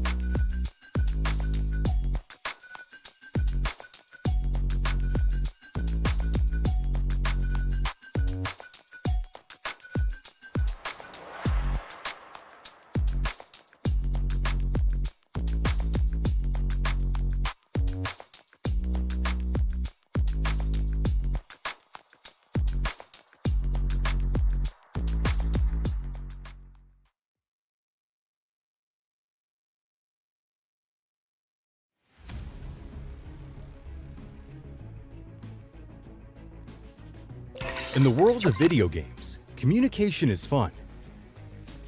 But not everyone who appears to be a friend is indeed so. Step by step, the cybercriminal starts collecting your information. From here, cybercrimes begin. Blackmail, threats, and losses that go beyond the game. Don't hesitate to ask for help when you feel in danger. While playing online, 1. Avoid communicating with strangers. 2. Keep your personal information confidential. 3. Do not click on suspicious links. 4. Report via Dubai Police e-crime reporting platform. Your digital safety starts with a simple step. Be aware.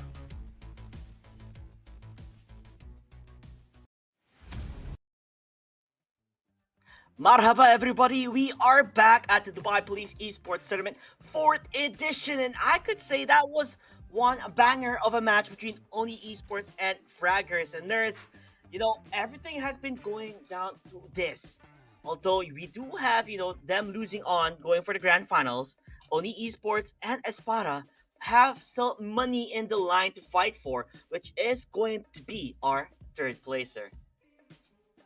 I mean, third place, you do got some money in the bag like you mentioned, and honestly, I just want to see a really tight game between these two. That's my goal here. I want to see both of these teams fighting it out, going the distance. We saw, it was a little bit of a rough start at the beginning earlier. Now that we have the bracket W production here. So hopefully Espada can bring some fire and some flame here up against Oni Esports and, get into that third place finish. Yeah, you do want to show yourself out there and, go out with a bang and play your very best. I mean, in the side of Oni Esports, you were in such a close game. And then you have to play a game immediately.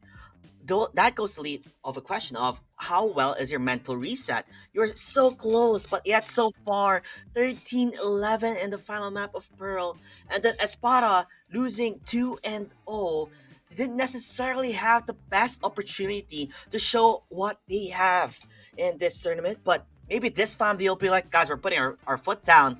It's time to show that we have the big guns here in this tournament. We're gonna take the third place. Yeah, Oni Esports look really cool and strong, but we are better, and I think that is what is gonna happen. A clash between the two here, nerds. I am excited, personally, right? Because we do get the third place match. There is some storylines on the line here. For the side of Espada, it's a chance for redemption. For Oni Esports, it's to prove that they deserve to be at the top.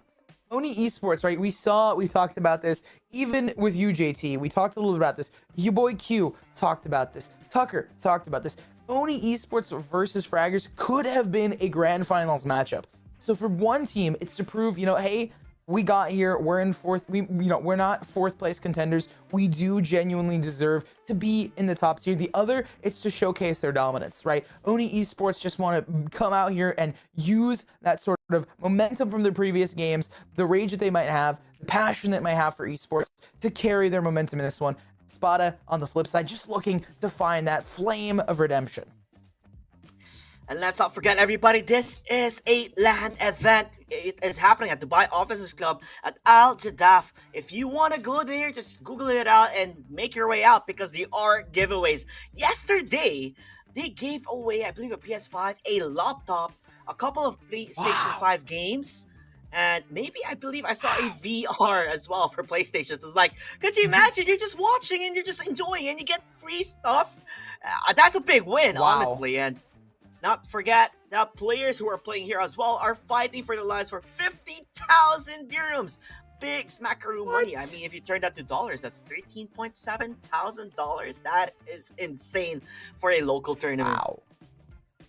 And I will say, make sure you guys click on the right link. Think before you click.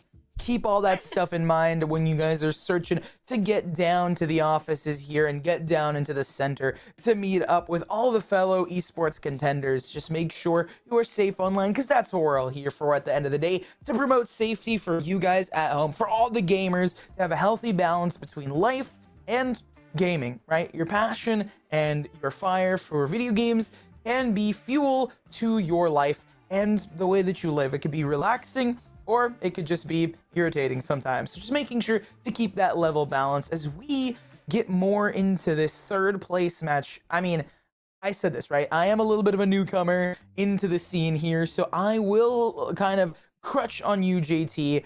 Oni Esports, I saw them play, very dominant team.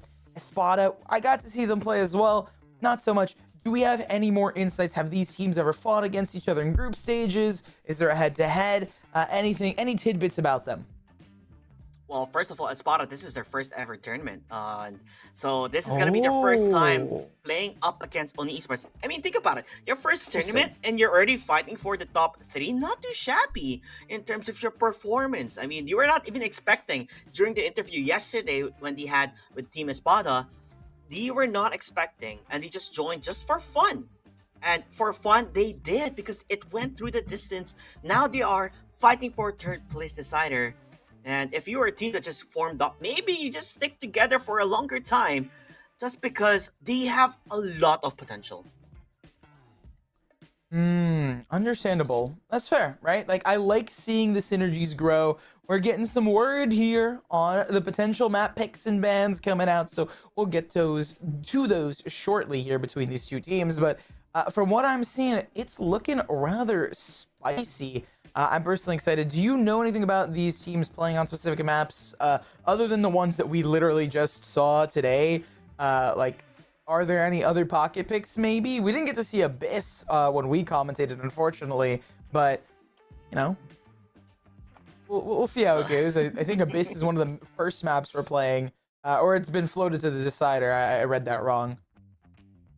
Yeah, not a lot of players like Abyss just because it's unfamiliar territory and mostly they're just used to playing the regular OGs, the Ascent, the Bind, the Haven. You have Split as well, and then not forget I don't think we have also seen Sunset in my side of my cast, but I'm pretty sure the other guys, other casters, the other duo, Tucker and Q, were casting Sunset yesterday. So in terms of my side of things, it's always been the OGs. I kind of want to see a different side of things in Valorant or in the third placer decider here in the Dubai Police Esports Tournament. Now, everybody, I know you guys are waiting for the action to start. I know everybody is hyped up. Now, please wait for a second. Please look at the bottom right of the screen. That where Nerds is at. Underneath him, there is a Nerds. There you go. Yeah, that is a QR code.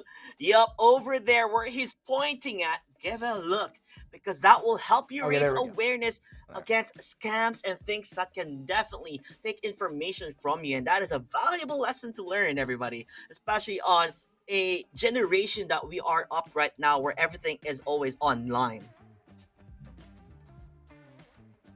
Sorry, I was just checking something. Yeah, right. Making sure that we protect ourselves, internet safety, whatever social media you guys are using, whether it's on a mobile device or whether it's on a computer, which I am looking through one right now. It's always important to keep that in mind. I didn't even notice the QR code originally, but I'm happy you pointed it out. Unfortunately, I'm having a little challenge here with mirrors and trying to figure it out, but eventually we got it. And just as they say here, right? We want to be mindful of all this stuff. And more than just mindful, you want to, from controllers to the community, to the Dubai Police Esports Tournament truly has brought like a really solid community together. So you got to give them the hype, the shout outs, and a lot of the love and support that, we as the casters can give in terms of shouting it out to you guys at home watching. And if you ever did plan on making a trip down to an event like this, I highly recommend it. I'm jealous that I can't go there personally because of some of the cool stuff that seems to be happening there. Just seeing the energy in person at a LAN center is always really fun. That's why I'm stomping around here on air. Yeah, when you talk about wanting to go here, in case you just don't know, there are other people from different countries that did join in the tournament. They flew in specifically for this tournament. I believe in CS2, there's a guy from Turkey that came all the way to Dubai just to join the tournament. And also, I believe also in Valorant, there are other people that did come. A couple from Qatar, I believe maybe Kuwait. because there's a lot of tournaments happening in Dubai Nice. Police. We had Fortnite, CS2, Valorant, of course, FIFA, and also Mobile Legends. So it's a big scope of games, not only in consoles, PCs, but even now the mobile industry as well as a whole, as they welcome a wide range of gamers. And I think that is the beauty of Dubai Police Esports, that their reach is not only in Dubai, but the entirety of the different countries that are close by it as well. I love that, having a global community, but we do want to reel it back into what is currently happening right now. The map picks and bans, I believe, should be ready shortly. The teams are ready and raring to go. Espada versus Oni Esports. And when we get the graphic up here in just a couple of seconds, we'll talk a little bit more between them. Now, me and you, I believe, JT, we talked a little bit about what our predictions are here, but I want to also get some upsets here. Okay, the first map is Abyss, so I did read that mildly correctly. At least I hope so. We're getting words here sent to us, but honestly, if we do get to see Abyss today, I will be personally really excited. As much as I know you said, JT, Abyss isn't one of your favorite maps, or it isn't even the favorite map for some of these players because of how weird it can be. It's a little bit newer. Some people don't pug on it as much, especially for pickup games. I still very much like Abyss, and it's because it's funky, it's funny, it creates for some funny moments, and the strategies down towards mid alongside the different danger and security options that you can take to plant the spike and have different holds. I like it. It gives variety into this game, and I'm happy that it's in the map pool. Man, to talk about something different, right? And this is definitely different. No more am I gonna see the OG maps. No more are we gonna see Bind and all of that sorts. This time around, we start with Abyss, where literally bodies can be flying off in the map. I would not be surprised if somebody pushes them out. When you think about it, Rolling Thunder, you have Breach, you can push people off. You have Astra, who has a gravity well to at least bring someone out of the map. And there's so many different plays that you can have. And I'm so hyped for it, as the teams are still trying to get ready here with, after doing the vetoes here and there. Espada versus Oni Esports. Will we see this time around Mashuka show himself? Because he got shot down horribly in the previous series. Maybe now that as time has passed by, they were able to watch their opponents, right? Oni Esports, they played a long game in that best of 3. Maybe the amount of information that we're able to get is something that can definitely help them in deciding, oh, so this is the type of plays they do. Fair enough here. And there we go. The map bans pop up in front of us here. We get to talk a little bit more about them. It has been 4 bans. Okay, so ICL1, 4 bans, Abyss, Split, Pearl to be decided on. And they did take out all of the vanilla maps, all of the basic maps. No Ascent, no Sunset, no Bind, no Haven. It's all of the funky, fresh last couple of picks, and I like it. Starting off on Abyss, ending it potentially on Pearl or Split, makes it pretty fun. Makes it pretty roller coaster vibes, right? So judging on how things are going, Espada, it was only Esports that decided to go for Abyss, then Espada on Split. So only Esports have something cooking here, because this is a map that is not, like you said, right? Not a lot of people will scrim on it. Not a lot of people will practice on it. Not a lot of people even look at it, because it's like, Abyss, ew, gross. I don't like it. But this is maybe something they wanted to pull out of the hat, and they're finally gonna be doing it here on the 3rd place decider. Now, if you're in the side of Espada, you gotta take a look back and think, oh wow, they picked Abyss. There's definitely a reason why, but we have to have the proper agent composition when playing this, because this is a game that really matters on utility, on the skills that you have. And yeah, sure, it's in a point and click type of thing for the FPS, but having that util advantage in Abyss and being able to play on it will definitely change, the entirety of the game. Yeah, I mean, now that we know a little bit more about it, I could just talk a bit about it. Other than just it both being 2 raise maps off the start, actually, all the maps being raise maps. For the agent select here, I have a strong suspicion we're going to be seeing a nice variety of compositions. I do immediately like the Cypher and the Astra being hovered, the Cypher being locked in. Astra so powerful in terms of global map control. You can have every single little piece of utility or wherever you want it, whether it's a stun or a Nova or a concuss, whatever you want to call it. It's really, really powerful. And we see another lock already. Surprisingly, not Deadlock on the Sentinel, Sage instead. Being able to build that wall, make sure that they can't just enter as much as possible. Although, well, basing it on that lineup, it's a lot of more defensive side of things, unless they go for the double twist, which they are kind of eyeing on. Meanwhile, on the side of Espada, it's more of the default agent compositions here. So when you look at between the two, there's a big contrast. Either you go double duelist for the action pack phase, being able to enter towards the side, or you go for a double down on the defense side of things. Interestingly, and I like Espada's comp more. And we're talking about how Oni Esports is like the more dominant team, the team that's a bit more comfortable going into this. But I am starting to favor Espada's comp just because I think the comp is stronger. Deadlock is a better Sentinel in my opinion than Sage. It has the same value in terms of providing that blocking passage, and you can throw it out a bit further. And I get it, you know, some people aren't a bit comfortable with playing Deadlock, and you can shoot through the Deadlock wall. I still think that it does provide a decent amount of value. Now, folks, we are going to hold tight a little bit here. It seems like some technical difficulties, but as we load back in, we have seen sort of the thought processes behind some of these team comps for both of them. So I guess we have something to break down and yap about. Yeah, 100%.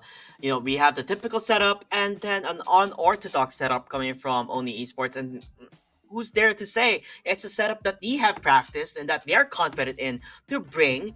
But there's so many questions up in the air if it's gonna work out. Yes, I do like the Cypher. Cypher is very strong in this map, and you do make a great point with Deadlock. Yeah, the wall, you know, you can shoot through it, but it also works out in their favor too, right?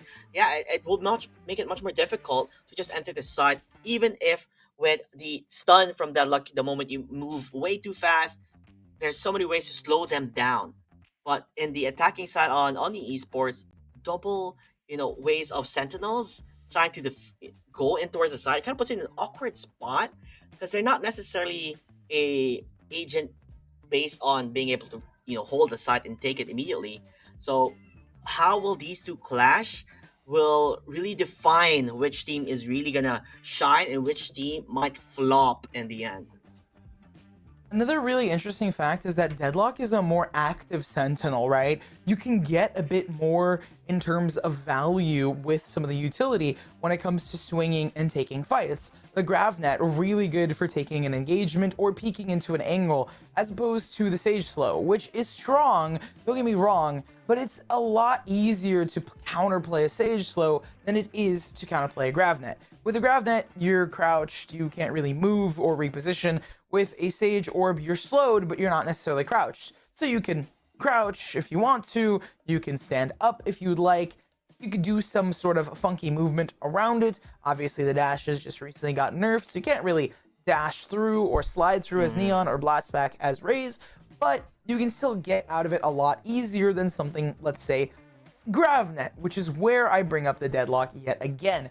But one thing I do want to mention in terms of these two teams is specifically the controller pick of Astra, right? Very, very solid to deny post plants. You can smoke things off with the new smoke ping changes. That creates this whole level of counterplay. And having Astra, who now also, I mean, I feel like is a sleeper pick for some teams. You have those 5 stars. You have more versatility with her. Very powerful, especially if one of these teams, especially again, right out of Espada, out of all the rosters, I feel like they have a very solid comp, and I'm going to keep saying it. Cypher, good to hold. Deadlock, good to get aggro with. They have the rest of their duelists. They have some Initiator as well. I believe they were hovering the Sova. I might be wrong on that, but regardless, generally the core that they have seems to be a bit stronger overall. 100%. I do agree on that part. I feel like only esports are either going to try to get as much in the attacking side and then worry about it later because, they are more on the defense side up. So once they get that switch, if they're able to bring it to close to a 6-6, that is ideal for them. If they can get a lead, then oh my, that is going to be a bit more scary on the side of his bottom because it's much more harder for them to go for the push. And like you said, having Astra into the matchup, it is much more harder on that aspect to figure out what the game plan is, right? If they're going to be on the attacking side, you can put so many stars on one quarter and you're going to fake out the team. It's more about like mind games to a certain aspect as well. Okay, and there we see Oni Esports not going for the same selections they did previously, instead changing things up. And I guess I respect that. I think they might have just walked in whatever because it was already a remake for the lobby. Someone's PC had crashed. They're like, whatever, we'll just do whatever we want. It doesn't really matter. No Sage. Nerds doesn't get to talk about how Sage's utility functions in terms of counterplay. Nah. We just immediately lock in a more solid composition, having the breach. I think the Gecko was floated through, but realistically, the Yoru is going to be my big question mark here. Very good for rotates, very good for flanks. How are they going to use it? Obviously, we saw how Yoru was used previously, but how is it going to be used in this game on Abyss? Only time will tell as we are going to be jumping into the game. Espada versus Oni Esports. Ladies and gentlemen, this is your third place decider. Money in the bag, and both teams want it so badly. Although Espada may not have performed earlier on, but this is their time to show what they are made of. While Oni Esports might be where frustrations have been shown and the anger of theirs wanting to get something will be shown here. Oni Esports, what can they do, like you said, nerds, with that Yoru? Possibly a lot of things, but we shall see. I like the Yoru. I think having Cypher here on attack is more of a thought for probably the defensive side when they swap, and also a bit more of the like holding down, lurking sort of map control, because they do have two lurkers, right? They can lurk with Astra, they can lurk potentially with Cypher, they can kind of have that counterplay of where they're going to get going. Espada looking fresh, and so is Oni Esports, although I feel like Oni Esports is a little bit tired considering they just had a grueling grand finals contending match, and now they're fighting for third. They're gonna continue their dominance is their goal, right? We gotta win this out here. And like you said, they were in a gruesome grand final type of match. That also leads to the question, do they have much fuel left in the tank? That was an exhausting series. It was neck to neck, back and forth, push and pull between the two, and then you have to play another best of three.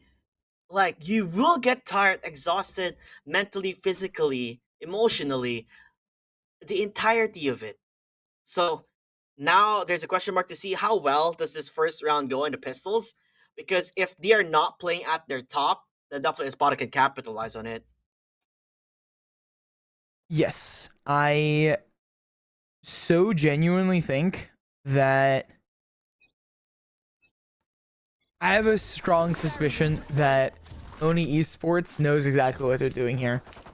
Right? Like, look at this mid pressure that they immediately bring out.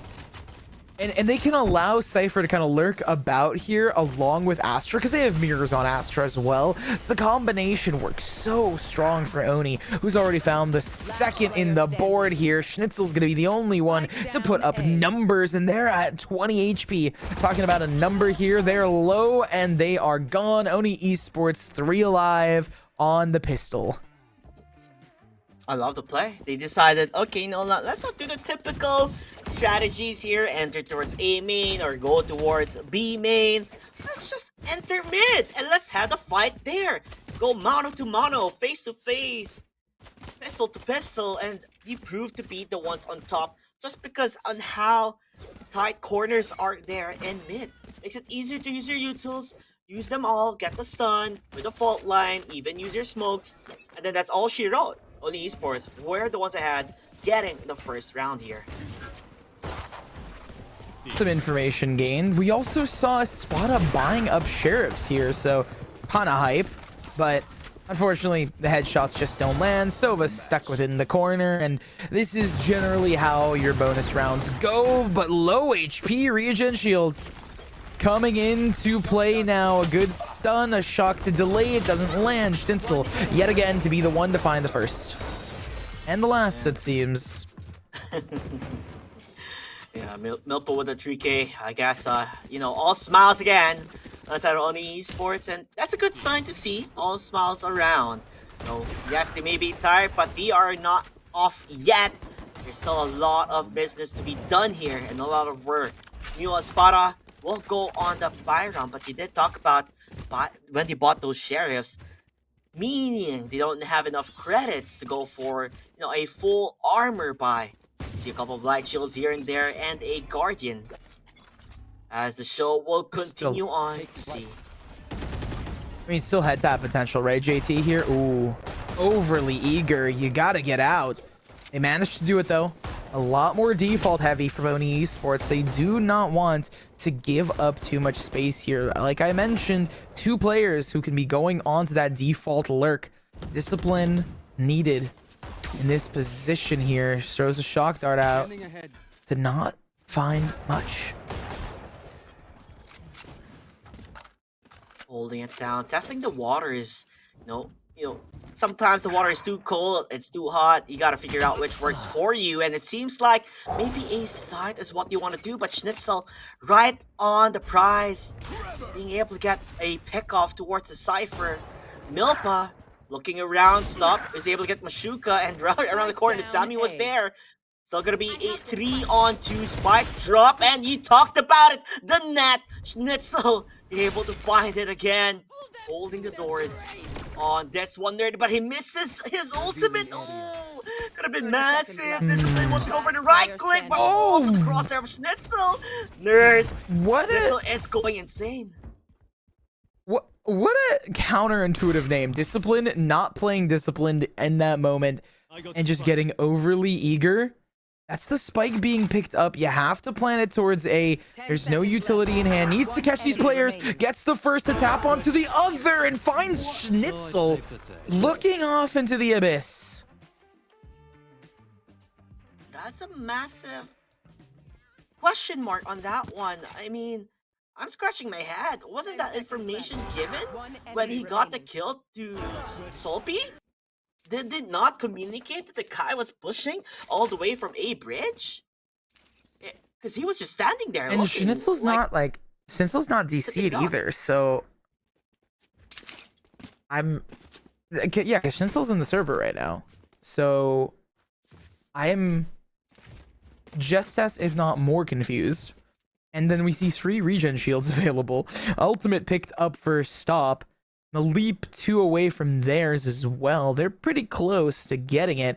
On the flip side, no one nearly as close to picking it up. And Oni Esports continue their dominance out of a really clutch moment. It almost looked like Espada has finally something going on their end, but you know, those awkward timings and not clear communication could definitely be a setback. Zoni Esports will capitalize if it is there. Any signs of weakness will be taken advantage of, and it looks like we do have some technical difficulties as the timer is not going to be moving anytime soon here, nerd.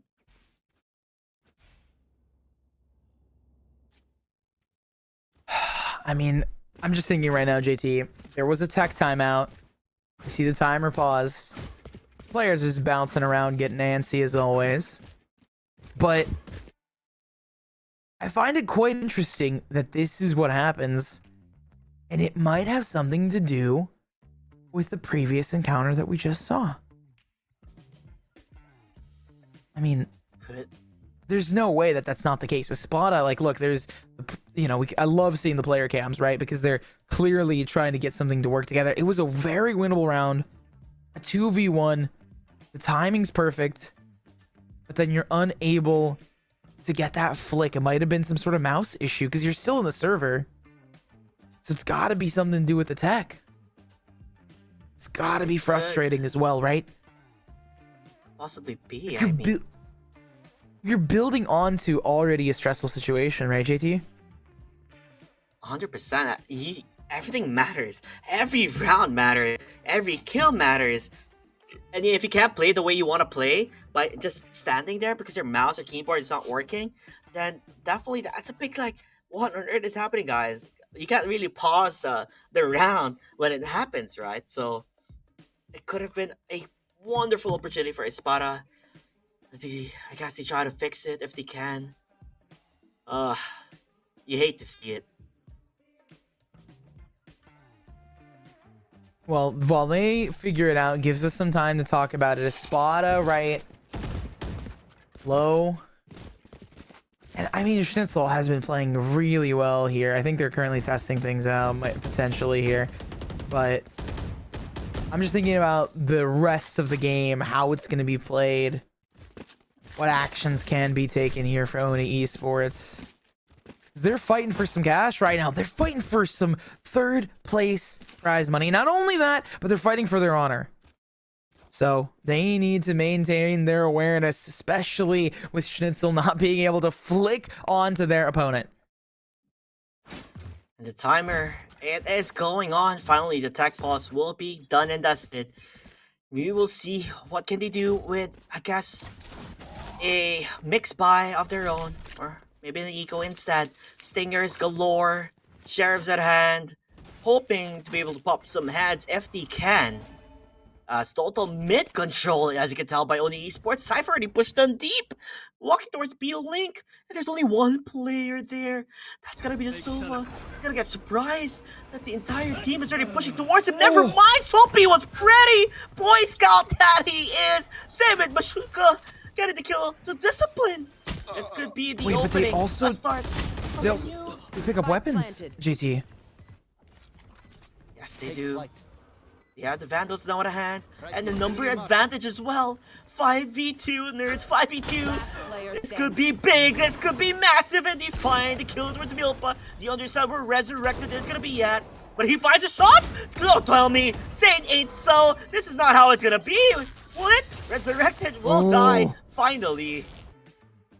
That was so close to being taken from the grave, brought back that round, the clutch to come through, and you can see Espada frustrated at their situation. They won that round, but still distraught within their actions here. They get the first with a defuse retake towards the B site, but that does not solve all their problems. The economy has steamrolled for this attacking side. We see an attacking op being purchased up as well.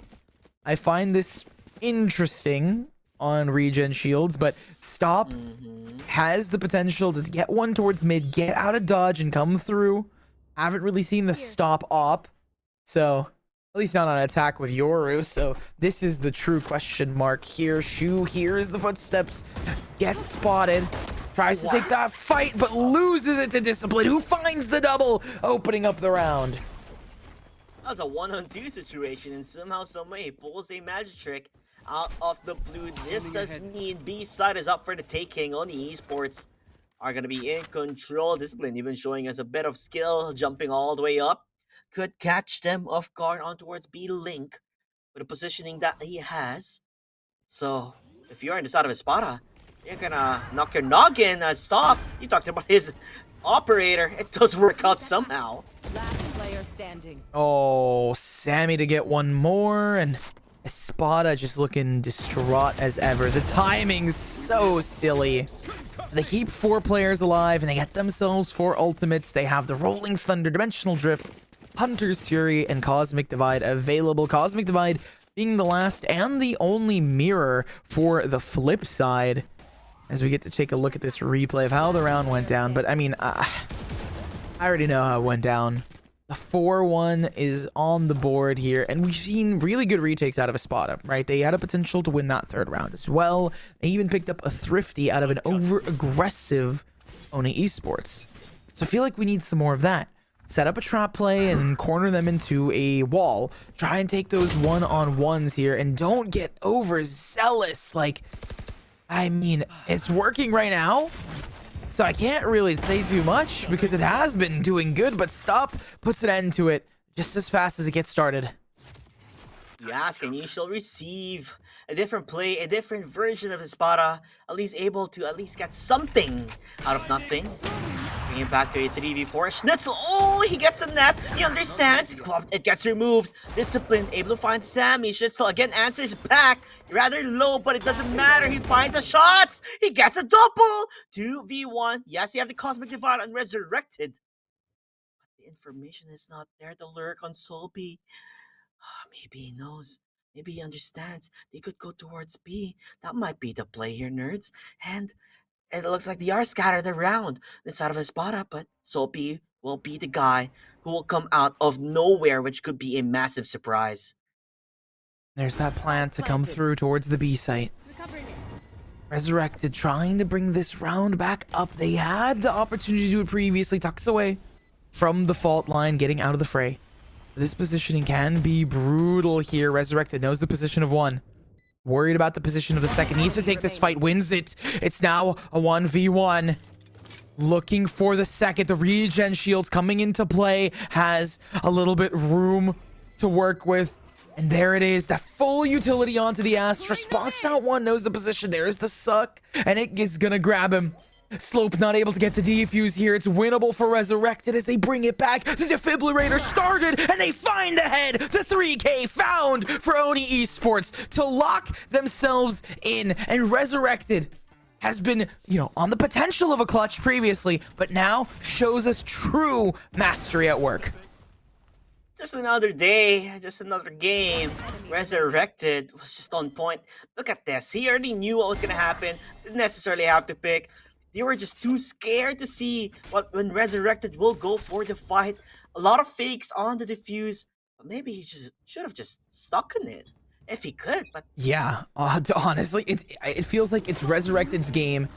It's Resurrected's safety. It's Resurrected's everything here, but your safety is something that's super important. Make sure to keep that in mind as these guys are not safe on site. Stop has got so much info on them. Played aggressive, and that's what you get. He finds one, but could not run away. Sadly enough, though, they are going to be a bit more stubborn here. Going for that A push on towards A main. They have the Cosmic Divide, a double Cosmic Divide.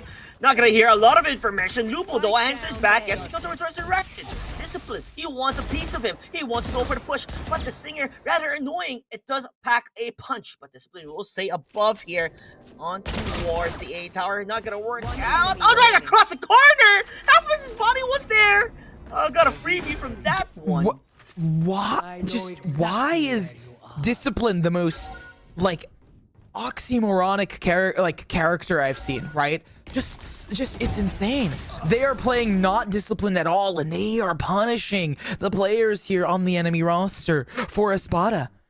It's so beautiful to see a player named Discipline do things in such undisciplined ways and get so much value out of it. It's almost addicting to see here, and I love it.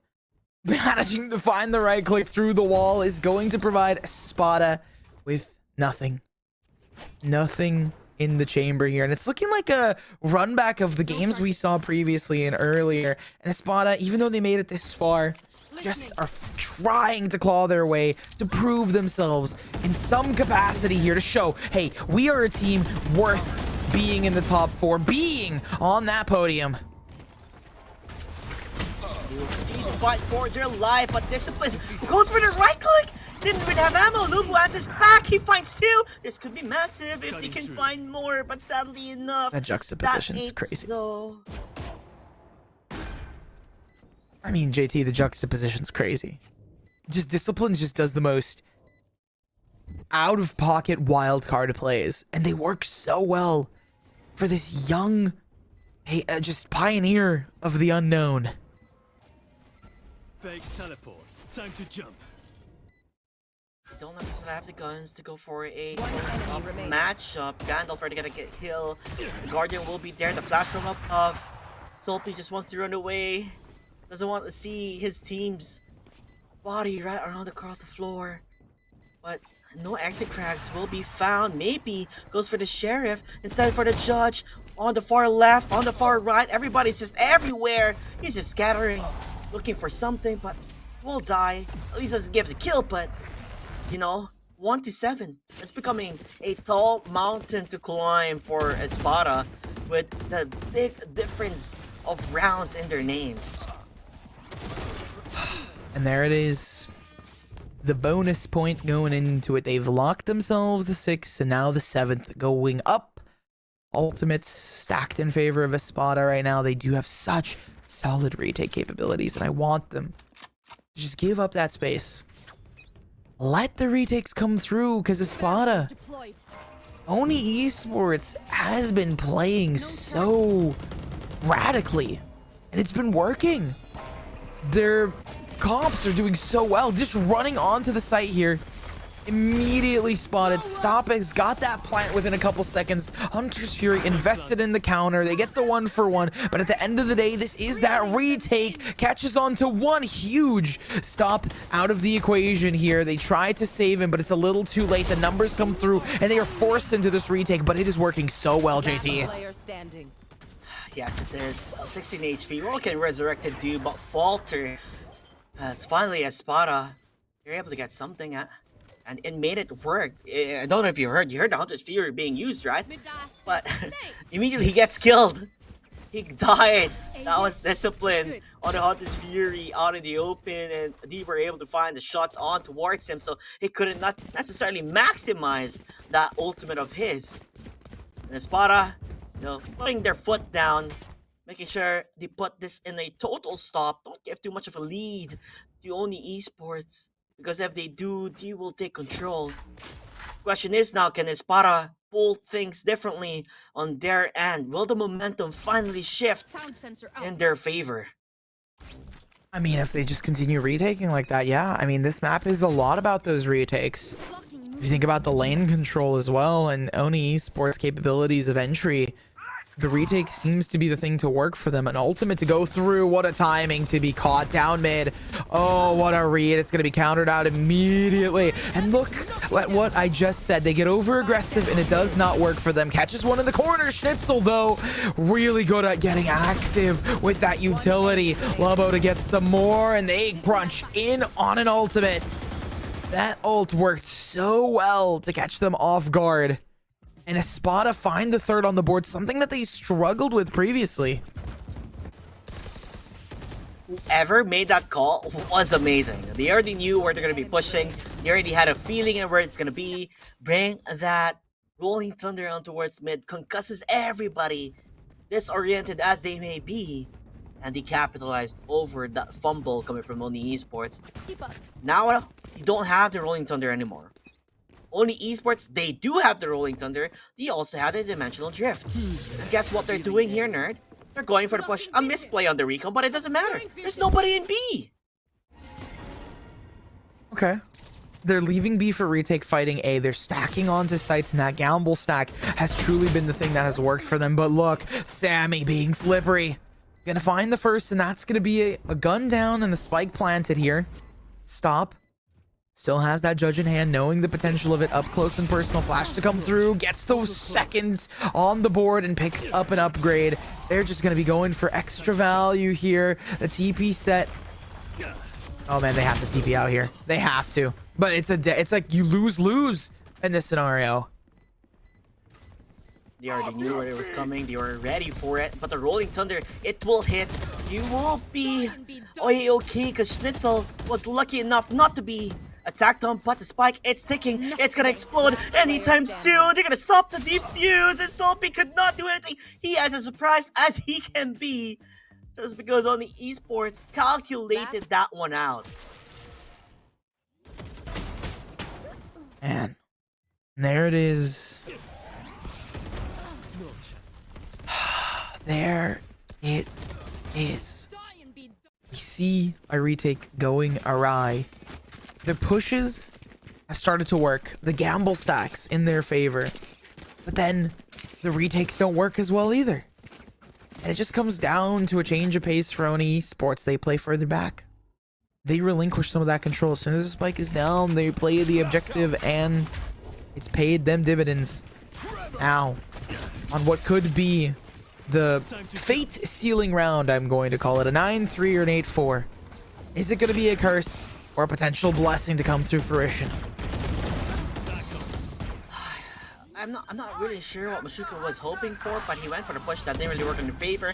Gandalf also being able to pick off as a lurker that he is. Sammy pushes on, but every player from Espada are falling down piece by piece. With only Solpi left alone. They say one man is enough to turn things around, but he needs an entire army to do so. Zoni Esports bring it back to a 9-3. And when you look at their aging compositions here, nerd, they are phenomenal on the defense, honestly. Oh yeah. Oh yes. Yes, like beyond a shadow of a doubt that this is a grand finals team on esports right here. Because the way that they have adapted round to round, they lost 2 in a row and they immediately changed their pacing. And the strategy change is refreshing to see as well. Right, Espada hasn't been resting on their laurels. They have not been, you know, passive, right? They've been protecting what's theirs and making sure that they play mindfully, living their lives purposefully in each of the rounds that they play. Now that they're on the attack, if they can start this steamroll, it's gonna be with this pistol. Picking up the first, Discipline's on the other end. Again, playing as a Maverick. Has that wild card and not finding value right now. Schnitzel has always been on point with his aim, with his shots, and there's a reason why he has been leading the team. Gonna look for more if he can. Refires galore on the side of Oni Esports with only 2 players remaining. Milpa and Co. Make a lot of noises on towards A Link, A Security. So they do know where they're gonna be coming from. And they are all ready for it. Even using the fault line, he hides in the smoke. Nothing to see, nowhere to be found. The net will be there, like on hook as Schnitzel with a 4K. Now, if here, nerds, everybody can play as good as Schnitzel, maybe we'll see a different story happening here on the second half. I think Espada have the opportunity. We talked about Oni Esports showing dominance, but this is how it gets started here. 9-3, by the way, the reason I'm going to nerd out a little bit on you, JT, just a heads up. 9-3 is just the lowest statistical point that we have seen the most amount of comebacks on. So in the plateau, right, you think of it as like a little graph. It falls off a cliff. Like it goes from, you know, possible win, possible win, possible at 10-2. Like 10-2, it just goes nosedive. 9-3 is that final sort of point, that pivot point between teams where we've seen the most amount of comebacks. Hence the 9-3 curse. It's just a statistical sort of probability chain here. And talking about stats, Espada should be able to win this next round because it is their bye round. And if they can convert the bonus, it all but guarantees themselves a 9-3 curse. Okay, what an unfortunate scenario. Yeah, lucky for them, Mashuka's up and online. Resurrected is able to get the kill towards Lubo.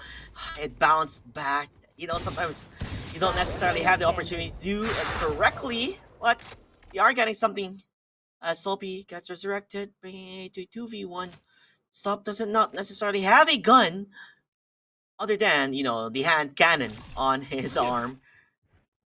Spike Is he gonna planted. wrap around? No way, Jose. This is a ballsy play.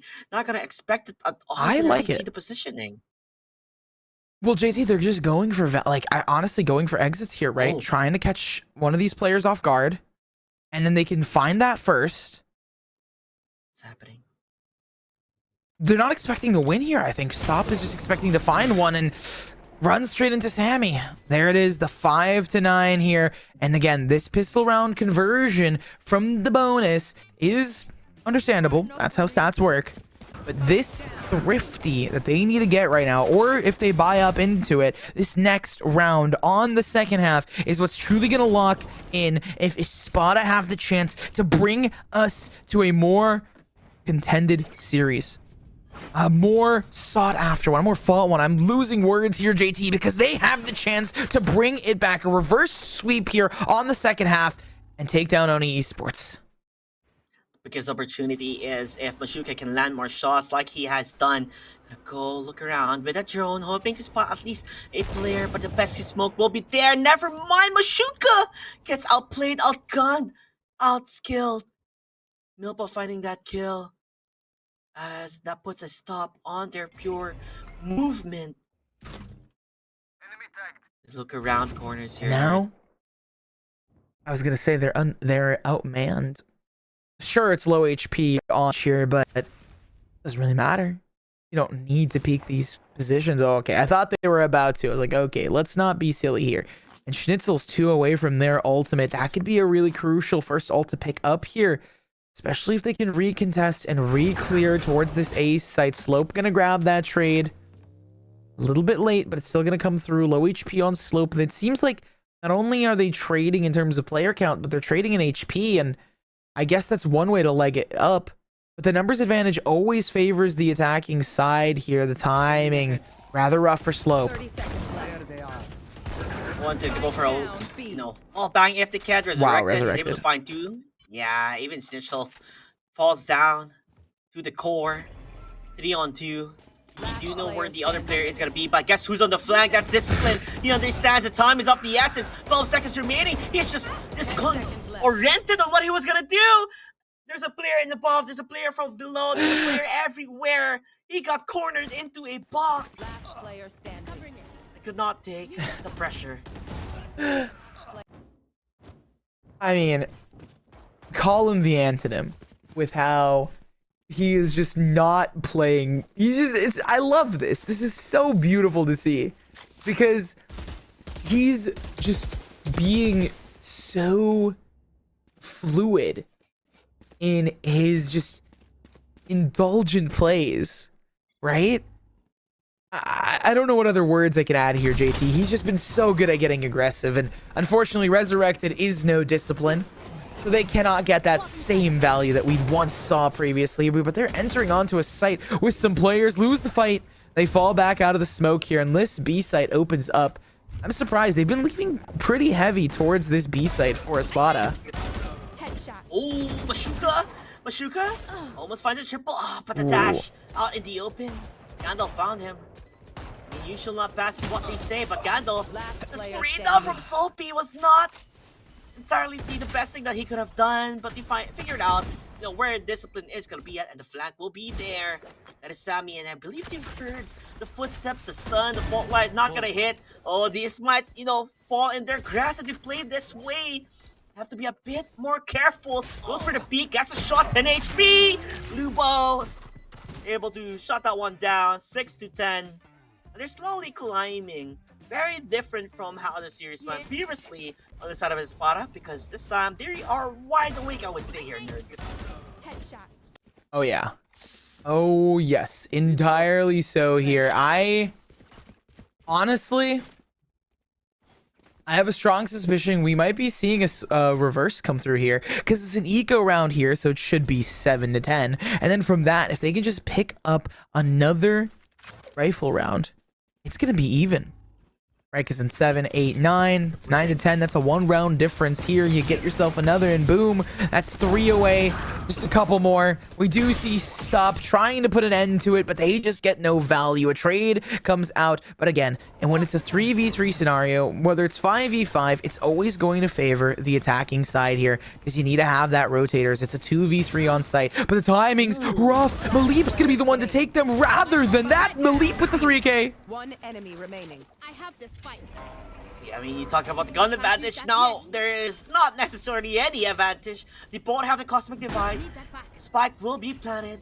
You have to use the smoke to be able to run away. Sammy just has to play the smart. While Resurrected, the man on an island need to figure out what the play is gonna be. They're using the cosmic divide, trying to push them off. Don't give information. Gotta go use the gravity well. Goes for the spray down, not unable to find it. The focus will not be there. And they're playing with the cosmic divides. I love it. 2 worlds divided from each other. Sammy going up close and personal, going for the push, but he holds it down, waits inside the smoke. He pops up, and Sammy will be the clear victor. All smiles around. I mean, but okay, Espada's happy about that win, but the economy should be a little rocky going into this. I'll be the naysayer up until we see the true comeback here. And Espada aspiring for glory, wanting, reaching for something to prove that they can be that 3rd seed. They were discounted previously. They had a brutal loss But now they crawl their way back up like Sisyphus with a boulder. They manage to bring themselves here. We see 3 ultimates available for them. The economy, I think, is fine. I didn't get to check on it too much here as we were swapping through, but I'm going to give it to them. Bringing out the Blade Storm and Hunter's Fury early to try and get some value. There's the one. There's the 2. Huge value from Mashuchu. It's okay, nerd. Mashuka is definitely a hard name to say. Salty answers. You could definitely see why Abyss is such an amazing map when you can do plays like this out of the blue. Did not expect it. He finds 2, and now only esports. He thought this was gonna be an easy one to take, but Espada, they're wide awake. This is a team that I saw yesterday at their top form, and this is the team finally showing what they have as Sammy lurks around and finds Gandalf. Only 1 player remaining, and that will be Milpa up against 4. The net, does it hit? No, he did. He survives. The shot slow from Schnitzel always will be connecting. And there it is, man. Espada finding a step in their stride right now here. There's that 8th I was discussing, and it's just a 2 more round cycle. That was the rifle round they played, and now it's an eco round, so it gets them this 9th. 2 more rounds, and they get themselves the 10th here. Eco for the 9th. They play onto a rifle. It's a low economy. The steamroll really starts here in terms of that money for Espada. Oni Esports, though, the big red flag is those ultimates on that counter. I don't expect too many to be popped here, considering it's an eco. But I wouldn't be surprised if in a power play they pop something like, maybe the null command. Or sorry, neural theft words. Okay, Hunter's Fury currently being used just to at least track them down if he can. We saw the ultimate coming from the side of Espada on the deadlock, not able to really hook and reel anybody at all. Solpy still out in the open. Maybe his positioning is not the most ideal, but are they really gonna force this one out there? I mean, to a certain extent, it can be hard-headed, but at the end of the day, you're always been playing on the back foot of things. I think they're gonna try to force it out. That makes sense. You're gonna try to do everything that you can to force out these rounds here. Oni Esports has the numbers advantage. They have ultimates to boot. All they need to do is find this thrifty round, and they get the 8-11 and prevent the ball from growing ever bigger. Is that a dimensional drift active as well? Clears out most of the B site. Yeah, he wanted to get the gun, and that's the reason why, but Mishuka at least able to get the kill towards Discipline, catches him off guard. They already pushed quite heavily deep inside, and they do have the Rolling Thunder. Does it hit any player is the question. 10 seconds remaining. Whoa, they haven't even been assigned. They have to go for the plant. It takes 4 seconds to plant, and guess what? They're not even gonna find it. Oh, blunder here, nerds. A blunder in time. As only esports, they robbed that one out. I'm not gonna lie, I am so confused, JT, because you're right, and the thing that I'm like gobsmacked about is just the fact that the Rolling Thunder did not come through to prevent the plant. It went to stall on site, and it somehow managed to work. They win by time, which is a rare thing to see, but it happens. Usually happens in like a 1v5, and that's gonna start building the economy back up for Oni Esports. Now, I'm not saying they have a strong economy because they don't get the loss bonus, but they do have some room to work with here. The ultimate to come through, clears out on site, Jet Dash in as they look for that first fight. Hashuka got it. They get the second as they're just tearing through. They're looking for this 9th round to build up that economy, but Milpa is gonna get that trade, preventing Espada from taking it too far. Pushes it through the distance, able to find Milpa as well. Resurrected will be found. Neural Theft currently being used to get information on where the players are going to be at. He understands where they're standing on. Good go first in contact. Gandalf going for the push, but will fall out by Solpy, and he finds a double down and up below. It does not matter. He has it covered. 9-11, I believe, is his core line. And Espada, yeah, they did a massive blunder. But once he went on the rifles versus rifles, come on all on top. Yeah, I mean, the slower play kind of didn't work for them, which is unfortunate. Uni Esports managed to capitalize off of some really solid ultimates. They used a lot of them, which kind of made it hard for rounds like this. But I kind of want to see what is it, the gamble stack that we saw previously out of Espada on the defensive side. And that's exactly what we get here. 4 players towards the B site. A TP fast here. It's only 1 player on the site. It's just Cypher who's got info. Gandalf seeing if they can find some info before they re-entry. Giving information already that it's gonna get planted, but from above Mashuka understands where he's gonna be. Gandalf gets a kill towards Lupo somehow, some way. As Resurrect is just around the corner. They are rather messed up in terms of their lineups as they're getting the side back in control. Espada lose it up there it is. Against an eco. I mean, they did exactly what we expected out of them. They grouped up together and they played retake. And you can see, right, Oni Esports, they expected this to be a lot easier. Their spirits aren't high. They were the ones that were 9-3 on the half. They found themselves in a really tough scenario. They managed to get themselves back up 10-5. 5-round difference between those two teams. And now, 9-12? How did they lose so many rounds in a row? How did they get to this position, and why is the thing that's running through their minds. Espada on the flip side, though, they are looking a little rough. But they have been in this place before, down in the dumps, discarded, thrown away, and forgotten about. But they are here to stay. They're here to play it, to make a statement that we, Espada, can be a team in the top 3. That's the storyline for them as they enter onto the site for the potentially last time. This time around, they're gonna make sure A tower is gonna be taken. Make sure there's no players that are gonna be jumping from there. Soapy from above on there. We'll find one guy that pushes in. He knows, he sees, he don't even check it. Soapy at least stops the massacre that is happening on his very eyes. They're gonna move back, but there's only 2 players remaining. Mashuka hoping with his judge to bring the judge with the execution if he can. 1v2. There's a 1v2. Soapy's just alone. He has the Hunter's Fury. He gets a shot. He lined up. His spray. It works out with a 4A on Soapy's name. And look at that. Espada is in pure bliss.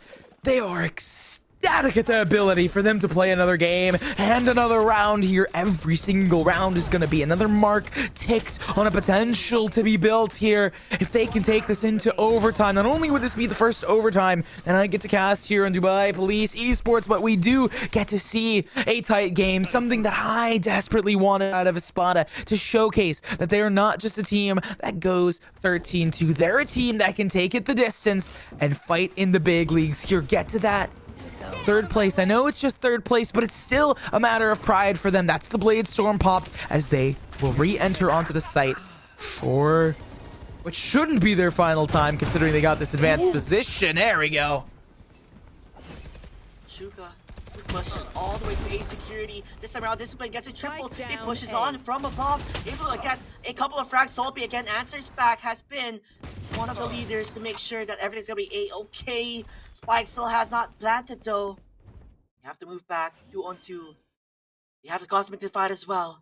Just about how do you use your utilities at hand. Maybe go for a bit of a safe play. Never mind. They go for the risk. Match point. 1 mistake. It's all it takes, nerds. And Mashuka will be the one handling things out as Milpa will be the one saying, today is not going to be your day. We are taking map number 1 from your hands. And Oni Esports has got to feel gutted about the fact that it took this long, but relieved. Oh, it's a sigh of fresh air that they can get themselves this match point.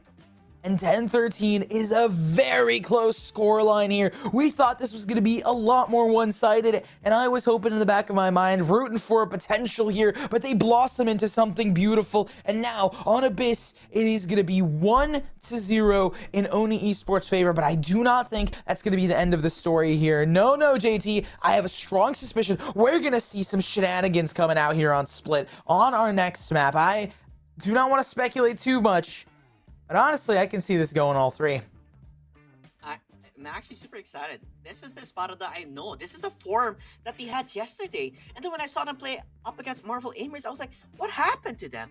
You know, they were shining so bright, and then maybe the pressure, maybe the stress, you know, maybe not having enough sleep, or just a bit shaky on the earlier side of things in the morning. But you can tell they have the potential to make it until the very end. Bring it 10 to 13. There's a lot of naysayers saying, oh, nah, you know, it's probably going to be a 13-1 on esports. They played so well up against Fractures. Espada's going to be an easy team. They're going to walk off. But nah, Espada went through the distance. They made them work for it to a hell of a close game, 13 to 10. And like you said, we can speculate as much as we want in Split. But I'm also hoping that we get to see a map number 3, because they are a treat to watch, especially now as well. Snitzel has been online for his team. I just gotta say, this is probably one of the hypest games I've casted here, and I am so excited that we're gonna be seeing this matchup. Now, I do have some questions about stats. I do want to get into the stats, and I think we're gonna have them soon here. MVP is Sammy on Espada. Honestly, that's pretty fair, right? I know Espada didn't win, but highlighting them, you gotta give them hype for it. Right? I have a strong suspicion that Sammy has been popping off. And I have a feeling that they're going to do the same here come to Split. I almost want them to play on Astra again, if that makes sense. I know, like, Astra Split, you know, some people aren't the biggest fans of it. I think it's perfectly fine. Omen has been kind of nerfed. Brim is unviable. I don't know why you'd be playing Clove. Harbor and Viper, maybe if you want to run it, but you can't have that as the solo. You have to run it as something else. So, heading into Split, I feel like Astra, maybe Astra Viper, very much possible here.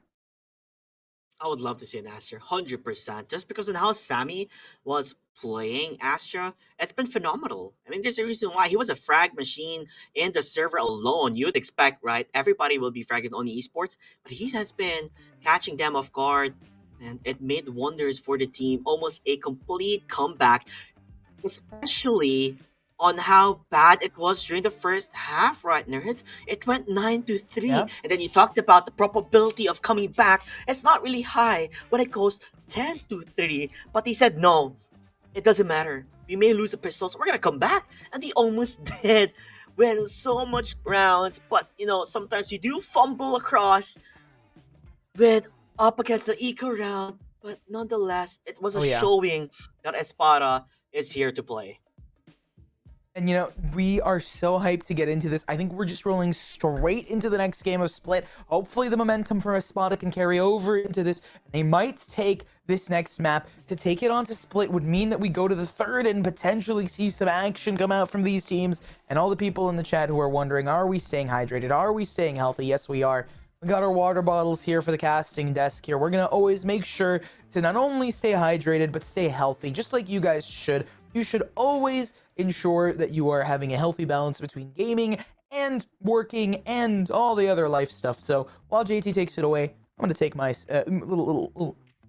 Yeah, you gotta hydrate, man. It's been one heck some good of water. a series. I got some on my face. I got some on my face. Overhydrating. Oh, hey, listen. The way I was always taught, like, side tangent from nerds is always, whenever you're thirsty, drink water. Unless you have problems with, like, hydration stuff, just drink water when you're thirsty. If you chronically don't drink enough water, yeah, make sure to drink a little bit extra. It's very hard to be overhydrated. The science shows it is it's easier to be underhydrated than it is to be overhydrated. Simple as that. Overhydration, like, you can get overhydrated, sure, if you drink like 5 gallons of water. Mm-hmm. But yeah, make sure you guys stay safe, stay healthy with your mental, your body, and online. That's kind of what we're here for. Hopefully I remember this correctly. It's this way. Nope, it's the other way. It's the other way. Go scan that link below, as we are going to be getting more into Split. It's not a Split issue. It's not a divisive one. No. You have to make sure you stay healthy. But what is a divisive game is this next upcoming one, because Espada might actually win, and I'm rooting for Espada to win to take us to Game 3. Oh, A Vice? I think this is the first time love it. Vice Oh is my gonna God, get this is- big. Dubai Police Esports. Wow. I love that I'm they weren't excited. even second guessing there. It's they're just like, you know what? We already know we're gonna play. Pick, click, and that's it. Lock it down.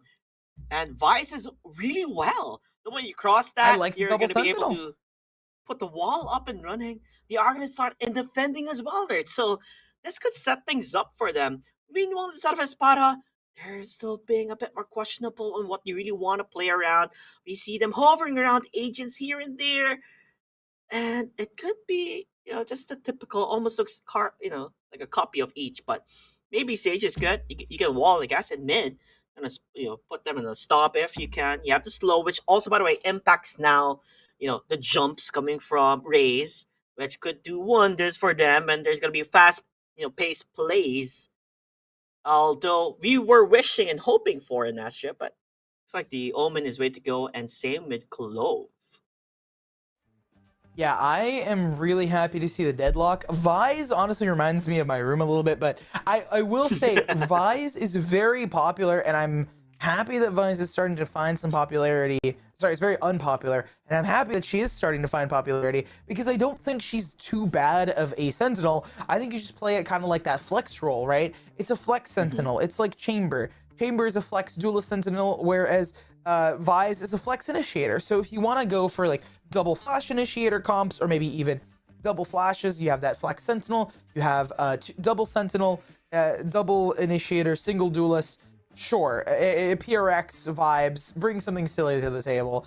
No smokes, have fun with it. But genuinely, right, I think incorporating Vise like they did, where they still have Omen on Resurrected, they have the double flashes for the entry here. They do have Gandalf on that patented cipher that we've seen them play on. I like this sort of coordination out of them. Interesting for Espada, though. Hello. Okay, well, they are a very solid agent, but I haven't really seen too much Clove on Split specifically. I don't know if you noticed as well, it's a swap of roles. Mashuka is now gonna be, the smoker, and look at that Vice at its work there. Gonna put them on a stop immediately on that push, and not forget, you can jump on top of it too. You were able to get the first blood. The Spotter are losing a member. That is gonna be their smoker gone. And now they're stuck in mid. What's the plan? What's the play here, nerds? I mean, you kind of don't go mid on split pistol round unless you have some players lurking, and it's mainly because mid control, unless you get it early, you're kind of sardine canned, tuned, pinched, out of luck. I mean, like, how do you get out of this? I'm gonna agree. I'm gonna send it right back at you, JT, because I don't think there is a way to get out of this unless you backtrack out and re-clear into other space. Because the entire roster could be potentially walking through sewers right now, and you don't have info on that. Yeah, you had a player go from sewers, but you don't know if they re-cleared into it, so they're going to brawl their way. But you have to win these fights. They don't. Schnitzel's the only one to get a trade off on it. 30 seconds And sure, yeah, they get a little bit of value out of it, but look at the HPs for Espada here. You just get out as the rail answer. One enemy remaining. Did not really get much of it. They were forcing it too much to a certain extent. You can be stubborn as you can be, but being stubborn doesn't not necessarily help you. You could have just went back. I mean, you did toss the question, and I felt like, okay, maybe we're just pushing way too much. Let's reel it back in and maybe go somewhere else and go from there. But they decided to be stubborn-headed, and sometimes it works, sometimes it doesn't. But at the end of the day, this is the call of the team. And you gotta just make it work and make it do wonders. And I was just trying to tell you, nerd, Mashuka was the duelist in Abyss. Now he's a smoker. Sammy was the one using, I believe, the Astra, who went top frag MVP, is now becoming the duelist. So maybe this swap of roles could be something that, could work out, or maybe change the system not towards really their favor, because if you're not comfortable with it, it kind of makes the entire thing team practice on differently.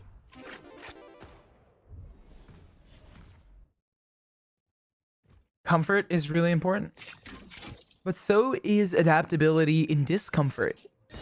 Some philosopher probably said that, but I'm going to use it in this case to point out the fact that having that adaptability and Oni Esports being able to play through that adversity is what makes them a really solid, you know, roster. Oh man. And they just farm here on the ecos, so it makes sense. But it has been brought down to a 1v2 and a gun picked up here. Wait, this is very winnable for Slope. It looked like it was going to be a clean sweep for Oni Esports, but yet again, Espada being a thorn in the side of Oni Esports, preventing them from thriving. I love this. He's running all the way towards A, and there's nobody there. You have a player from mid, vents, and then the other player on B alley. So A is up for free. Does he know it? He's gonna check all the corners, but there's so many corners to check. He does have the wall up. Now this is gonna be the go signal. Understands where the player is gonna be. 14 seconds. Don't take too long. He could go wall back. Goes for the fight instead. Resurrected. Will be the one taking that on top. He had the high ground, and the patience was just not there. He wanted to go for the 1v1 duel, but it just didn't work out in his favor. And now they got the round, but what did it cost them?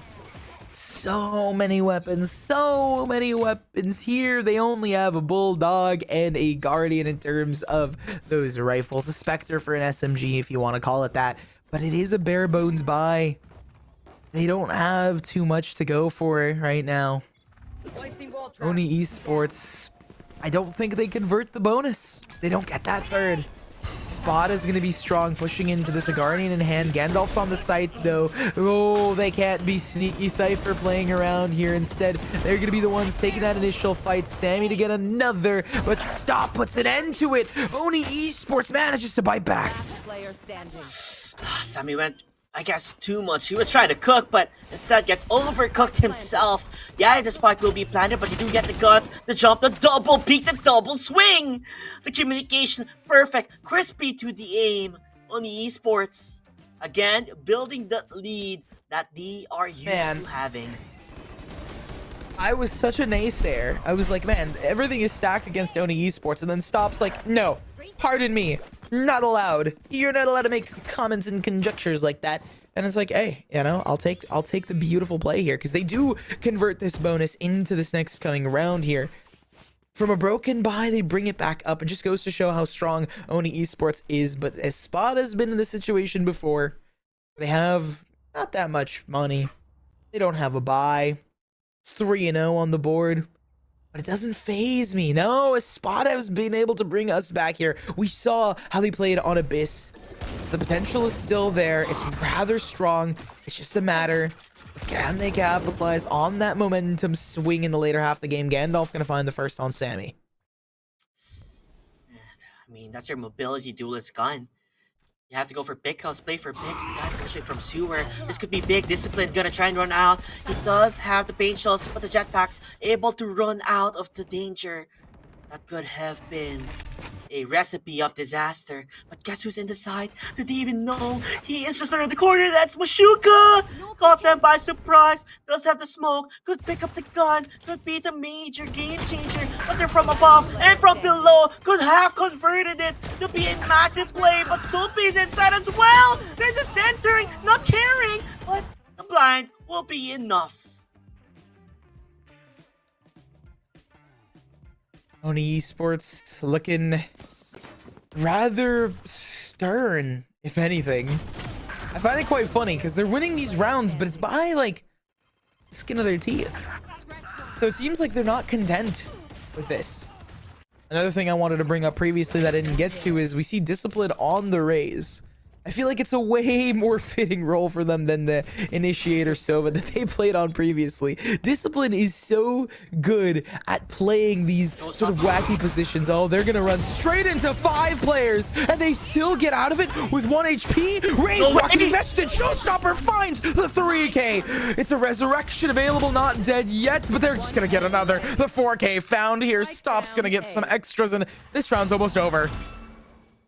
That was a very quick one with fire on that they had. They wanted to go for the play. They had the fault line. They had everything set up for Discipline to build that magnificent play that he got. A 4K on his name. Let's bring it back on the replay. Easy peasy lemon squeezy. A symphony of skills from Oni Esports outclassing Espada.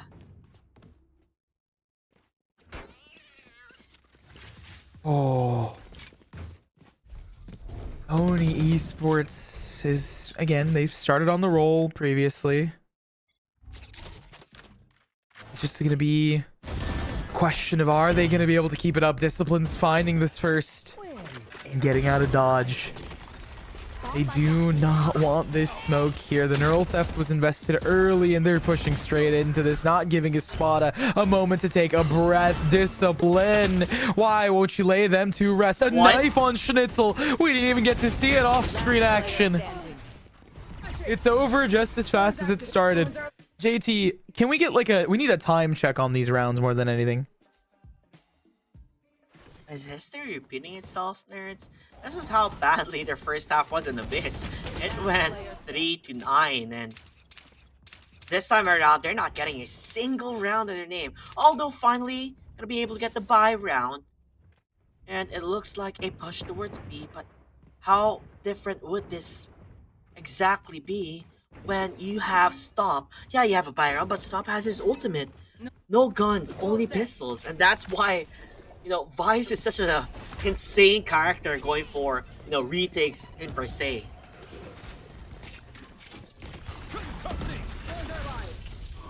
They're just gonna look to get the 7th, maybe a little bit more. The Nightfall to come through on the site for Espada along with a showstopper. No. It's gonna get stopped by none other. It's called a showstopper, but stops on the other end of it. They do equalize. The shots get a little bit extra coming out from heaven. That Nightfall helping.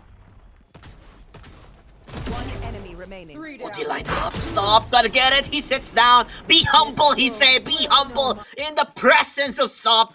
Getting that 4K all smiles galore. Hydrating as much as they can.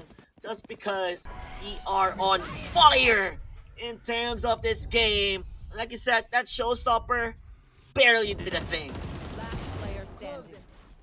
And it was just off the back of Stop, who just was so mechanical with it.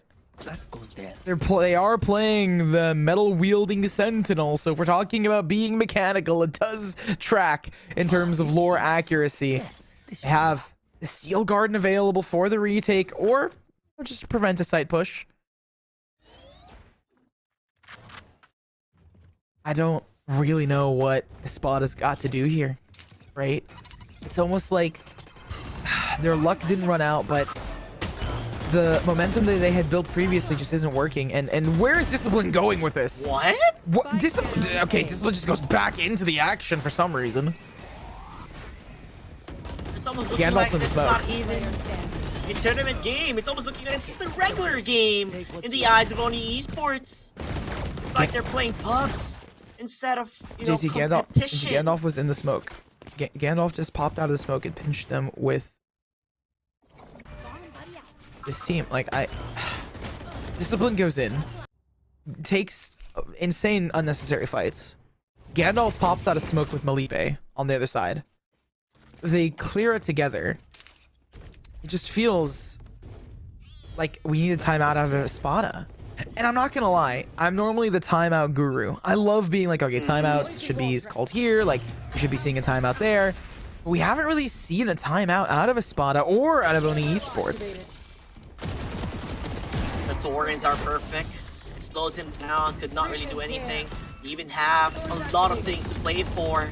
Stopping them at their tracks, and like you said, they do need a timeout. They need the breather. As they use the Rolling Thunder, they're concussed. They're unsure what is happening. Disoriented as they may be, they fight back. Soapy, Schnitzel, and go. Answering as much as they can. Schnitzel on the 1v1. They do have Gandalf rather low. The shot, it does connect. Ooh. A lot of utility use, ultimate as well. Espada finally find the rope of finding a round. Okay, they get themselves around here out of a little bit of a scramble, right? It was not going their way originally, but they managed to bring it back through all the chaos. Running out of bullets is a bit unlucky, but at this point, I think Espada, like, they can either take this momentum and go for an 8-4. I still think they take a timeout, right? Like, I'm pretty sure timeouts are allowed in the rules, right? There's no way you don't have two times out, one per half. So go for it. I'm surprised more teams don't. There it is. The Steel Garden gonna get popped early to prevent the push on site. They need to get out of there. Malipe not wanting to take that fight. Last enemy remaining. Team Quick and easy work. Teammates. Everybody got a set of their own kills here. And Vice, such an agent that's underused in this tournament alone, can provide so much utils. So many things that can be done that could put them on the stop. Yeah, you have a cool buy around, but guess what? Here's my ultimate from Vice. Literally his name, putting them on a stop. 9-1. Maybe, like I said, history might repeat itself to a 9-3. Judging on only if Espada wins this round on an eco per se. It's gonna be difficult, but it is a possibility here, nerds. I feel like it's gonna be 9-3 curse comeback again. Would be kind of crazy here, not clearing the corners. There's one to your side. Discipline does not have the ring around the rosy to get you back here. And they immediately lose one, but they do some good HP damage. There's a not dead yet popping out of Clove. They get onto the site, immediately traded though. A spam through smoke landing, 3v3, and it's favoring Espada yet again as long as they can capitalize off of this power play. They just need to fall back, regroup. Please don't get stuck into this. No! The lurk around. You gotta see it from Cypher. Maybe this could be big. Selfie getting the killer was Milpa because of the ultimate Gandalf. The great Gandalf the White will be sniffed out as he knew he was coming as the lurk. And a complete wraparound. I don't think they even need to wrap around. Could have just entered towards B because they had the numbers. Instead, gonna take the long way on towards A. Resurrected though. I'm not gonna count him out. This guy has been crazy. He could possibly be doing a plague, will get concussed, has a smoke if he chooses to do so, but wants to duel it out one by one. They show themselves, he pops them heads, and he goes for the fight. 13 HP, he's still cool as a bird, ready to fly. 6 seconds remaining, they have to go for the plant. 4 seconds, oh, the fumble? Will it even plant? Do they have enough time? The answer is no! What? He's not planting it! What? What? No way! That is insanity. Insanity. What did we just witness, JT? Was it like an anti-miracle? Like the opposite? A curse? A blessing? Something to be found? Like, I don't know what to say. Because I'm literally lost for words. I cannot say something. And immediately we see Sammy get in Malipe going down immediately. Like, this is insane. What are these trades? Resurrected alongside Discipline. Just gonna find a 2 casually here. It's another 2v2 scenario. With Oni Esports having the spike down. They do have a lurker towards mid, but it's just gonna be complete chaos here. It is an insane situation. And I'm loving it. Sorry, I'm still in a big disbelief. Watch this unfold. It's gonna hurt quite a lot, but you know, you're just gonna play round by round, I guess, and that's what Espada has been doing. But the read is not gonna be really precisely there because they're going back all the way towards B instead. This could be massive. This could be the game changer. They need that round so much so because of the 9-point difference, and they will finally go towards the A side. But you know, things happen. You know, you gotta be like, it is what it is. Mistakes were made. We just have to continue on and see. 10-2 or 11-1. It's still in Oni's favor. And Resurrected finding you is just gonna be another nail into an unfortunate scenario. I don't want to say it just yet here, JT, but they do have a 2v1. The paranoia to come through, the drop down and the swap down. At least Sophie is able to get something. Going for the blind, not gonna be able to see anything. Sophie with a crouch peek, then to 2, and but you know, it's still a tall mountain to climb. It's almost like you're climbing Mount Everest, going with only yourself hoping to be able to reach the peak of the mountain. But I that's did gonna take say a team that effort. 10-2 is the harder comeback. But it might be the harder comeback, but it's still possible. Just gonna throw that out there. I feel it's only possible if you win the pistol round, though. This is massive. This is big. Oh, yeah. This can dictate the pace of the game. Either it goes to a miracle or to the massive fumble of the history of Dubai Police Esports. Espada wants to play. Is to go for the retake instead. A is open. It's for free. Discipline. No! Hands up in the air like you just don't care. You're able to please straight things off there, nerd. But honestly, though, because Oni Esports, right, they have a 4v4 scenario, they have the site control, they lose Gandalf, never mind, they don't have the extra players to rely on here in positions. The flash to come through gives info. Stomp is just going to be wrapping. Are they wrapping? I thought they were going to be wrapping all the way around into CT, but the spike's been planted for elbow, so they really need to play off this heaven control that they've just lost here. The fight going to come through. It stuns onto Stomp. Bluebo, maybe the one to take them. Resurrected's got the spike control, so Schnitzel's not going to be able to land it. And there it is. The pistol found for Espada. I am starting to get a real interesting query. I'm going to be so quizzical about it. I'm going to be so professor, so studious. This is a roller coaster of a game, JT. They have a chance to win it, but Espada might come back. You talked about the probability of coming back from 10-3 is a massive nosedive, but we have seen it happen in Abyss. We have seen it happen because of Espada. The possibility is there. We just have to play everything in absolute perfection.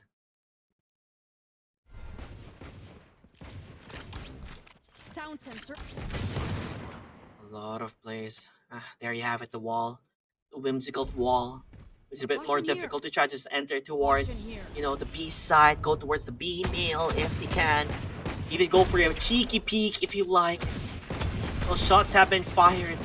They do want to enter towards Vance, maybe. This could be the play that they're looking for, but honestly, we'll see the first end contact.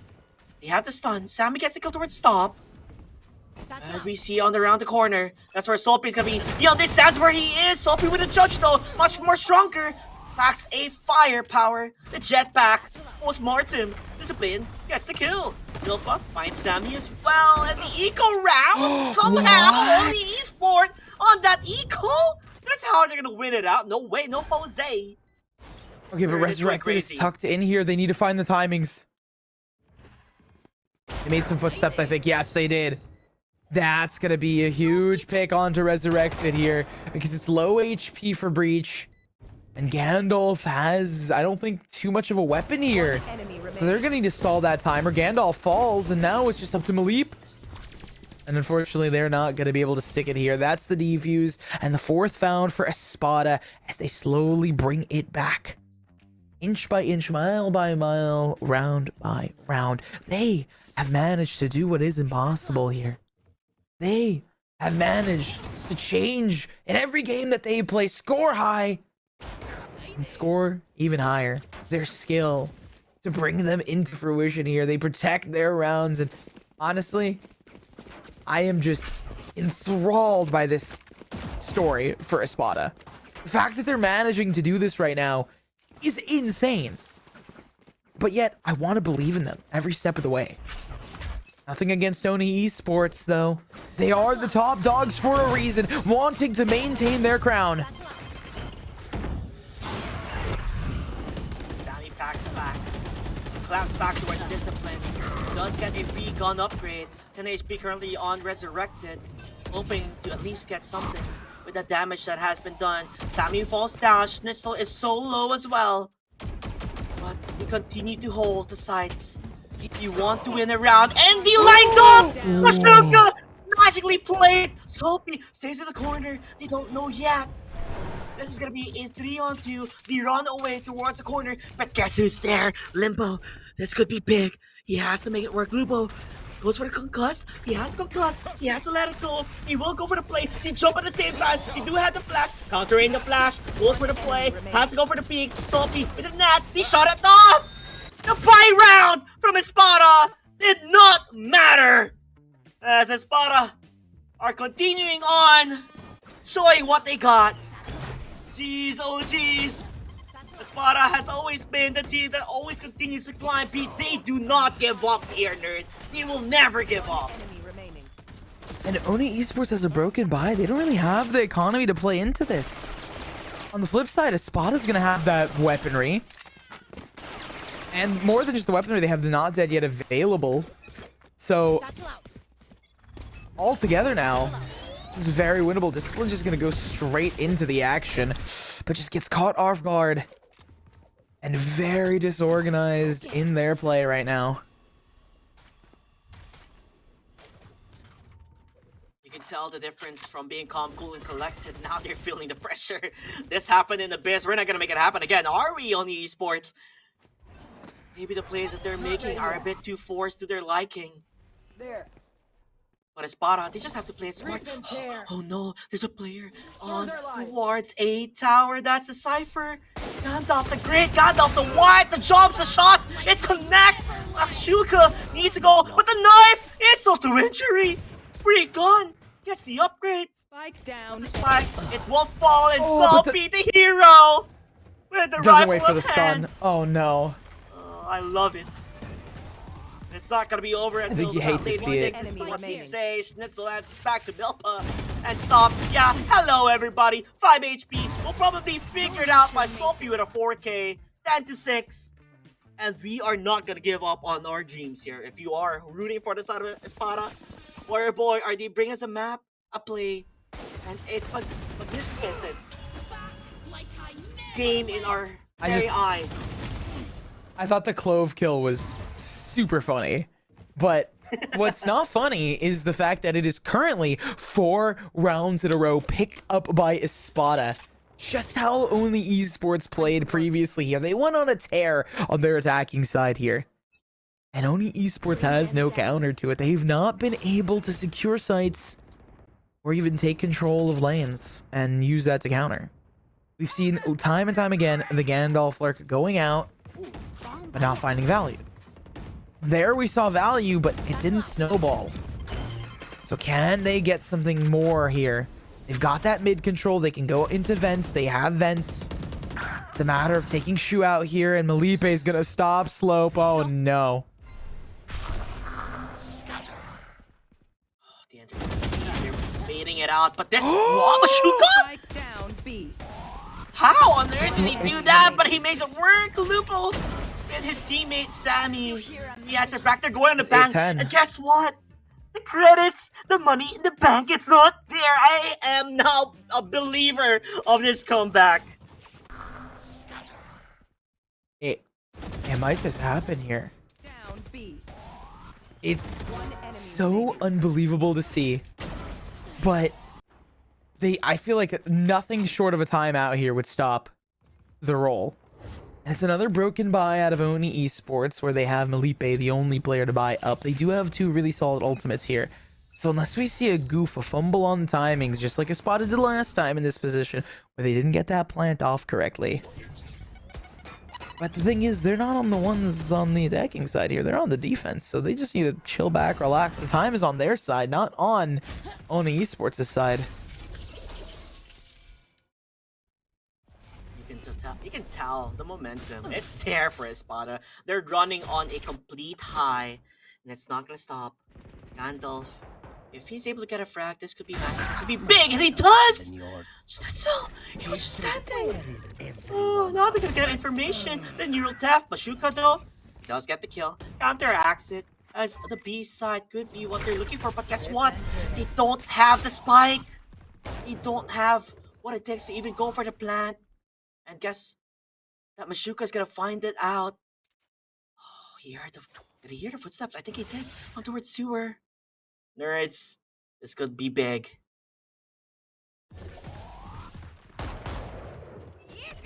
And it's possible here. The showstopper is gonna get stopped by Vice. Sammy not allowed to play at Espada now, down in the 3v3. Steel Garden gonna get popped through here to draw some of that attention towards the A site as they have the positions locked in. A head tap found. Malipe is just gonna draw them a touch closer here. Gets spotted by Lubo, but the plant needs to go down. Resurrected's got it here. It's towards the B site here. The plant comes through, but Lubo still worried about that potential of players. Little do they know, the last two players are on this B site. They already have that spike planted, and they are so comfortable in terms of just playing it back here. It's not wait, it's not planted for them. How are they just gonna swing off the paranoia off the tap? Like, I'm a little confused. As confused as we can be, time is of the essence. The spike, it's sticking. They have to go for the play, but guess what? Stop is there to really make a name for himself. Resurrected, gonna try and run away, ring around the rosy. He knows that he has the time. He's gonna go for the peak. He's just sitting like, he has to defuse. 11-7, a massive fumble from Espada. We were praising the comeback, but one mistake, it's all it takes. Where Snitchel was just standing, he didn't have the peaker's advantage. That's where the massive, fumble happened. And then we have Sammy using the showstopper, which has always been countered at. Oh my We are the edge of a God. cliff here, nerd. This is just, because Espada still has a chance to win this. Like, I'm not gonna count them out. I didn't count them out when they switched sides and it was 10-2. I was like, Espada got this. And hey, everyone in chat who was rooting for Oni might be like, oh, nerds, come on. But I gotta say, right, Espada is a team that you want to root for. They've been the underdog time and time again, but the crown still stands. Oni Esports is on match and series, not point. It's 11, not 12. So they still have potential to win this. There's that little key. And look at the timings here out of Discipline. It might be match point here. Now that Discipline has found that first, the showstopper denied by Slope.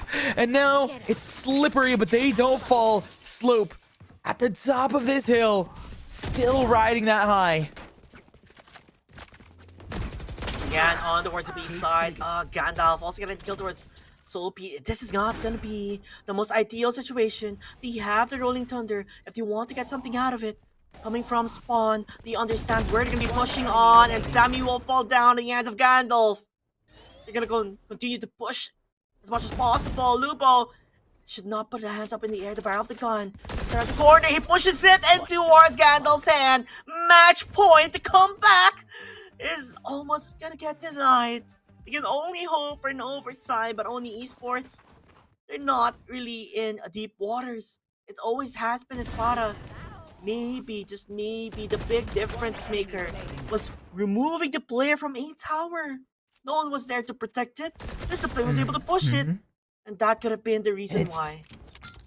And it's the top org back at it again here. They had dominance in the first half. They scraped through that first Abyss map, and they are here to prove that we are number 3. We should have been in grand finals. Make it a double elim.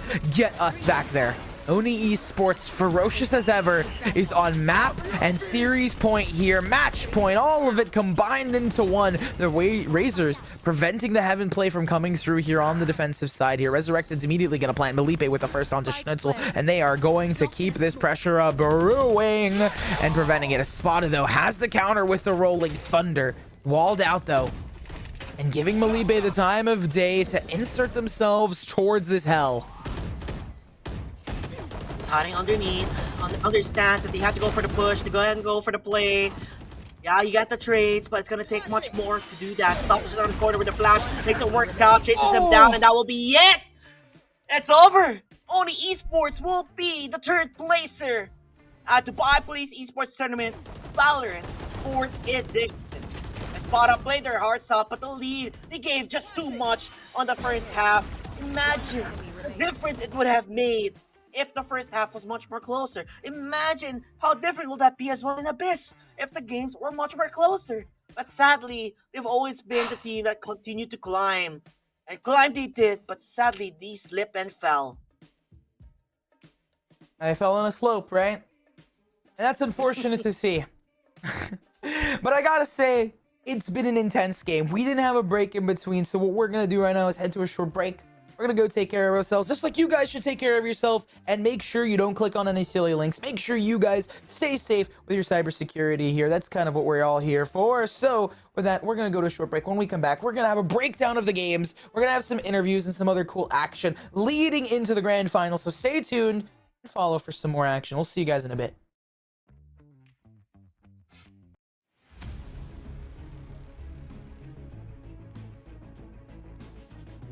In the world of video games, communication is fun. But not everyone who appears to be a friend is indeed so. Step by step, the cybercriminal starts collecting your information. From here, cybercrimes begin. Blackmail, threats, and losses that go beyond the game. Don't hesitate to ask for help when you feel in danger. While playing online, 1. Avoid communicating with strangers. 2. Keep your personal information confidential. 3. Do not click on suspicious links. 4. Report via Dubai Police e-crime reporting platform. Your digital safety starts with a simple step. Be aware.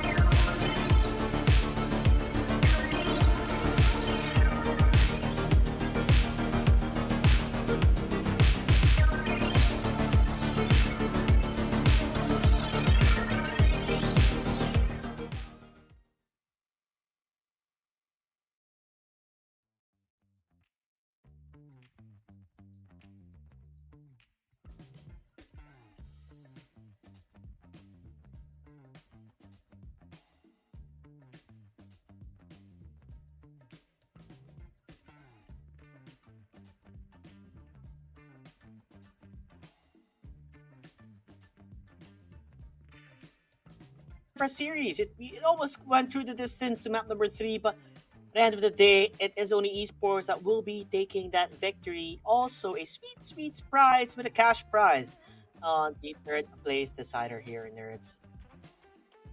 Yeah, it's going to be pretty hyped to see. But we have those interviews ready on standby. We're going to start off with winners, and then we're going to talk to, unfortunately, the losers. So we're going to take it away with the hosts. To JT and Nerds for once again casting beautifully and with such finesse. I am joined here with the winning team who plays a third place here for Valorant at the Dubai Police Esports Tournament. Thank you so much, you guys, for joining us here today. I know you may not seem too happy, but I mean, third place is still a significant position to claim here at the Dubai Police Esports Tournament. Tell me a little bit about what's going through your heads right now.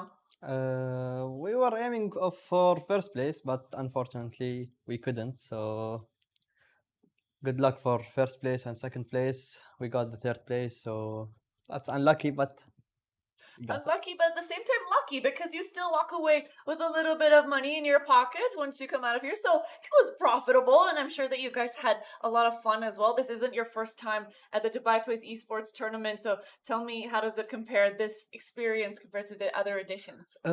this year I see a lot of changes from like shops here around coffee. Like it's a huge thing, you know. It's not only for Valo, even CS, for FIFA. There they have their own department, you know. So it's something new, you know. It's very nice. You know what? I wanted you to say that because I wanted you to describe how significant this event is. Yes, because you placed third place in such a huge event that is also sponsored by the Dubai Police themselves. They recognize you. They know who you are. You are Oni Esports.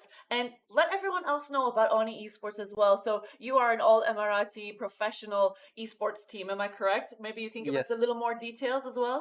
We started on 2022, and we're still trying to get more players as in CS and Fortnite and Super Smash. So we're still looking for players, and we're trying to finish our Valo team. That's not our main roster that we played with. Like, we have a couple of people missing, but we're still trying to achieve more. And it's like our 6th, 7th tournament we signed for. And we got third place, so that's unlucky and lucky for us. Inshallah, next time you guys will be climbing even higher in the ladder. Is there any other words of advice that you want to give the people watching right now that might want to even join Oni Esports or just become a professional player like yourselves? Like I said, first day in the meeting with you, I said we need more teams in this tournament. We need more competitive teams in this tournament too. Even if people from outside, you know, it's going to be more fun. Plus, we need more Emirati teams to sign up for these tournaments. Represent, yes, of course. In a couple of years, we want to see you outside, compete in other countries.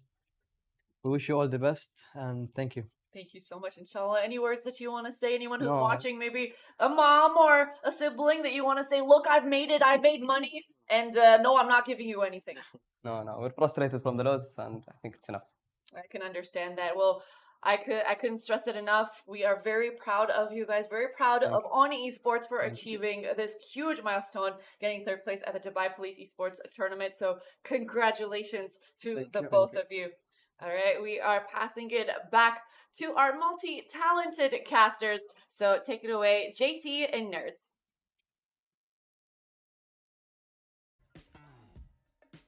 And we are back, ladies and gentlemen. And you did hear about Oni Esports, an all Emirati team, locals of Dubai. That is so nice to see and so nice to hear as they continue to build the foundation. Although, you know, their eyes were set on getting that grand prize on the first place. But, you know, you got to take with what you have. You got to make what you can do with. And that's going to be the third place. Not too shabby for them. Not really what they wanted, but at least to get something. And that is all she wrote for that history. That's all for the books here, nerds. And honestly, Dubai Police Tournament, it's all comes to this. It all comes to this. A lot of gamers have registered. A lot of gamers have played. And, you know, we got our third placer now. Well, I mean, honestly, we do still have one more interview before we do it, right? So before we get into that, we are going to be heading to a short break. And when we come back, we're going to have that second interview with the unfortunate losers coming in here. But hey, they still got 4th place. They made an achievement. They had a really insane run. So you gotta give props to this squad here. And that's why we're gonna be having them up on the desk in just a little bit. So we'll see you guys then.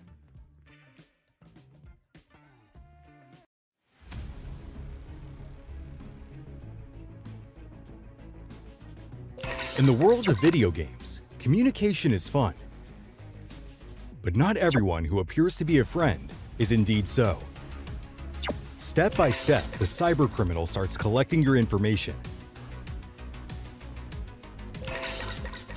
From here, cybercrimes begin.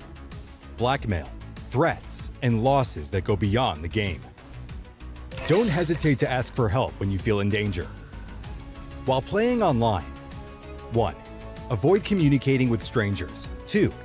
Keep your personal information confidential. 3. Do not click on suspicious links. 4. Report via Dubai Police e-crime reporting platform. Your digital safety starts with a simple step. Be aware.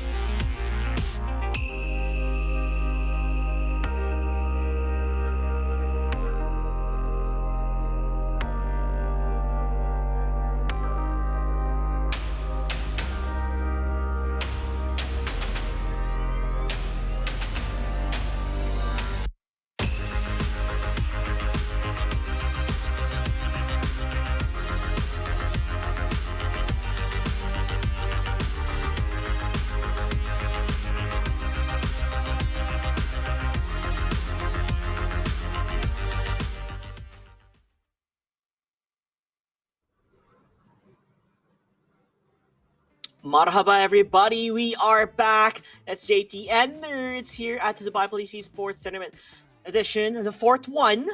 And I hope you guys are not tired of our faces. I believe we've been here for quite some time already, and looking at Nerds all dapped up, ready to say his lines. How you doing, Nerds?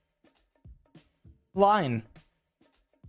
I'm doing pretty good, a little tired, but honestly excited to see what's going to be happening. I'm going to be keeping up and watching with the grand finals, and I hope all of you guys in chat are as well. So stick around for it. I'm pretty excited for it. How about you? Yeah, I'm excited as well, and I've heard by some of the production talking in our ears that there is an interview on towards Team Espada, and I believe Archie is there. So let's throw it over. Archie, take it away. Thank you so much, Nerds and JT. I am joined here with our 4th place winners for Valorant here at the Dubai Police Esports Tournament. And I'm joined with Selpe, and we have Mashuka from Espada. So you guys look pretty happy, look pretty satisfied with yourselves. I've had the 3rd place team coming over and they looked grim, but you guys look happy. So what's going on in your head right now? So like, with full honesty, this is one of our very first tournaments in Valorant, especially in Live 1, a LAN 1. And, you know, it's all about the mentality where we're going to believe we're going to come back better than ever. And, yeah. What about you, Mashuka? Are you on the same wavelength as Selpe here? Yep, it's our first tournament. We came here playing for fun to get it this far. Like, I'm really proud of my team. And I hope you guys, like, remember the name. Remember my name. Next tournament, we're getting to the finals. Nicely done. Remember the name, Team Espada. And I actually had the pleasure of interviewing Mashuka priorly when he had his first win. And he was telling me that it is your very first time that you are playing together. Is that true? And you seem to like the dynamic. You seem to be going for some future tournaments as well. Are you going to be playing better than you did here at the Dubai Police Esports Tournament? 100%. 100%. So are we saying 3rd place, 2nd place, 1st place? How high are we thinking here? We'll take a second. We'll take a second. I love that humility. Okay, fair enough. Well, what about your experience here at the Dubai Police Esports Tournament? As we mentioned before, we love to bring the gamers together, but we're also spreading awareness against e-crimes, you know, identity theft, scams, and let's face it, we've all fallen for something or the other. So how would you guys respond? So let's say in Valorant, there's someone toxic, someone harassing you. How do you guys prevent, you know, getting tilted and preventing your gameplay from getting affected and your mental? So like, I fully believe that normally when people are just talking and like talking trash about someone, like the easiest way to get rid of them is just by muting them. Keep the mentality, you know. Eventually they're gonna get inside your head, and like you wanna avoid that as much as possible. If they're gonna talk trash, they're probably not gonna give you good comms and good callouts. So just the best thing to do is just mute them. 100%. I love that answer. Mashuka, you have anything to add? Yep. The 404 esports, like, the experience was really nice. The monitors to the PCs to the like all the equipment was really good, especially the staff. They were really friendly, really helpful, and I loved my experience here. Oh, well, I love having you guys here as well. And you know what? It was a fantastic interview for people that we didn't even think would make it anywhere. You were the rookies. It was your first time. You didn't practice. You didn't scrim. You just came in for the love of the game. And you got really far. So congratulations to the both of you. And it was a pleasure to have you both here at the Dubai Police Esports Tournament. All right. Hopefully we're going to be seeing you guys in the next editions as well. But as for now, we will put it back to our phenomenal casters. So go ahead to Nerds and JT.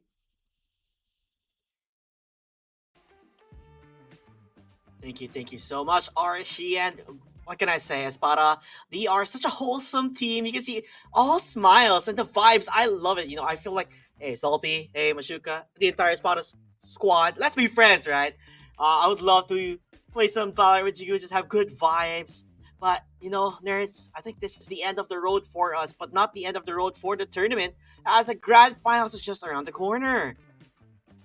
Yeah, we said it before. It is the grand finals coming into this. We get to take a look at the bracket. It is the Marvel Aimers, the team we got to see previously, versus Fraggers. It was Q and Tucker on the mic previously for that game, and they're going to be on the mic here for the grand finals coming up. But before we get into that, I just got to say, I appreciate hopping in here. Ramon had to step out. Huge shout out to Ramon being here from day one. and passing the mantle to me. So I gotta give hype to them and to everyone here from the 404 Esports squad, to the Dubai Police. Much love, and to you as well, JT, all the production in the back line. Gotta give all the shout outs to them, and much love to all of you guys. Yeah, definitely, 100%. So thank you so much for having us. We had a blast. Dubai Police Esports, this is not going to be the last tournament ever going to be happening. There's more to come in 2025. We ended with a bang in 2024, and I cannot wait to see what is there in store in the grand finals, because it's going to be one heck of a matchup. That said, guys, much love, and we'll see you guys next time. Ciao.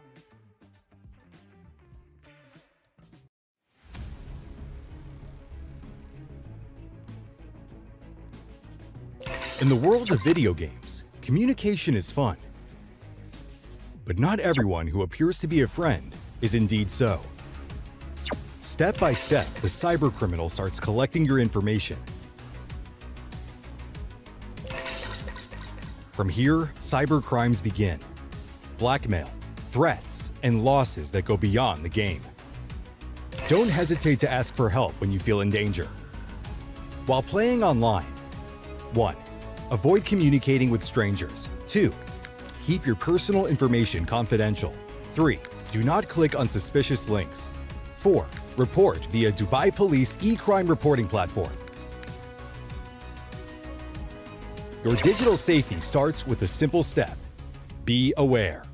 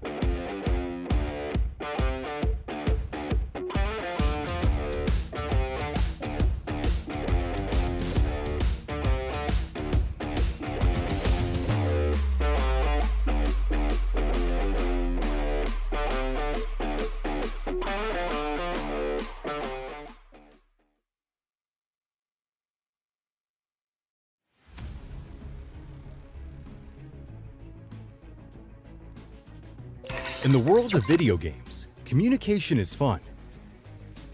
But not everyone who appears to be a friend is indeed so. Step by step, the cybercriminal starts collecting your information. From here, cybercrimes begin. Blackmail, threats, and losses that go beyond the game.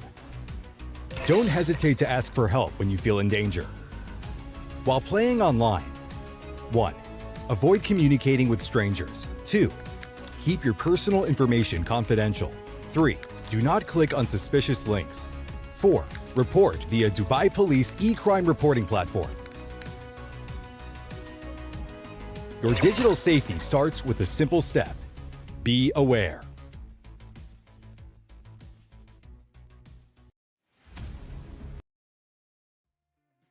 Ladies and gentlemen, Championship Sunday is about to wind down. However, we still have 2 more teams.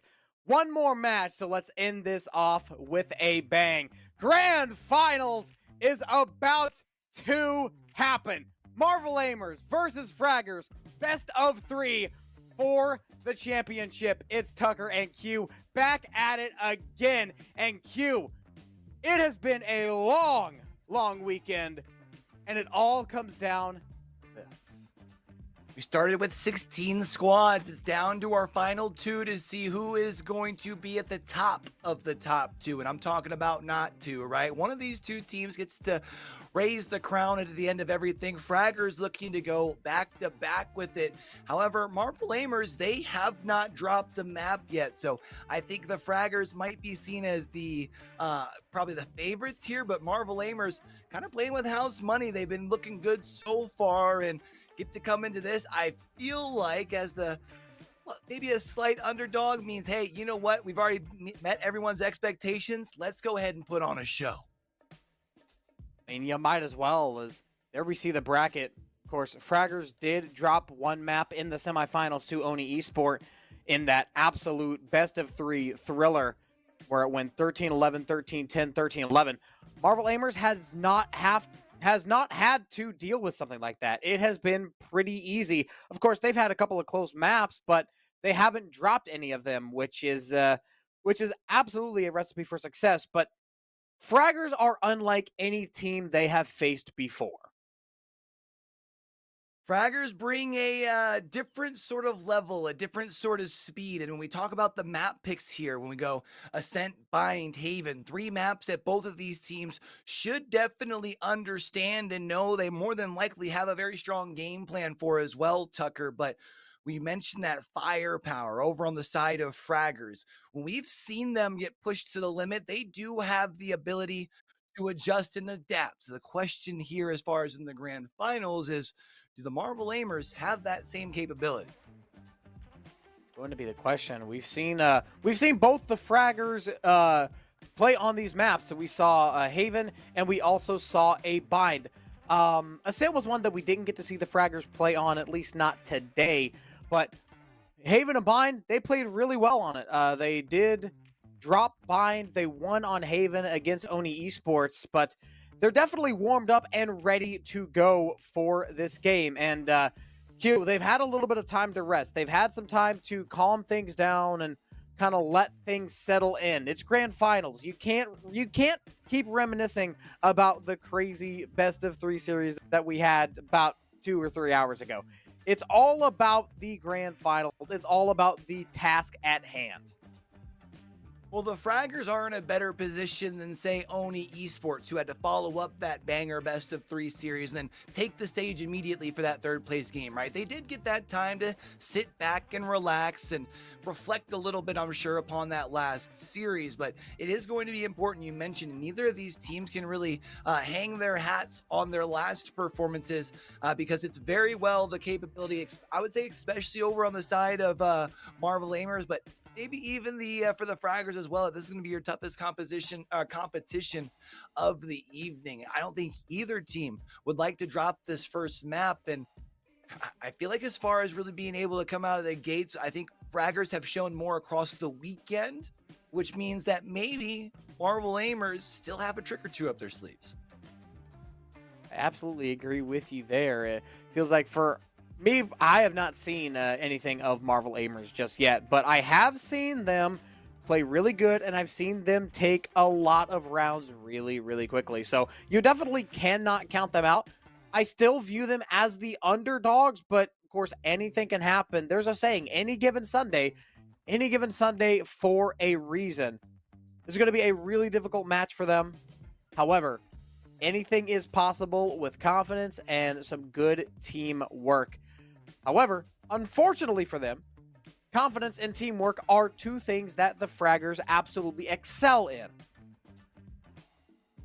Let's not forget the last time that we were here in this situation, a grand finals for the Dubai Police Esports Tournament. They did walk away champs. They were the ones who were able to call themselves the best squad in the region. That was after taking down other teams that are in the GCC. You figure now at this point, not trying to discredit Marvel Aimers by any stretch of the means, but not exactly the same names across the board that would maybe put a little bit of a worry in the back of your mind, right? Which is why I do think it is going to be super important for Marvel Aimers that they don't let the Fraggers get going. They don't let them get cooking early. It's fine if you let them get a lead. 3, maybe 4, maybe even 4 rounds. 4 might be like the limit, but you got to make sure that you continue to go back and forth with them, because there was one thing that we saw from the Fraggers in that last series is once you let them get that momentum, they do not relinquish it. Again, we are going to be going off to Ascent here for map number 1. We're seeing our agent selects coming across here now. ZZZ has been able to pop off quite a bit on that jet. Be curious to see if they're going to be able to help lead the charge here in map 1. It's going to be of the utmost priority for Marvel Aimers to make sure that they stay focused and locked in, and they keep listening to their IGL dice. He's the most experienced player on the roster. He's the shot caller. The entire team trusts in his decision-making, and they have to trust him one more time. Of course, whenever you get this deep into the bracket, nerves start taking over. You start making some poor decisions, and you start going against what he says, and it's like, I don't think that's a good idea. I'm going to do this instead. You have to trust them. They're going to have to stay at the wing of the IGL because Dice has been leading his team to glory so far. He's been working really nice. They just need to do it for one more series, and they have a tall task ahead of them, but mountains are meant to be climbed. And we can kind of do a quick check-in with both of our teams as well. One thing you had mentioned in previous series was, the nerves starting to kick in. We started to see that towards the end of that last series. As we check in on our teams throughout, we'll see if we can start noticing things one way or another. But, we can talk all day about our thoughts and hopes and dreams here for our grand finals. But how about we go ahead and get on down to it? Round number 1 on Ascent. Fragger starting off on the defense. 1 kill. 4-1, traded off immediately. Kosova goes down, but not for free. Koji and Abe Hunter headshot there as well. Yaki trades off 1 for 1, and it's up to Kaushi. 1 versus 3, the spike is stranded in a pretty awkward spot. Lands 1 shot onto Abe Hunter and ends that out. Paranoia, good to do the blind and good to do the killing. Fraggers take the pistol round. Protect what's yours in round number 1. Put that first point onto the board as well. And oh, so often we have talked about over the course of the weekend how those pistol rounds truly can make the difference. I mean, we just saw in that last series that you and I called where those pistol rounds in the end were kind of what made the biggest difference, right? When you're talking about just a couple of round games. So Fragger's already putting themselves off to a good foot. Let's see if Marvel Aimers can at least make this buy round expensive. That is best case scenario here for Marvel Aimers, excuse me. Oh my goodness. Look at the Marshall. ZZZ with a triple kill right there. Swinging through, trying to get over there to Link. Take down Couchy, and simply no chance for that Omen. Another Marshall kill. Shock dart. What a play. Casper just lobbing up a shock dart, hoping he gets lucky, and luck was on his side that time. Fraggers, with a very clean first couple of rounds, go up 2-0. And you just have the ZZ just chilling on the Marshall. I mean, just taking shot after shot. Was able to play a couple of players down, but even just through the smoke, trying to find something. They were both chasing down that last kill that inevitably goes down to that shot dart there. So Rifle's now going to be out on the board for the side of Marvel Aimers. If Marvel Aimers want to refuse to get Fraggers too much early momentum, round 3 has to be a win, and Casper already starting out with a pick. Simple headshot. Don't think they know Casper's back there. Now they do. Nice, lands the body shot there as here comes the flash and here comes the push. Neon pushing up first and simply no match. Aim Hunter falls. All up to the Cypher. The Neon movement is simply too much for Koji to fight back. Another kill there by McKay Enjoyer. And Ahayan will end this round.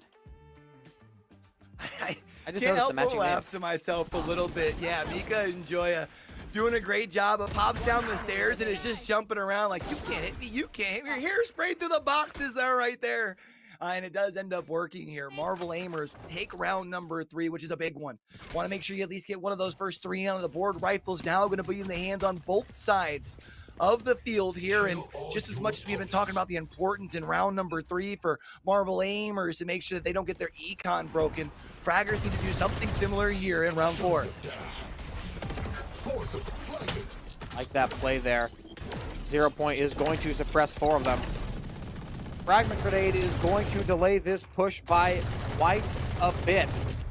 A little bit more chip damage through that wall with the Odin. And I mean, 4 rounds in and we've already got an Omen on the board. Spraying through, trying to find any damage that they can. How are you going to get through this? That's going to be the big question.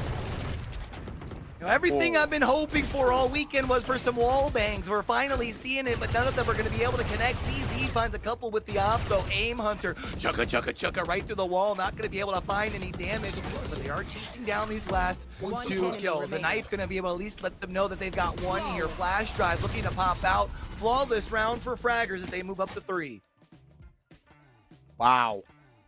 Unbelievably clean. Spraying through the wall the entire time, the utility not letting them get anything.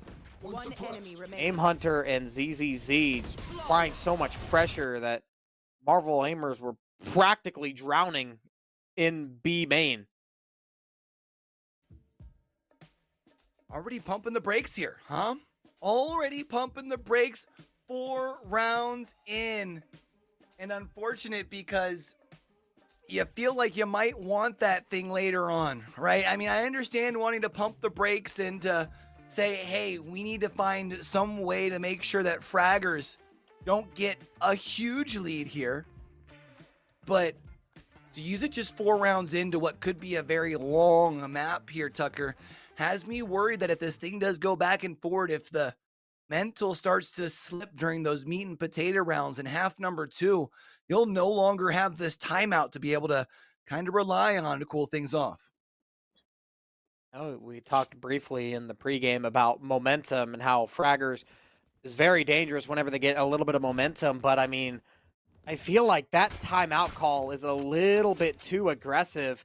Like we might be proven wrong. Of course, I would love to see us get proven wrong here, but I think they're being a little too proactive.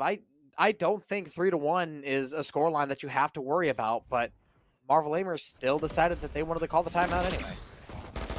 It could have been something with it, within the communications, right? Maybe one of the players just heard a little bit of frustration that they didn't want that thing to build up, but what is going to build up is another man advantage this time around for Fraggers after Triple Z going to be able to find one. EB finds a second but gets traded out, and now it's down to just 2. 1 over here by the spike. That's going to be AI and Joya, and they are going to be able to at least find theirs against the spike. The question now becomes, do you want to push towards A, or do you full send over towards B where your teammate is and you have no idea what's in between you and them?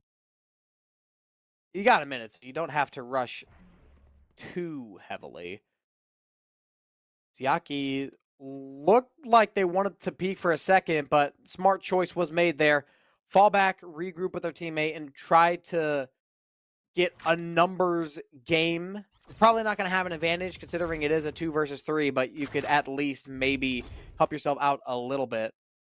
Jump peek through mid, AI Enjoyer, trying to find a little bit of information, but information is very difficult to come by at the moment. Looks like they're attempting a full push onto A, but they've only got 20 seconds to do so. Flash out.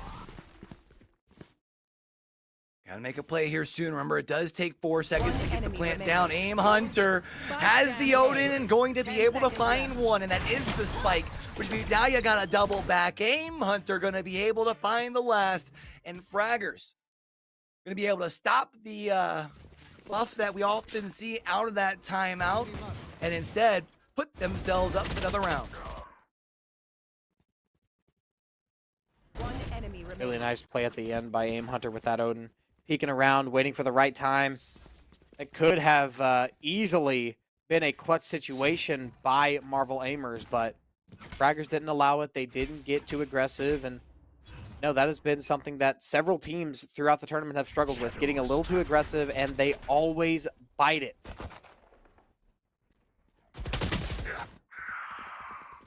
Sprayed through the smoke, gonna take down EB. That's gonna give the information to Marvel Aimers to full send on to A. They use the fast lane to be able to do just that. Now it's about getting the spike down and being able to hold, because you do have the man advantage.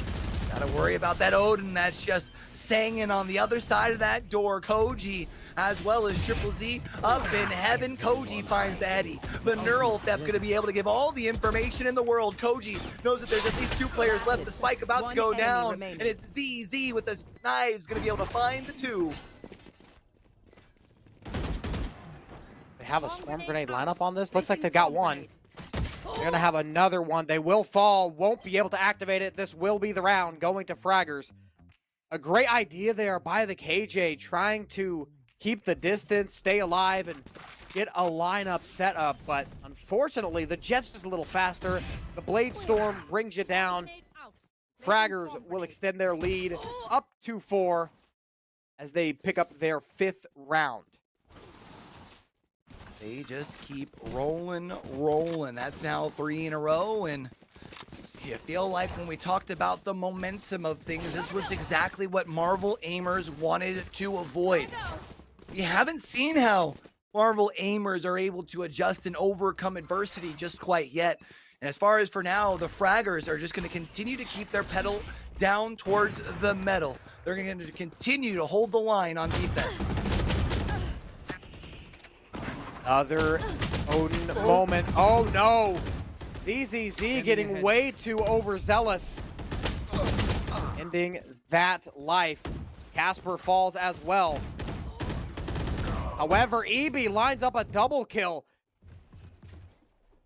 Nice, has to be the one to end their life. A site is going to be the target of attack here. Hunter will drop down. The audio cue is there. Nice kill with the Odin. Spike down A. 1 versus 1 from the Shadows. Ultimate is available. I don't know if they know where Koji is, though. Oh, wait. Oh, he's not going to see him, though. He is behind those boxes, but he doesn't get the spike down. Kaoshi turns the corner, finds the heady, and is going to be able to put another point onto the board here for Marvel Aimers. Nice shot there. Really well done. Crosshair placement on point there. Fraggers not able to extend their lead anymore. Marvel Aimers will get themselves on the board again. Cut that lead down to just 3, and that was a big round to win there as well. They were starting to run low on eco, and that's going to give them a little bit more life. And also, we haven't talked about the ultimates too much just yet. That's 4 on the board for Marvel Aimers. What in the world are we doing? Fraggers running out into the middle of the open. 1 enemy remaining. You gotta respect the effort, but man, throwing caution to the wind and just everybody dies immediately. Those are the type of rounds that can turn things around. And Marvel Aimers hoping to do just that. I was wondering if EB might be able to get 2 in exchange over on that B side, but did get traded out. But here in the middle, it was just an absolute frag fest from the side of Marvel Aimers. They were definitely hitting those, but can we continue to hit those? It's going to be the question. Fragger's getting way too overzealous. This is a couple of rounds in a row now that Fraggers have given up a couple of free picks that ended up going the distance and ending Marvel Aimers, or ending Fraggers' round in favor of Marvel Aimers. Fraggers has to tone it down just a little bit. They're starting to get a little too overconfident. Marvel Aimers will absolutely punish your mistakes. This is really close. Yeah, I thought it was going to be a standoff once that smoke came down. ZZZ still here. Dice going to be able to find him, though. Casper going to have to fall back here on that B side. A is going to be taken over, though. Dice going to be able to find EB. That gives them all of the control. You've got one player up in heaven. Kayoshi looking to make a play over here at Glass as well, but does not look behind him. Casper puts him down, and all of a sudden it's a 3v3. One enemy remaining. Jumps down. Very efficient on that retake. It's up to the lockdown if they choose to use it, but not in this position. Aim Hunter will get this defuse, rather gives it up to Koji. And Fraggers will extend their lead after a bit of a slump, leaving up 2 rounds for Marvel Aimers. They're back on the board, and they are back right at it.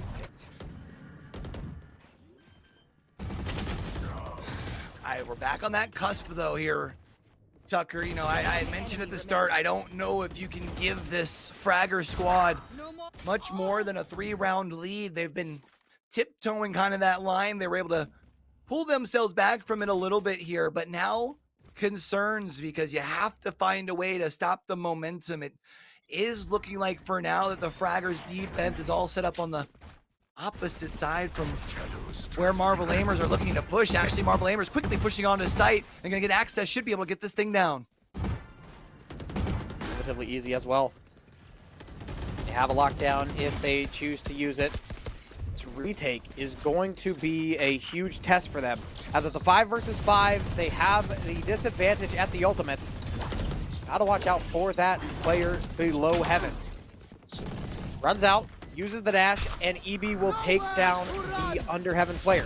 Here comes the Hunter's Fury. A blind breach is going to end their life. Koji has a headshot. Casper, look at the kills. Green wall all over the kill feed. EB manages a 3K.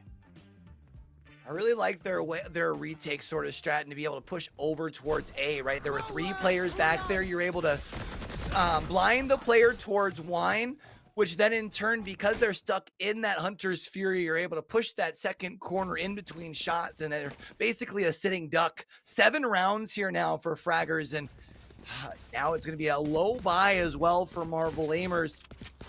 This could be the spelling of a troublesome end to this half.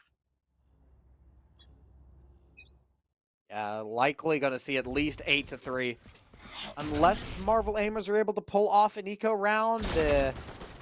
However, eco rounds have not been very nice to them so far, especially just any team going up against Fraggers. The eco rounds have been quite difficult. However, first kill goes their way, so that is definitely a good way to start it out. Give them the second one as well. Pushing through, headshot with the AK before Mika Joyer is finally brought down. Koji lands a double kill. Can they find the triple? Not quite. 1 versus 3 here as Koji gets caught in the swarm grenade, and the eco round does come to fruition. And Marvel Aimers maybe eat my words there. It's big bounce back here on the eco to be able to pick yourself up around. And just when we were talking about how it could be a unfortunate ending to this thing, I mean, you would definitely take 7-5 after dropping, 5 of the first 6. So you got to be able to clutch up here on the offensive side. The good news is you'll at least have the lockdown to be able to get you access onto the site if that's what you want. You're probably going to use that here on A. Couple of shots coming out, a lot of damage done to Kaushi, but Kaushi's able to take down EB for a 1-4-1 trade. A lot of pressure applied over at the A site. Now the question is, do Marvel aimers go through with this? After the first kill, the answer seems like yes. And hold on a second. Dice, how are you doing this? Spraying through the smoke, getting 3 kills completely blind, and they managed to drag this back to a 7-5 half. Didn't even need the KO ult. Lockdown, what's that? I'm not sure.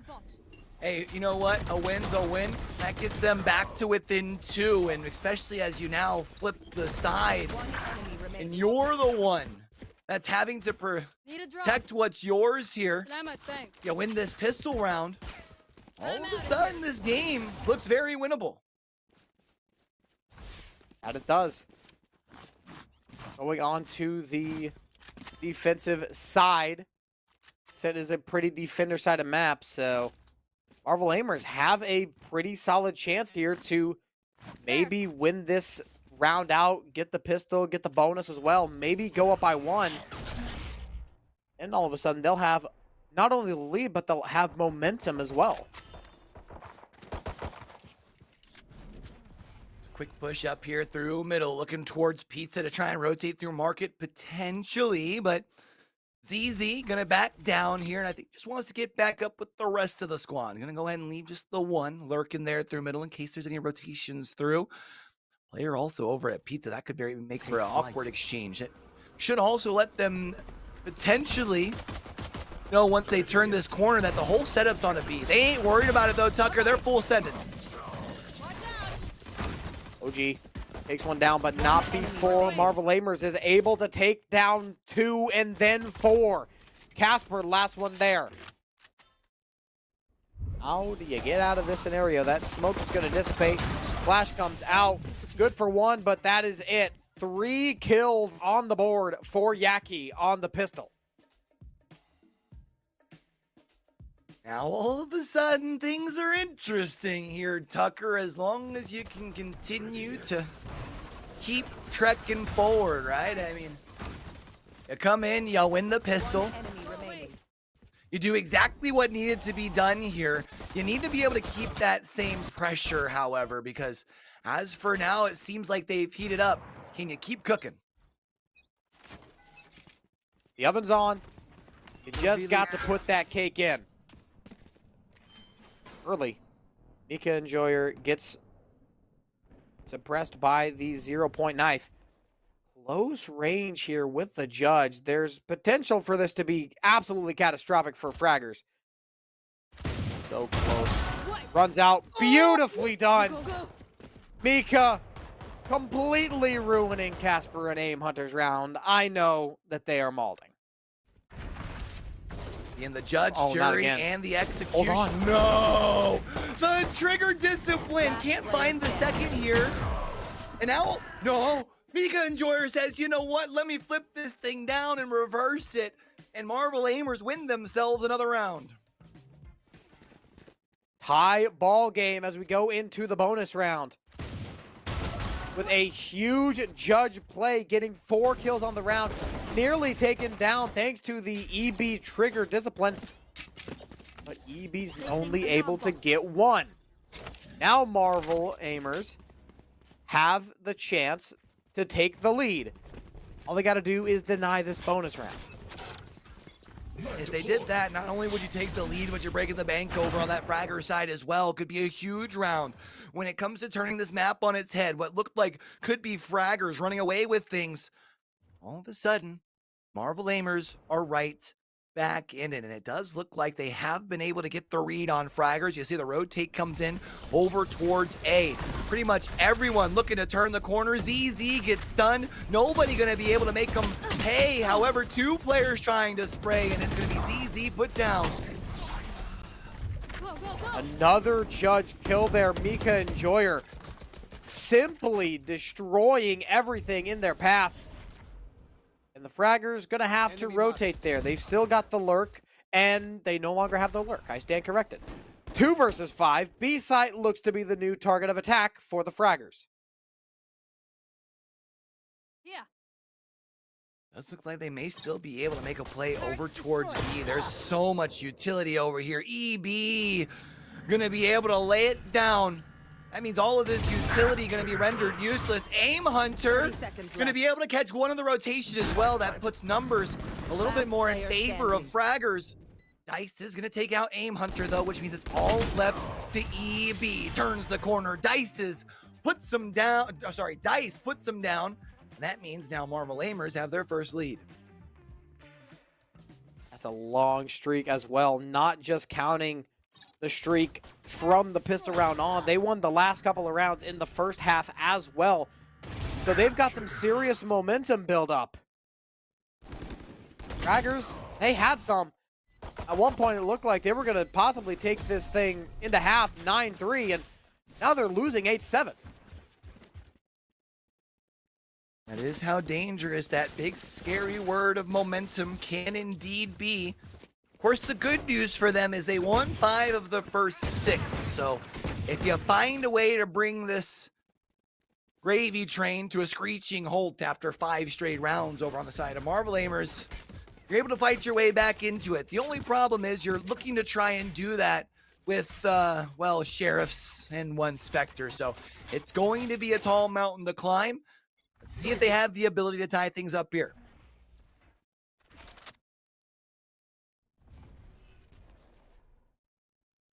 One ultimate on the board is from the shadows on the Fragger side. Aoshi lining one up for the headshot. Aim Hunter gets the trade-off. Yaki. I think their turret did get shot down. They have to rely on their gun rather than the turret. Casper, another shot over by mid, taking another player down. Looks for a second. There is Eye Enjoyer. Casper with the third headshot from the Vandal. There they are. Casper has been popping off and is the reason that the Fraggers been able to fight their way back into this round. Has a Vandal in their hand as well.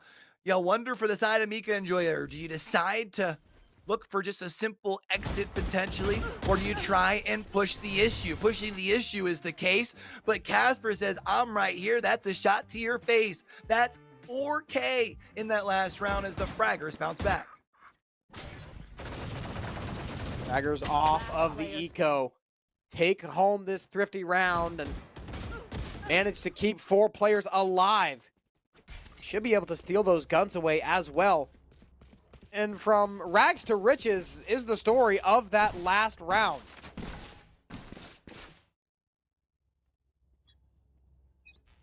Back into the board here. Tied all back up. And now these are those meat and potato rounds. 17 through 20 where the tides can really turn.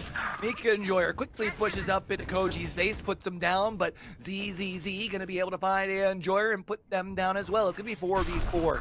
Equal playing field here for now, but it is gonna be a quick push onto the A site. Let's see if they can get this spike down. Heavy push. Aoshi playing ratty under heaven. Enjoyer as well as the Sova coming from Catwalk. It's 1-for-1 trade-off. Yaki, though, puts Marvel Aimers back on top. 3 versus 2. Trying to spray through the floor and get another kill, but it's not going to be that easy. One enemy remaining, but a 1 versus 1 ensues. Dice versus Casper. 5 HP versus 125. Peeks out, and Dice is a little bit better. They continue rolling forward here, Tucker. That's now 9. 1 round away from being up to double digits. And we talked about how the meat and potato rounds is where games can really be won or lost. Marvel Aimers put themselves up by 1 here now, but when we get ready to head into this next round, you'll see as far as over on the side of Marvel Aimers, they do need to make sure that they still pop back here because that was an expensive round for them. You got an ult available on either side, but I mean, other than that, you just got to make sure as far as on your utility, you keep being efficient because Fraggers have been brought to a halt. You got to keep getting big value. That you do. 1 ult on each side. Yet again, we haven't seen a lot of ultimates coming out, and we've seen 1 ult on each side. We've seen an ult being popped here or there. We haven't seen either of these teams really save their ultimates Hardly at all. They get the ultimate and they use it pretty quickly, as my point exactly. The Jet on Fraggers picks up the ult orb and immediately pops that Blade Storm. Oh no. Oh, Mika, but don't right do it around the again. corner, Don't do it again. I like the idea though, you stay close, but because you put up the fast lane, that gives the time for ZZZ to turn the corner and put it down. EB also going to be able to find one as well. Fraggers going to be having the man advantage 5-3. The one problem though, they might have full access to A, but the spike has still been left back in A lobby, which means the Fraggers still have time to try and find a pick or two here. And shot from the Blade Storm, maybe one more. Yes, sir. Yaki goes down. Reach is the last one alive, and Z should have this one in the bag, but no. The operator lands one more shot. No way, the collateral! 1 versus 2, and this is all of a sudden winnable. You still are on a timer here, and you've got to figure out where these last 2 angles are at. I'm sure they're just going to wait for a simple tap. Fault line finds no one. You've got to try and find a way to hold it and stick it and hope that the shots don't hit. Because as soon as you do, you know that Koji's going to round the corner. Tap the head, stack a little bit more bread, and the Fraggers up to 9. Keeping this thing really, really close. A great clutch attempt there by the Breach. From what was a 1v5 and then 2 bullets later was a 1 versus 2.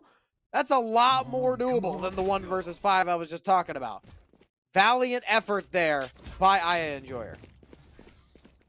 I think it's also important when you do drop rounds, you try and make them as costly as possible. That's at least one good thing you do when you hit big collab plays like that. Even if you don't necessarily win the round, it does slow things down just a wee bit. Now into round 19. And it looks like they are going to read this thing right. They've got the spike rotating over towards B, and there's literally nothing over there. You've got everyone kind of set up either backside of A or even kind of that mid-back area when you're talking about as far as your KJ as well. So unfortunately, they don't know that information, and kind of being back to that little passive play for a moment. First kill goes the way of Fragger. Second one as well. ZZZ has the double, and Koji bringing out the big guns as well. Kai Enjoyer, last one alive, and it's a flawless round for Fraggers to put themselves onto double digits. What's impressive is you have the flawless round while you still technically took like the hardest round, right? I mean, you look in that top left corner of the replay, there's literally no util up by B. If they just would have pushed in, nobody was there to be able to resist. Instead, they push towards everyone, and everyone just hits theirs, and going to put themselves up on a 10 first. And now in round 20, Marvel Aimer is going to be caught in quite a predicament, because if they do drop this one, they won't be able to full invest into what could potentially be Fraggers moving up to 12. So back to the point where every single gunny matters. You got to find a way to pull this thing off. A lot of mid presence shown by the Fraggers. Jet and Sova pushing up into market early. Seems as if they want to take this straight from market over to B, but I Enjoyer is going to get in their way, that line of sight, and going to cause a little bit of issues and a little bit of animosity if they're not careful. Again, one of these rounds that they are playing a little bit more of that slow, deliberate pace. This time around, going to opt for the push over towards B. They're going to have quite a bit of the KJ utility to push their way through. They've at least gotten rid of the turret, but it's now 3 players sitting here. ZZZ pushes through the smoke. Casper going to look to try and hold things down on that backside as well. They should be able to at least make their way towards the boathouse, but they have to do it quickly. Ooh, nice couple of kills there. Yaki taking down Aim Hunter, and the Rolling Thunder is going to likely be the end of this round. Spike gets planted. Mika Enjoyer drawing off the crosshair, and we will stay neck and neck. Double digits for both of these teams. 30 seconds left. I didn't realize it because the Rolling Thunder also got, that back player too. I didn't realize that first time around, so made it even harder to get out of dodge and try and make that thing more expensive. They just kind of got their foot stuck to the ground. Unfortunate there. Luckily for them, though, they do still have enough to be able to invest into this next round and should be able to the following as well if you're the Fraggers, although I don't think you want to have to rely on that. You have won 3 of the last 5, and you would like to try to avoid the overtime with the Marvel Aimers here because they've been grooving, at least here as of lately. Cover going out. That they have. I think, of course, both of these teams want to avoid overtime. They just want to take this 13-10 and just win the next 3 easily. But that's probably not going to happen. I feel neither one of these teams is going to ride silently into the night, even if it is just for the first map. Fraggers put themselves a little bit closer after that first kill. KJ taken down, however, the swarm grenade post-mortem will get that kill onto the Omen. Spike still yet to go down. It had been defaulted over towards A, was sitting all the way back, and is at least at this point making its way onto site, but there's she on this other side of the wall. The question becomes, do we want to make a play to the door or nah? Looks like nah, Zed backs away, at least for now. Spike inevitably goes down. It's going to be 3v4 for the retake. Spike planted. No need for the door. Get that plant down in an awkward position and make them work for this. Got a couple players coming from heaven, another one coming from the door. And it looks like it's not going to be enough. Dice playing out hero play there to try and get this round clutch. It's not going to happen. Fraggers extend to 11, and they are just 1 round away from match point. Back and forth as the pendulum swings. Man, this thing has been close. You feel like for Marvel Aimers, you have to find a way to close it, though. You and I, we cast a lot of whether it's just Valorant or other titles. When you get into a match like this where the underdog finds a way to fight their way back into map 1, game 1, whatever the game is, you're able to push it this far and then fall up short. So many times we see where things start to unravel in map number 2. So Marvel Aimers have to lock in. That they do. Don't have a lot more time to dilly-dally. They are really economically disadvantaged at the moment. They have enough to buy up guns, but I think they're weak in the armor department. So they're going to have to at least draw off a lot of money for this this round. Give them the best chance for the next couple of rounds. And that carrot kill was a perfect way to start. Lee now going to spray through the smoke, finds one. That's going to turn this thing into a 4v4. Spike's going to go down, and everybody for Marvel Aimers all sitting back on this spawn side, which got to figure out what exactly they want to do here. Is going to be a Hunter's Fury coming in to try and hunt down where that lockdown was, and they're going to be able to do just that. That's huge to prevent that ult from getting value. Last player standing. Enjoyer. Last one alive, 1 versus 3. Casper peeks out, fires off a little bit of shots. I'm out of here. Spike's going to tick down, and Mika Enjoyer is going to have to get out of there. ZZZ's not going to let him escape that easily, though. And hold on a second. Fraggers giving up a couple of guns and letting Mika Enjoyer get away. And that's another situation. Fraggers giving up 3 kills when they did not need to. Yeah, I think they should be good in this following round, though, as long as they win this following round. We'll have to see if Marvel Aimers is able to make it to where those 2 frags very late in that round could get punished. Unfortunately, looking at the econ quickly, I don't know if that's going to be the case unless you're able to win 2 in a row, and even if that were the case, you're going off to overtime anyway. So not the worst of deals in the world, but you still nonetheless do move yourself up to map point. Fraggers going to very quickly move their way through a main. They're going to have to wait for the smoke to dissipate. The owl drone at least lets them know there's 1 player here. Paranoia is going to send across. They set the fast lane to cut off line of sight, at least for now, which will slow down this push. Enjoyer will drop down. ZZZ and Koji teaming up to get the first couple of kills. Aim Hunter, though, but not before Kaushi locks in, clutches up, and gets a triple kill. 1 versus 2 to save this game. Yaki has a Spectre in hand. Trades it out for a rifle. Scanning ahead. Recon Dart is going to reveal the position, and spraying through the ground is ZZZ. Fraggers will take this game. However, this was an absolute scuffle. 13-10 final score on Ascent. I mean, they like to make things interesting, that's for sure. Because I thought for, at least earlier on in that map, it was going to be a runaway for Fraggers. They allowed them to put their way back into the door. But at the end of the day, it was a Fraggers win. And they're now 1 map away from being able to call themselves champs. 13 rounds.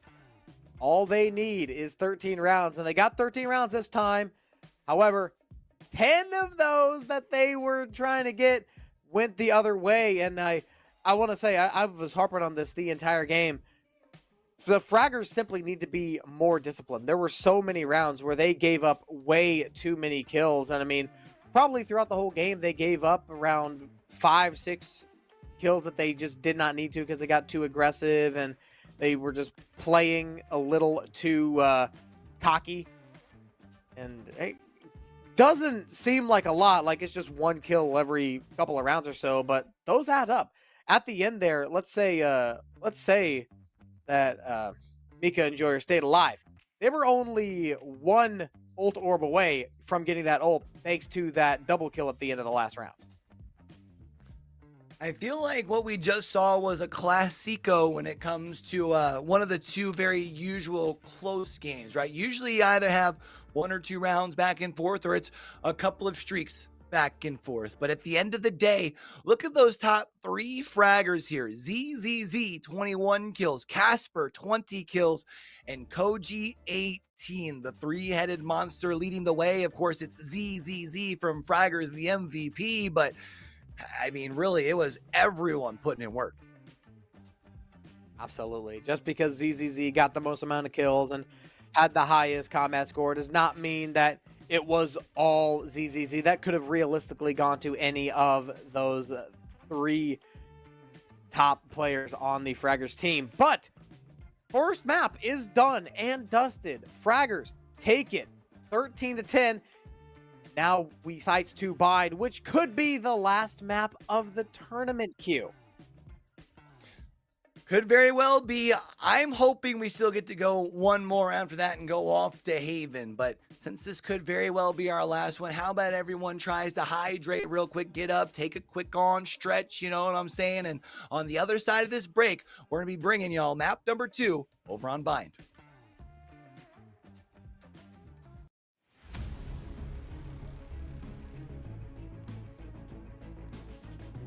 In the world of video games, communication is fun. But not everyone who appears to be a friend is indeed so. Step by step, the cybercriminal starts collecting your information. From here, cybercrimes begin. Blackmail, threats, and losses that go beyond the game. Don't hesitate to ask for help when you feel in danger. While playing online, 1. Avoid communicating with strangers. 2. Keep your personal information confidential. 3. Do not click on suspicious links. 4. Report via Dubai Police e-crime reporting platform. Your digital safety starts with a simple step. Be aware.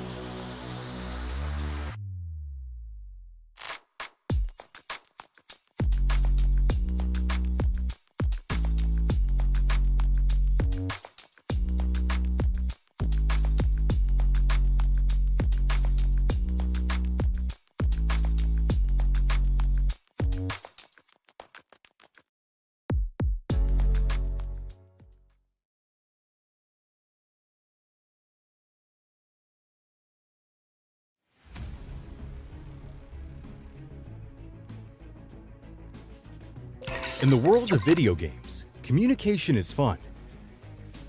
But not everyone who appears to be a friend is indeed so. Step by step, the cybercriminal starts collecting your information. From here, cybercrimes begin. Blackmail, threats, and losses that go beyond the game. Don't hesitate to ask for help when you feel in danger. While playing online, 1. Avoid communicating with strangers. 2. Keep your personal information confidential. 3. Do not click on suspicious links. 4. Report via Dubai Police e-crime reporting platform. Your digital safety starts with a simple step. Be aware.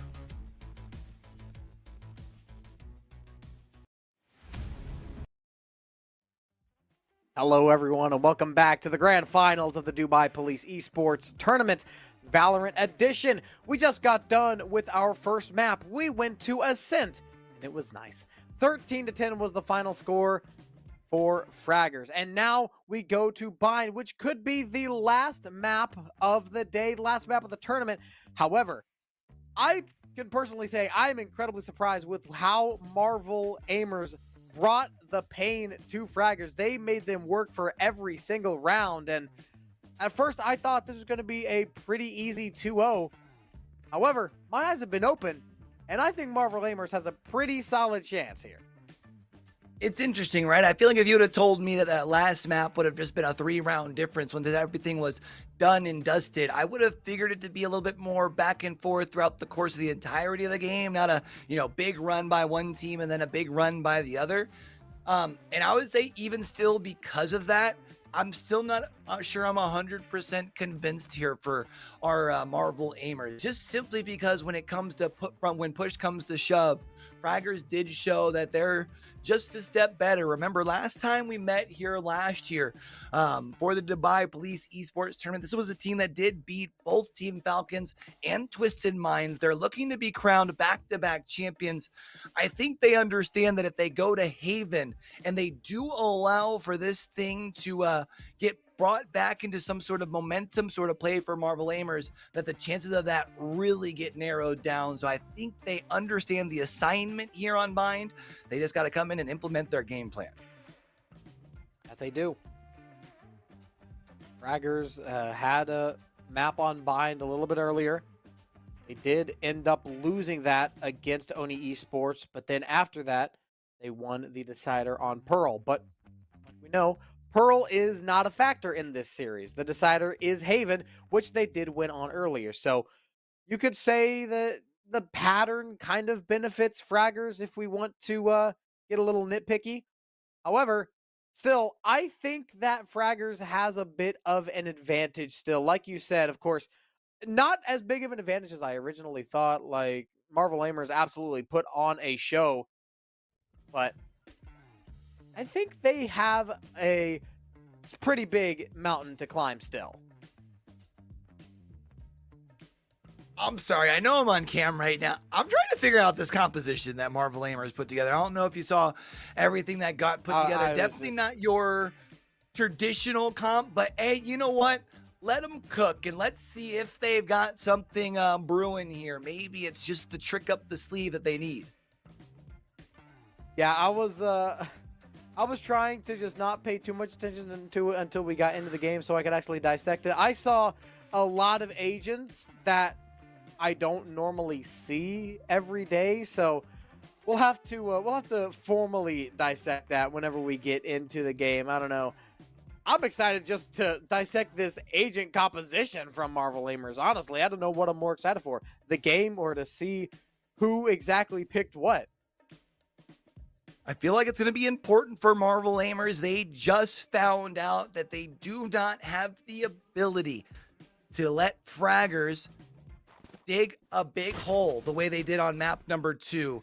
Every single time they started to claw their way back, they still had the confidence over on that Fragger side due to that lead. So let's see if they can start things off with a big pistol round.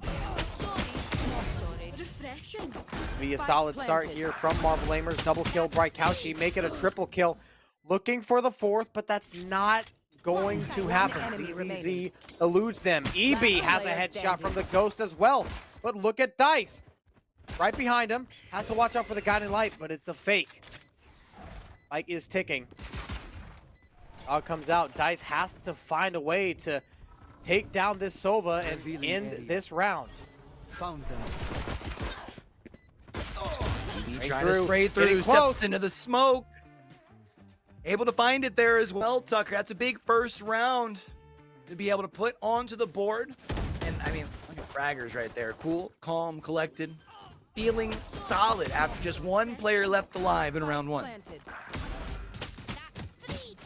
This round goes the way of Fraggers, and now we get a little bit of time to dissect. So it's a deadlock, Clove, Neon, Yoru. The only normal pick here is Sky. No heroics. Follow protocol. Nice. I'm gonna sound like an absolute crazy person here. I don't hate it. I'm always down for a disruption of the meta. You know, sometimes you just gotta go with something off the beaten path. But as for now, Koji finds two with the Bulldog and well, able to do what we've seen them do oh so many times. Koji's also going to find a third, which just leaves it to Enjoyer, who's going to fall to ZZ as well as Yaki, and that's now going to be 2 in a row for the Fraggers. And it will be the bonus round is going to show them just what they need to do. And I want to try to explain this composition a little bit better. I like the stun. I can't. I'm gonna try here. The double stun here with the Neon and the Trailblazer from Sky, the double flash from Yoru in the Sky, alongside the smoke and the area control of Deadlock. It's a very basic, like, composition style. It's just very aggressive and it's very out of the ordinary, but in the right hands, this could be a very strong composition, and with how fundamental Fraggers is, this could be exactly what they need. I think this might be the recipe for success. It's one of those situations, it's either going to make or break your entire series. And with how the pistol round and the force round went, it's looking more like break, but also it's not fair to just count off the pistol and the bonus round. I mean, we haven't even gotten to the potatoes. We haven't even started the boiling water, like you say. The meat and potatoes round, they're not even close. The water's not even sizzling yet. We do still have a little while till we get towards those meat and potato rounds for sure, but I mean, I guess my one concern is what's your big utility to be able to lock things down on the defensive side? It feels like you're just more relying on straight 1v1 gunnies, and I don't know if I have seen from Marvel aimers the consistency in those 1v1s that would have me feeling confident in that ability, right? I mean, yeah, you have the walls here for Yaki as far as in the deadlock to be able to slow down, push through mid towards one site, but that's really about it. Nice double kill there. He gets one before being taken down, but is traded out almost immediately. Marvel aimers have a one-man advantage. Yaki a little bit quicker on that shot. Koji simply can't handle that. Here come the Fraggers offense. Casper gets spotted out, but EB, nice shot there onto Yaki. Cuts that lead down to just one. Casper swings around, and Kaushi has a great headshot and the one to the back. The force round works out for Fraggers, but the bonus is Marvel's. It's tough. If you find that frag over at U-Haul there, if you're Fraggers, all of a sudden that becomes manageable. But once you fall and you have just the one left alive being EB, you have too many people coming from different directions that there's just too many angles to cover. But it is a first point on the board here for Marvel aimers. Rifles now going to be in the hands over on the side of Fraggers. Let's see if the Marvel aimers are going to be able to do a good job of holding on and keeping this thing close. Around here, 5 guns versus 5 guns. A lot of heavy armors. I think both of these teams have a weak spot somewhere. Fraggers look to take this one really quickly onto the B site. It's an all-out skirmish. ZZZ has the first kill. Should be a relatively easy round for them to finish out as long as they don't give up the retake. Mika grabs one. Yaki has another kill. One enemy remaining. Koji falls down. Yaki gets another. Mika ends the round. And as I say that, Marvel Aimers finish out the retake and tie this game up. And with tying this game up, that should mean that Fraggers will come in with a little bit of a limited buy. I really like the play on the backside of the site, pushing through the teamwork to be able to make the dream work. You will still have, I mean, one ult at your disposal over on the side of Fraggers to shut things down. You will have that neural theft, but of course you do have to find a pick if you're Koji in order to use that. So they don't have much at their disposal. They're going to have to hang on for dear life. Let's see if they can do it. Lot of gunfire over by A short.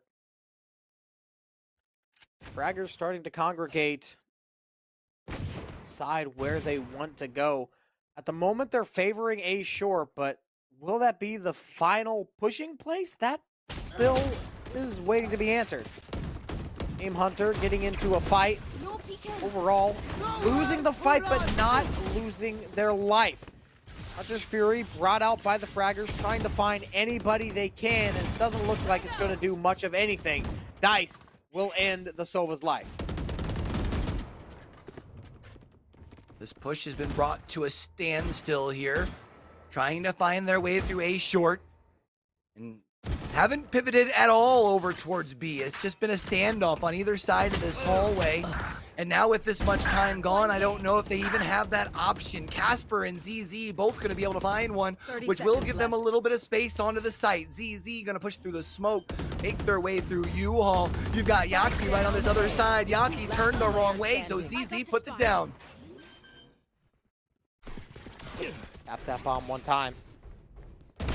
Hi, putting out a lot of utility there into CT. Spike is going to be stuck and shot in the back. Marvel Aimers have another round, and they will take the lead off of the 2v1 secure. One day. Got to keep the pedal to the metal, though. I'm liking to see them being able to bounce back, even in a situation like that where ZZ catches someone just, I mean, sleeping for a moment, keeping their too hard of an aim down towards one of the three doorways. And now Marvel Aimers are going to walk into this next round with 3 ults on their hand. The good news for ZZ on a low buy is they will have the knives. They're going to pop them right off the bat. Pushing through showers, looking to find someone or something to throw those knives at. And runs into 2 players. It's a lot of damage to do. Still got all 5 of them, so if you haven't decided to throw any of them just yet, if they decide to rush back in, they'll have a chance to maybe get one, get that reset, and maybe find a double kill, but looks like they're going to save those knives for the B side hit, as here they come. Eco round hit. The Clove is going around over to Elbow. We see the first kill coming out by EB. Trying to get the Clove down, and simply no chance for the Clove to escape. Advantage for Fraggers. However, Dice sticking this. I don't know if they know they're there. Gets it to halfway.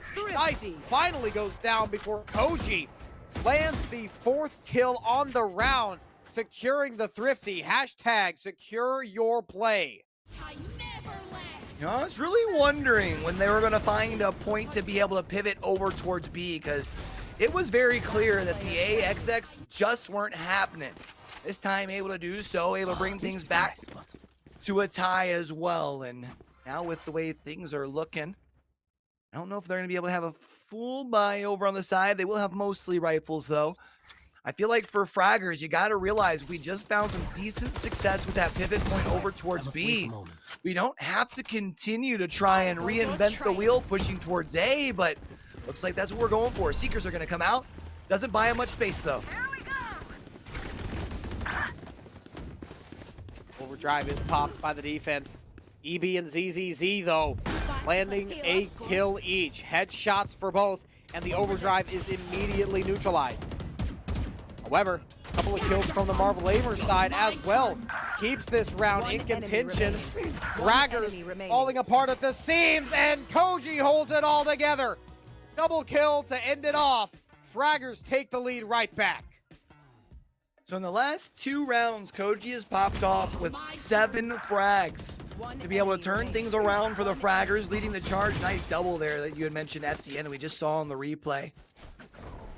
Only one ult going to be at the disposal during the course of this round. Fraggers may get utility of that neural theft once Koji does indeed put somebody down on the ground. That's the good news for you. When your Cypher is fragging, you're getting those neural thefts left and right. Revealing area. That is a lot of intel that goes straight into your brain and straight for your teammates. However, you still have to frag, and that is a lot easier said than done. Very difficult to frag as Cypher. Koji is absolutely popping off right now, but that could all change really, really quickly. First kill of the round goes to Marvel Aimers. Planted. Simply the Sova caught off guard and headshot straight to the back of the head. Full send through the teleporters here to make their way through Hookah. You do have the Cypher that is going to be on that lurk. Might be able to find a little bit of success potentially. They got to make their way through on, I mean, you can see them just about towards that teleporter door.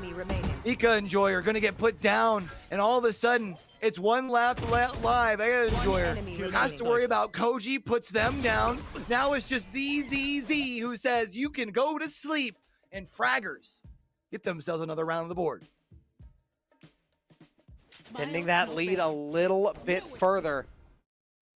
And Fraggers had a relatively slow start, considering they won the pistol and the force round after. They allowed Marvel Aimers to get a lot going for them after that, but they've started to find their groove. They've started to keep things under control.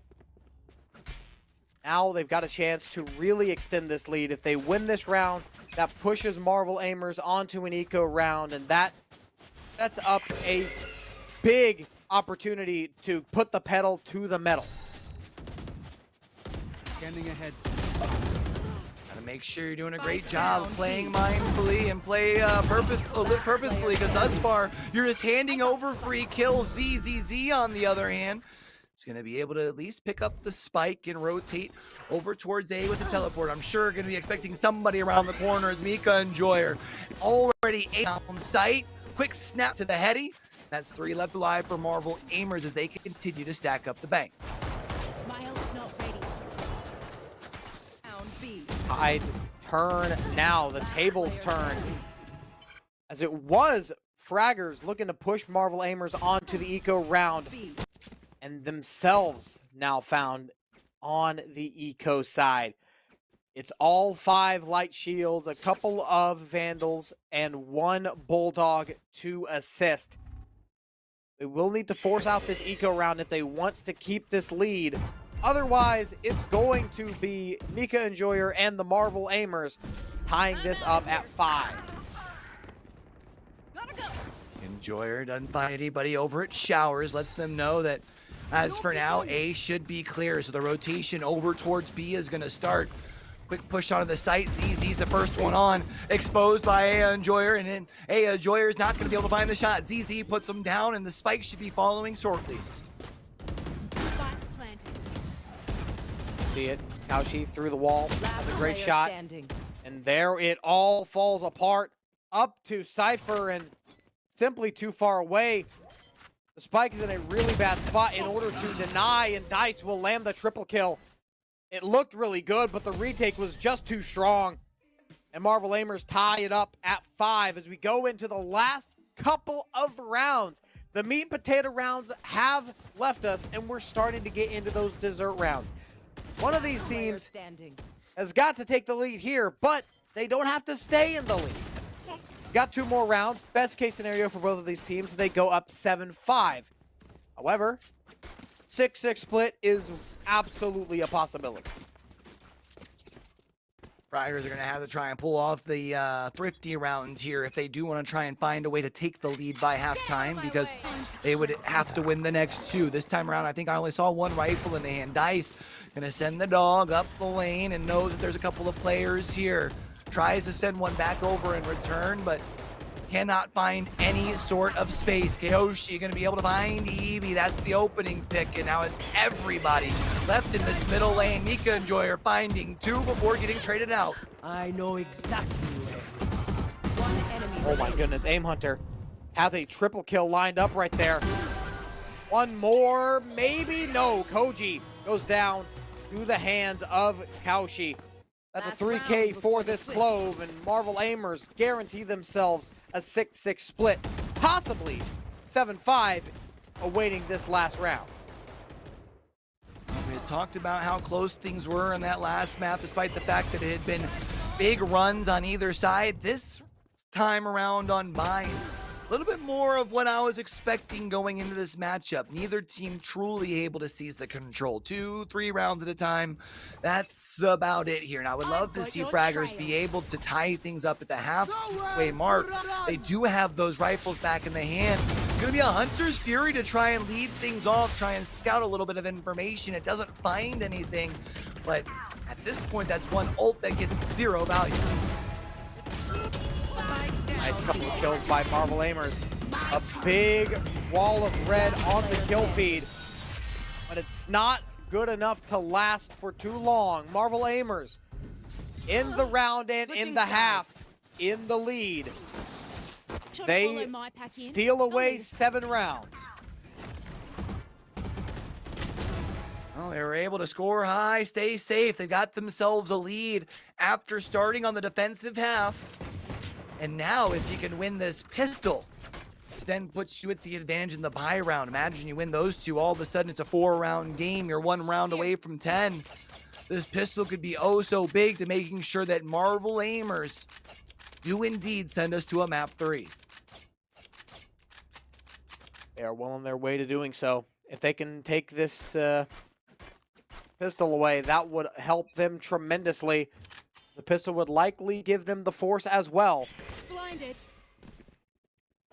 Early on, Marvel Aimers looking to push through showers and taking this really, really quickly. Stun does not work out. Simply hit off of the wall and stunned himself. And ZZZ manages to grab a kill off of it, but doesn't take long for Marvel Aimers to lock back in. We see Aim Hunter getting a double, but not for nothing. They're taken down shortly after. Koji trying to end this Marvel Aimers run, and there it is. Headshot from EB puts the Fraggers within 1. You can see Cool, Calm, Collect still even at this point playing from behind. You win the pistol, that's the start of the half that you were looking for. Looked like for a moment once Mika and Jor finds that one, I thought they were going to be able to get the control of the site. Ends up not being the case. And now just 1 round away. Like we said, we've been seeing a couple of round runs onto either side. Fraggers have to find a way to pull this thing to a close, though. They can't afford to invest into this round and drop it. Yeah, they cannot let themselves slip away. Fraggers have to win this round out as well. Because the last thing you want to do is win the pistol round and then afterward lose the anti-eco/force round. Because that A, throws off your whole rhythm, and B, it allows your opponent to just go on an absolutely monstrous run. And we've seen a lot of players and a lot of teams throughout this tournament decide to force up on the anti-eco after losing the pistol round, and it's had quite a bit of success. All right, let's see who's going to be able to take it here. I think we might have just a quick pause. I'm not exactly sure what we got going on with the timer, but definitely a tense moment to be sitting at. Now all of a sudden getting a little bit of extra time to think about what you've got ahead of you. I mean, don't get me wrong. I know the whole one of the big points that we have over here with the Dubai Police Esports Tournament is to think before you click. But when you're in a situation like this, thinking's the last thing that you want to do. You just want to try and find a way to get into that flow state. And sometimes This little extra time can be kind of haunting. I think we can all agree that the mind is a scary place to be. Absolutely. Such a high intensity situation like this, you have to keep yourself in the flow state. And whenever you have a pause like this, it gets thoughts going in your head. It could be good thoughts. It could be bad thoughts as well. Bad thoughts are a one-way ticket to bad things happening. You have to get those bad thoughts out of your head. But how are you able to do that? How can you do that whenever you have some time to think to yourself? It's so difficult to keep the bad thoughts out of your head, especially when you've got nothing else to think about during a high-pressure situation like that. Round 14, it's Marvel Aimers looking to push quick, fast, and in a hurry. Here through showers, Mika and Joy are going to get traded out. Casper able to find one with the Outlaw, able to fall back just a little bit more off of a reload. Has to worry about them stepping through. I thought was going to let that second one sing through the smoke, but Casper going to be able to at least find the other player, which means 2 left alive, and Marvel Aimers have to figure where they want to pivot. One enemy remaining. Casper takes a couple of shots. Down 2 A. Outlaws on the field for the Fraggers. And it's up to the Oru. A high enjoyer. Looks for the shot. Oh, that was lined up. Doesn't quite land, though. And a high enjoyer, once again, puts themselves in a clutch situation. 1 versus 2 was a 1 versus 4. But Fraggers get a little overzealous. And all of a sudden, this is a very winnable situation. Not for too long, though. EB gets the kill off the TP. That one might be one of those very famous caster's curses. Just when you thought you had a chance, you had to mention something. That's a shame. Just giving you a hard time, though. It's up. We're going to round 15 all tied up, though, and I think this is exactly what we were hoping for. In map number 2, Fraggers have been able to put themselves back in it at the start of half number 2. And if you can turn 2 to 3, break this bank, now all of a sudden you are cruising here. So let's see if they're able to do just that and hashtag stay in control. Bonus round now active. This is round number 15 of map 2. Marvel Aimers, a lot of west side pressure. Got one over by Hookah, the Jet, rather the Deadlock, excuse me. The rest of the team is looking to get on to site from long. But that trap wire is probably going to be a little bit of an issue, but not anymore. You just got to shoot it one time and it's gone. First shot, ZZZ falls down. Dice takes the shot through the collat, through the wall for a collat. And now here comes the push. Kaushi gives Koji no chance. As Dice will get this plant down. Marvel Aimers have a post plant up 2. Gamer has been able to find 2 this round, and EB going to be able to at least turn things a smaller way into their favor. Luckily, you've got the Sky to be able to get you a quick heal, but now you've got to figure out which way you want to quickly enter into the site. EB finds one, Casper finds one, EB finds the 4th, and somehow, some way, the Fraggers turn things around, and that's going to break the bank over on the other side. Fantastically done by Fraggers there. What a way to clutch this up. From what looked like a 4v2 post plant, Marvel Aimers had it in the bag. They lock it up. EB taking the first play, managing to turn it around and land another headshot. And all of a sudden, Fraggers have the lead and they push Marvel Aimers on to an eco round with a huge chance to go up 2 and maybe extend to double digits. We'll also have that Hunter's Fury at their disposal if they do choose to use so. ZZ gonna play aggressively in this middle lane. Sees Yaki stepping through. Kaoshi gonna go down by Casper. Actually, the 3 opening picks from Fraggers here. The last one from EB indeed, using that Hunter's Fury. They know the location of the last 2. The flash comes out, and that's gonna at least allow for a quick trade out. Casper finds the double at the end, and Fraggers continue to roll. Lead extended to 2, able to keep a lot of firepower from that round as well. Only dropping 1, And Marvel Aimers now starting to get a little bit nervous. Fraggers still have a little bit of ways to go, but they have money in the bank. So they're going to have a little bit of insurance. They can lose this round and still have enough money for the next round. And maybe the next one after that, depending on how much they're able to do. Here comes the next round. ZZZ lands a fantastic shot on Nakaushi. Big flash there, landing another one through the smoke. Mika Enjoyer taken down. It's all up to the deadlock. 1 versus 4. Yaki hiding in the corner, and it's simply no chance. Double digits reached for Fraggers. Does seem like Fraggers understand it now. They have been locked in with these, a little bit of a roll they've been on. It's been, what is that now, 5 rounds in a row to be able to extend this lead to 3. It started with ZZZ dropping it like it's hot with the op. Now you're on double digits, 3 rounds away from that back-to-back ship. Marvel Aimers pushed onto an eco round. They have a couple of Bulldogs. It's not going to be a crazy eco, but it's still enough to make you wonder, hey, we might need to do something about this, and don't think they're going to be able to do enough. But hold on a sec, as I say that, Yaki lands a couple of shots, gets a triple kill, and Aim Hunter pushing through, trying to find somewhere that they can get a kill. I don't think this Not Dead Yet is going to work out, as no, it will not. Aim Hunter falls, and a 2 versus 2 ensues. Nothing. One enemy remaining. He tries to send the ult, does it instead, stands right in the doorway. EB steps through, finds one, finds the second as well, and Fraggers move up to being 2 rounds away. The eco round got close, but the Fraggers were still too good. I'm surprised that that Cocoon missed, honestly.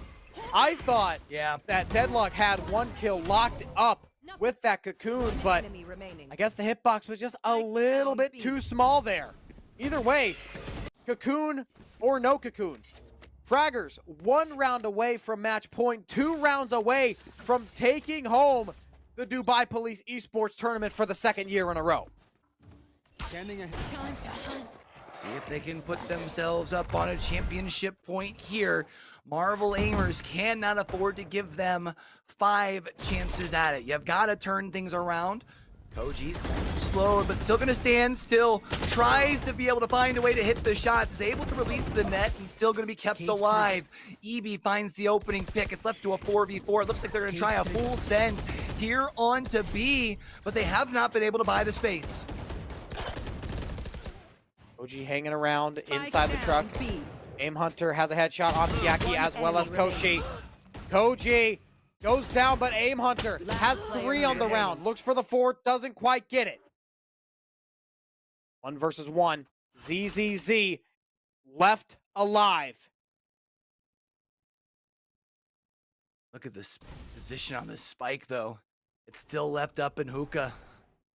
Right now, you got to find some way, somehow to step through and be able to pick that thing up. They've got a long way to go, and it's a short time to get there, and they have no idea where ZZ is. They're going to be able to get the flash. They're going to be able to drop down and land the shot. Yes, they can, clutching it up, and that's going to be the Marvel Aimers keeping this match alive. Not yet. Thank you. Like the Clove Ultimate, the Marvel Aimers are not dead yet. They keep themselves alive, they stay with it, and they are going to keep on kicking. They're forced to another light buy, not as good as they might have wanted, but they have enough. They have a Bulldog with regen, everything else is full. Mika Enjoyers doesn't have enough money to buy up, but they're going to use the overdrive. You drop that many rounds in a row, the round that you do win needs to be a clean one. Otherwise, you're stuck in a situation like this where your follow-up round, you don't have too much to get down with. It's going to be Mika Enjoyer popping the spirit fingers, trying to find the opening kill to be able to reset it. Able to do just that. Living life in the fast lane, push it on through. But EB finds 2 and ZZ finds the 3rd. And with EB looking to turn the corner, not finding it, the defenders are still going to be able to pull it off nonetheless. And Fraggers are now just 1 round away. The economy was busted. They did everything that they could, but it wasn't enough. And all of a sudden, Q, they've reached the end of the line. We've been saying must-win scenario, must-win scenario, must-win scenario. This is the must-win scenario of all must-win scenarios. The end of the rope is here. The final slice of this championship cake is in the hands of the Fraggers. Marvel Amers will call this timeout. Yeah, you're going to talk about the timeout or me? Because we talked about the first timeout in game number 1 about how it was way too early. I think we both agreed on that. And now instead, we're waiting to call the timeout once Fraggers are on match point. I feel like we could have utilized this earlier to try and cool down that 5-6 round run they went on. Exactly. I feel like the timeout timing for both of the games were just way too awkward. Because the last time they called one, it was way too early, at least in my opinion. And now I think it's a little too late. Of course, there's a chance for them to take this the distance, but they need to win 4 in a row. And they have to start this off on an eco round. The biggest gun they have is a Vandal. They've got 2 of them, but it's supported by light and regen shields. I feel like knowing what your buy was going into that last round, I feel like I would have rather used the timeout even there just to make sure that you won it and you continued the momentum going. Because then at that point, you would have been within 2 rounds. Instead, it's a round 1 instead of a round, or it's a round loss instead of a round 1, and now you've got yourself a 4-round deficit. Triple Z's got the knives in hand. The Seekers come out here, which is going to push back Marvel Amers. EB going to be able to find 2 with the Hunter's Fury. And now all of a sudden, Marvel Amers, they're going to need a miracle. The miracle slipping away. Yaki falls down as here comes the Blade Storm. Guiding light, close range. EZZ swings around. The knives land, 1 more. And there it is! 2 years in a row, the Fraggers take home gold! They are your champions of our 4th edition of Dubai Police Esports Tournament. And what a like, honestly, turn of events. You had that nice little run there at the beginning of the second half. I thought we were going to have a back and forth and maybe, even just maybe, see Marvel Amers be able to force a game number 3. They say, nuh-uh, not today. We want to end it here and now. And they were able to lock it in when it mattered the most. That they were. The first round looked really, really shaky there. Eventually taking the dub home 13-10. And this time, it was back and forth the entire time. But they didn't let that affect them too much. They locked in, they got 5 rounds in a row, and all of a sudden, things just started getting really, really grim for the Marvel Amers. Everything started falling apart at the seams, from how they've been doing so well to just absolutely falling to the Fraggers every whim. How quickly it happened without a timeout is just mesmerizing. Well, you might remember, Tucker, earlier on in their first matchup of the day, when things were close against Oni Esports, there was a player that I said needed to pop off if this team was going to be able to make the difference and push their way towards the crown. It was ZZZ, and who better to be the MVP in map number 2 as Fraggers secure themselves that back-to-back like that great track. Wow, what a performance from the Fraggers here today. There's simply no better choice for MVP here than ZZZ. The entire tournament, they've been playing absolutely phenomenally, throwing it back to the best of 3 earlier today. Fraggers versus Oni Esport. ZZZ was the rock throughout that whole match. All 71 rounds, ZZZ was that guy, their go-to, their rock when they needed him the most. Whenever you needed a play to be made, that was your guy. And he kept able to play on doing it all day. Yeah, able to play hard, play smart, and play safe. That was Triple Z's motto the entire day, helping to lead the charge. And hopefully we get to talk with Triple Z and maybe someone else as well in that winner's interview. Matter of fact, we're going to try and get that thing set up for y'all as quick as possible and bring that interview to y'all with the winners on the other side of this break.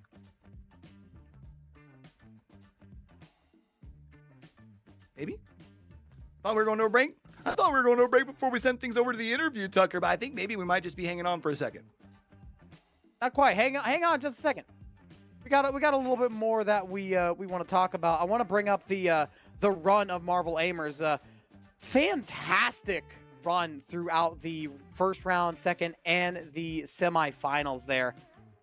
I mean, Marvel Aimers not dropping a single map throughout the entire first 3 rounds is absolutely incredible for them. And to drop your only rounds to Fraggers, that's a very respectable team to drop to. I mean, this is a team that plays in the GCC, right? Last time around when we met up, they took down both Twisted Minds as well as Team Falcons to raise the championship. This time around, having to take down Oni Esports as well as taking down Domain Expansion and Egoist before they squared off against Marvel Aimers here in that grand finals. It's crazy because I thought for a moment we were going to see a map number 3, but Fragger's able to lock it in. And they are indeed your champions here today. Back to back, and Fraggers absolutely deserved it. I cannot think of a team that is more deserving than this. Going the distance with Oni Esports the entire time, when no one knew who was going to win. It was Fraggers, Oni, Fraggers, Oni, Fraggers, Oni. And then in the grand finals, going against a Marvel team, playing well above their level. Marvel Aimers fought so hard, but Fraggers were not going to be stopped by anybody. I also feel like you've got to remember, as far as for the side of Marvel Aimers, they're a newer squad, right? This is their first, I believe, live event with this roster, and I think it's their first live event for a couple of those players as well over on the side of Marvel Aimers. So to be able to go toe-to-toe with one of the best in the region, right? When it comes to on Valorant, you're able to maybe not really force a map 3, but you did make both maps interesting. That's something that you can definitely hang your hat on. You get back in the lab, and who knows, maybe when we run things back the next time around, they'll be able to come out on the winning side. Oh, absolutely. This team has a lot of potential. I mean, for a very new team, one of the first live events for them, I believe, said they put a great show, and they took the Fraggers not distance, but they took them pretty close in both of the maps, going 13-10 and 13-8 in the second map, which is absolutely respectable. This Fraggers team has been playing together at an incredibly high level forever. I mean, remember last year whenever they took down Team Falcons Mine, those are MENA legends, and Fraggers took them down. Marvel Rivals losing to that team, nothing to be ashamed of. Yeah, we also did see a great job as far as from, both sides of things truly here. I felt like as far as for the Marvel Aimers, again, you're so close. I don't think it's anything to really hang your head on. But of course, before we get ready to head things off to the interview here in just a moment, Tucker, we're here with the Dubai Police Esports Tournament for more than just getting together with the community and having a bunch of fun with our friends, which I do got to say, we've had a lot of fun with chat as well as obviously with you here on the mic today, Tucker, and our group working in the back as well. But most importantly, we're wanting to make sure that you guys are being safe, whether you're just out in the internet space or especially while you're gaming as well. We want to make sure that you do indeed hashtag game smart. You secure your game, protect your name, definitely making sure that you're also having a good work-life balance or work-life gaming balance, I guess you can say, because you don't want that to be in other things. But hey, we do have our interview ready, and let's go ahead and send things over to Tashi.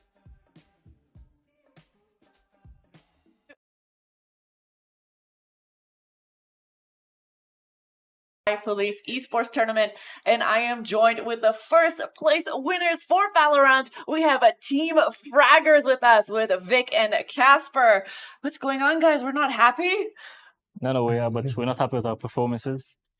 I feel like we should have played better and ended it earlier, but we won in the end of the day, so we're happy. You know what? It's definitely first world problems here when you dominate 2-0 here at the Dubai Police Esports Tournament with a giant overall prize pool of 200,000 dirhams. Oh man, it's tough. It's tough winning first place and going home with that much cash in our pockets. But you know what? I respect that. You guys have a standard and you want to always reach that standard. So I definitely understand where that's coming from. Do you have any reasoning behind that? Was there poor communication? Perhaps you didn't scrim enough? Yes, poor communications was one of our problems, but yeah, we don't play a lot. I mean, this is a random team, you know. So yeah, It's just a group of friends playing together every time, you know. And of course, as Frag is known for throwing rounds, even if it's 1v4, 3v2, we just go peak.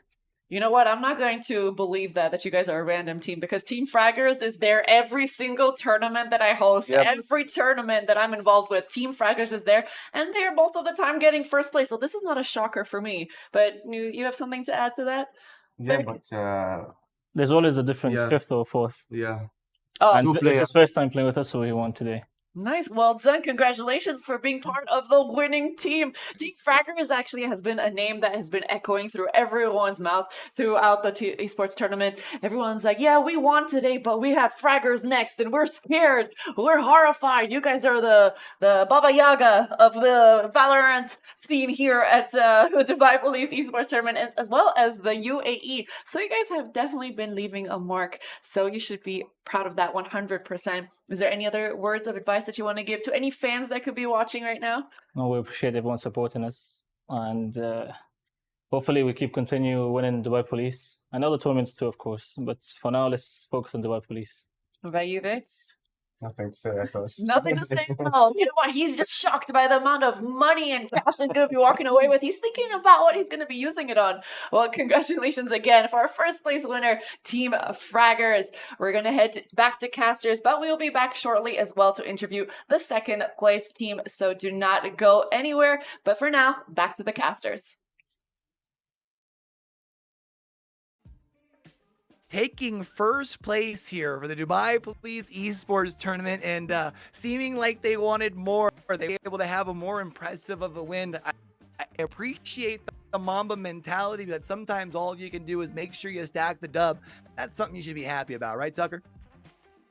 Absolutely. The work is never done. However, it's time for a break. Of course, you can always pick up a little bit later. The next tournament is the next tournament. You won this one, so let's celebrate while we've got the chance. You got a little bit of off time. Take it easy. However, like you said, I really did like the Mamba mentality. And before we send this off, we are going to get words of the runner-up team as well. You stay tuned for the interview with second place Marvel Aimers coming up right after this break.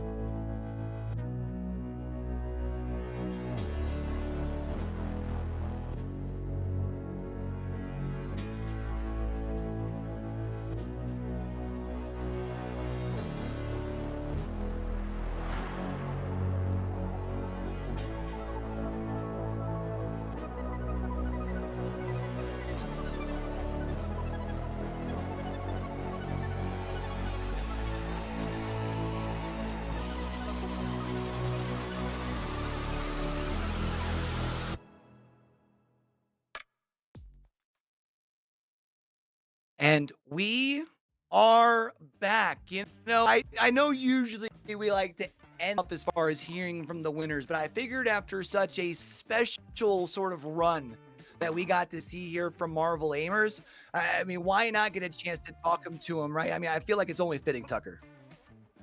Yeah, for sure. You're definitely going to want to talk to him and get out of the words, especially with such a new team. So let's not waste any more time. Let's see just what the Marvel Aimers have to say. So much once again to our casters, and we are back, and this time with our second place team for Valorant here at the Dubai Police Esports Tournament. We have Dice here. Listen, Dice, you did amazing, part of the Marvel Aimers. This is the first time we hear about your team, and you're already placing second, so it's something to definitely be proud of. How are you feeling right now? I mean, I feel a little bit upset about the performance we did. We could have won, we could have first place, but it was just miscommunication, this stuff. And like, obviously, it's just the experience, like have better, what do you call it? Advantage. Advantage at this point. But I'm proud of my team. We did good. We got second place. Nothing to complain about. It was nice, yeah. 100%. I mean, Team Fraggers, as we mentioned before, they've been around since the very beginning. Yeah. They've been playing here in the UAE, and they are the team to beat. So the fact that you came in, got second place, and got so close to getting the first is very admirable and very notable to your skill and to your dedication to gaming. Is there any kind of secrets that you have within your team? Because it's not common that a team that just got started together gets so close to getting first place in a enormous tournament like this with such a huge prize pool. I mean, because I got the more experience than my team. I was like almost the IGL in every tournament I played. So they were very good listening to my calls and this stuff. But in the end, it was just unlucky. Probably miscommunication, as I said. But anyways, like, I'm really proud of my team and this stuff. There's no secret. They are good gamers, good players. It's just they had to follow my lead, and I did. We got second place at least. I'm really proud of them. They were so good. I love them all. Yeah. I love that. That is wonderful to see the synergy between you guys, and especially when it's so newly formed. And you know what? I commend you, and I encourage you to continue playing together, and hopefully to see you in the next edition of the Dubai Police Esports Tournament. Any final words that you want to give to any fans out there that are watching? Thank you guys for watching. It was nice. It was a nice game. I had fun. Thanks for everyone who's watching, and thank Dubai Police. Thank you for this what do you call it? Event, yeah, thank you for this event. I'm really happy. Still a little bit upset though. Yeah, understandably so, 100%. But we can 100% as well tell you that we had an amazing time watching you, and we definitely took notes. You know, just because you lost against Team Fraggers doesn't mean that you aren't still one of the best teams out there right now in the UAE. So definitely be proud of yourself and enjoy the cash prize of winning second place. So congratulations again to you, Dice. All right, so that is the end for our stream and the end for me as well. It was a pleasure hosting the Valorant stream. My name is Arshia Farhad, also known as XArshi, and I just want to say a huge thank you to everyone watching as well. So now for the final time, we are going to head back to the casters. So please take it away, you guys.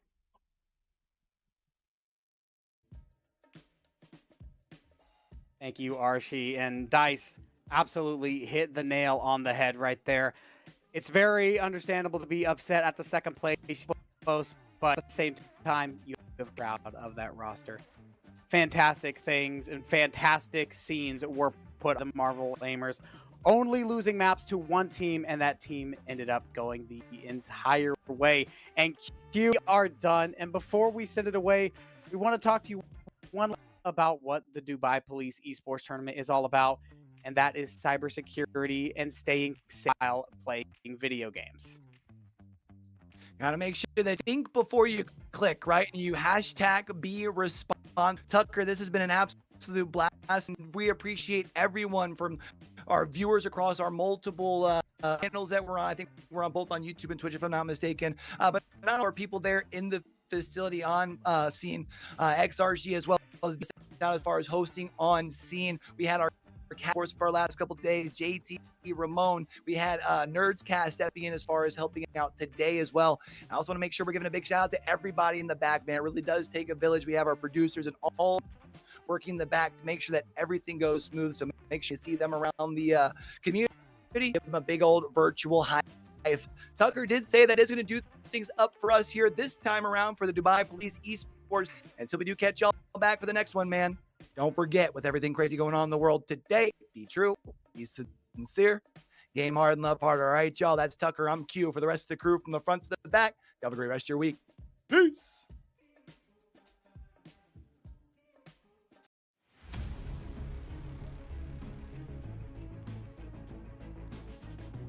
In the world of video games, communication is fun. But not everyone who appears to be a friend is indeed so. Step by step, the cybercriminal starts collecting your information.